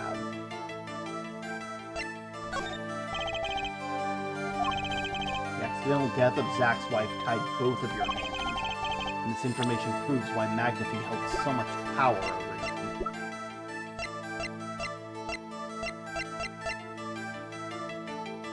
you. Lucy's mother and the daughter of Magnifi Grammar. Take that! It wasn't a question of who shot Thalassa. Thalassa herself was the problem. What do you mean? She was Zach Gramarie's wife, Lucy's mother, and Magnifi Gramarie's only daughter. There was a terrible accident, and the two of you killed your mentor's only daughter. And that wasn't the key to Magnifi's power over you. I don't know what is. It was an accident!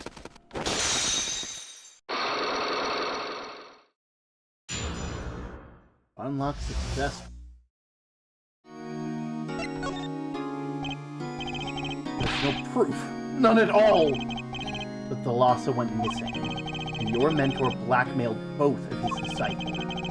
It doesn't take a genius to put 1 and 1 together. Yeah, it's 2.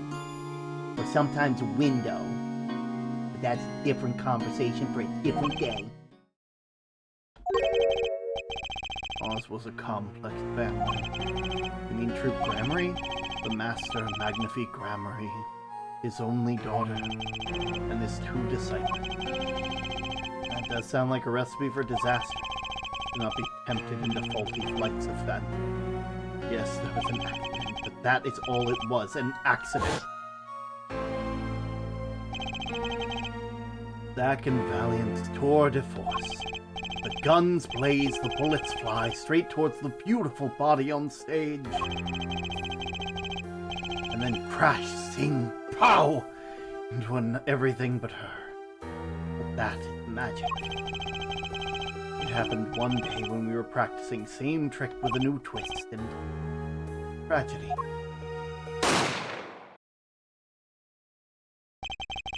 But as for whose bullet stole Thalassa's life, we shall never know the answer. Thalassa disappeared from our lives, and Zach was bereft of his wife. Trucy lost her mother, and Magnifi, his daughter.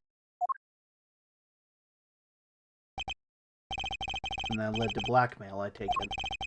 It's all part and parcel of the darkness that comes when the curtain falls. Why did Magnifi Gramarye try to cover up the accident? It was his own daughter who died. All I can say is it was a critical time for Troop Gramarye. A passing of the torch from Magnifi to Zach and Valiant. We all sacrificed so that it might be a success. Thalassa's death was the greatest sacrifice of all, and yet, even when her life was extinguished, her presence was not. What do you mean? In time, we, myself and Zach, found we could no longer oppose Magnifi's wishes. Magnifi forced us to perform his art, for his benefit. I see, I guess I can understand. I mean, he did lose his only daughter. I do not find cowardice in his actions. To decide to hide the truth of his own daughter's death is one thing, but then to hang that death as a guillotine above our heads. Things were dark behind the scenes of Troop Gramarye, that's for sure. Does Trucy know? He was not told. Naturally.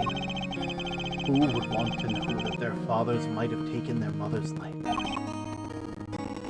True. I had not thought of that accident for a very long time. Tried to dredge up old memories, but this has helped a lot. Not to find Magnifi's slayer, I should think. True. After that accident, there was one who came sniffing, quite persistent. A reporter? He called himself a newsman at the time. Often I spied him lurking around the dressing room doing his research. But do you happen to remember his name? What was his name? Sorry, I've forgotten. But in the course of his interview, we became quite close to my partner Zach. I liked him a lot. You see, name, I don't recall his tent, cloying aroma of Indian. Whenever he smiled, which was far too often. Thank you for your help. It does no good to interfere with the past, Mr. Wright. You will not uncover answers, only wounds. I'm sorry. I'd begun to notice a dark curtain hanging over Troop Gramarye. And I'd begun to realize what I had to do, and to protect Trucy from that darkness. The reporter he mentioned, the newsman, I'd learned who that was at the time. So I've got a pretty good idea who it is now. That smile.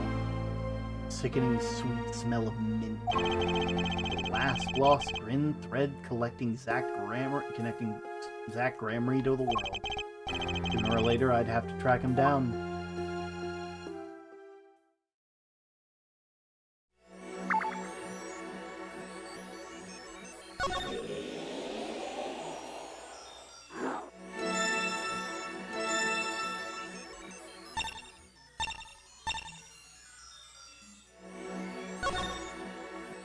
Studio. Present day. Hey, well, what do we have here? Remember me? Of course I remember you! Journalist meets ex-attorney in bar, end quote. Can I ask you what you're doing here? Mr. Measham was poisoned and his daughters... Oh yeah, I know, how I know, yes. It caused me no end of grief, to be honest. Journalist wishes he tracked down case just a little quicker, end quote. Were you on the trail of the case the whole time? Zach Gramery was a good friend. Zach said something to that effect back at the Borscht Bull Club. What a character! What a man! If a little, no, a lot, no, extremely rough around the edges. Do you think I could ask a few questions? Oh, you serious? I mean, I'm usually the interviewer, not the interviewee. Journalists ask questions, not the other way around, end quote. Fine, shoot, I don't care. People have been asking me all sorts of things lately. Family of forgers. It's tragic what happened to Drew Measham and his daughter. Forgery is a serious crime and they paid the price. You know what really did them in though, don't ya? Yes, a forged diary page. Night I interviewed. Actually, this felt like it was being watched. Every day for 7 years. Balls have ears, potatoes have eyes, end quote. Being watched? You mean felt guilty? No, I'm not talking about feelings, sir. You know, I felt watched too. The whole time I've been on this case, no less. Journalist gets tingling sensation on back of neck, freaks out, end quote. Because you felt guilty? Why would I feel guilty? You felt like you were being watched. Huh? I wonder what that all means.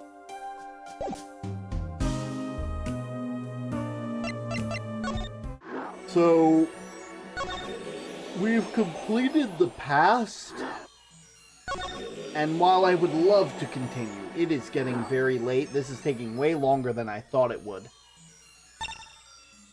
I'm thinking what we do, we save and we do the present for after.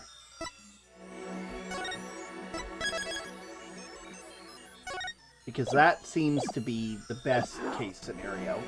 Because I'm getting tired, very, very tired, and I'm getting eepy, and I need to sleep. So I'm gonna go do that.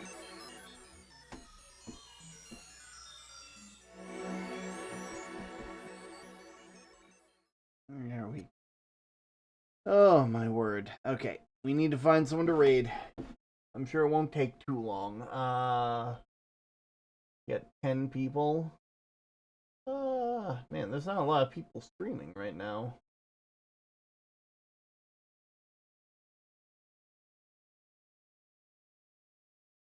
Apparently, they're doing a charge-a-thon, day 22. Moon Bitch is playing the Outer Wilds. And Big Nose Bug is playing The Sims 2. I think it's been a while since I've... Good night then, lawyer dude. See you soon. See you soon? I saw you in the past. Oh, in all seriousness, you enjoy your night, Matt on guard. Oh, anyway. We will raid... Outer Wild seems like a better game, so I'm gonna send you guys over to Moon. I'm gonna send you over to Moon. I'm sure that it'll be completely cool and fine and dandy. And I am gonna go to bed. I'm gonna go eat. I'm gonna go eepy. Goodbye. My final message.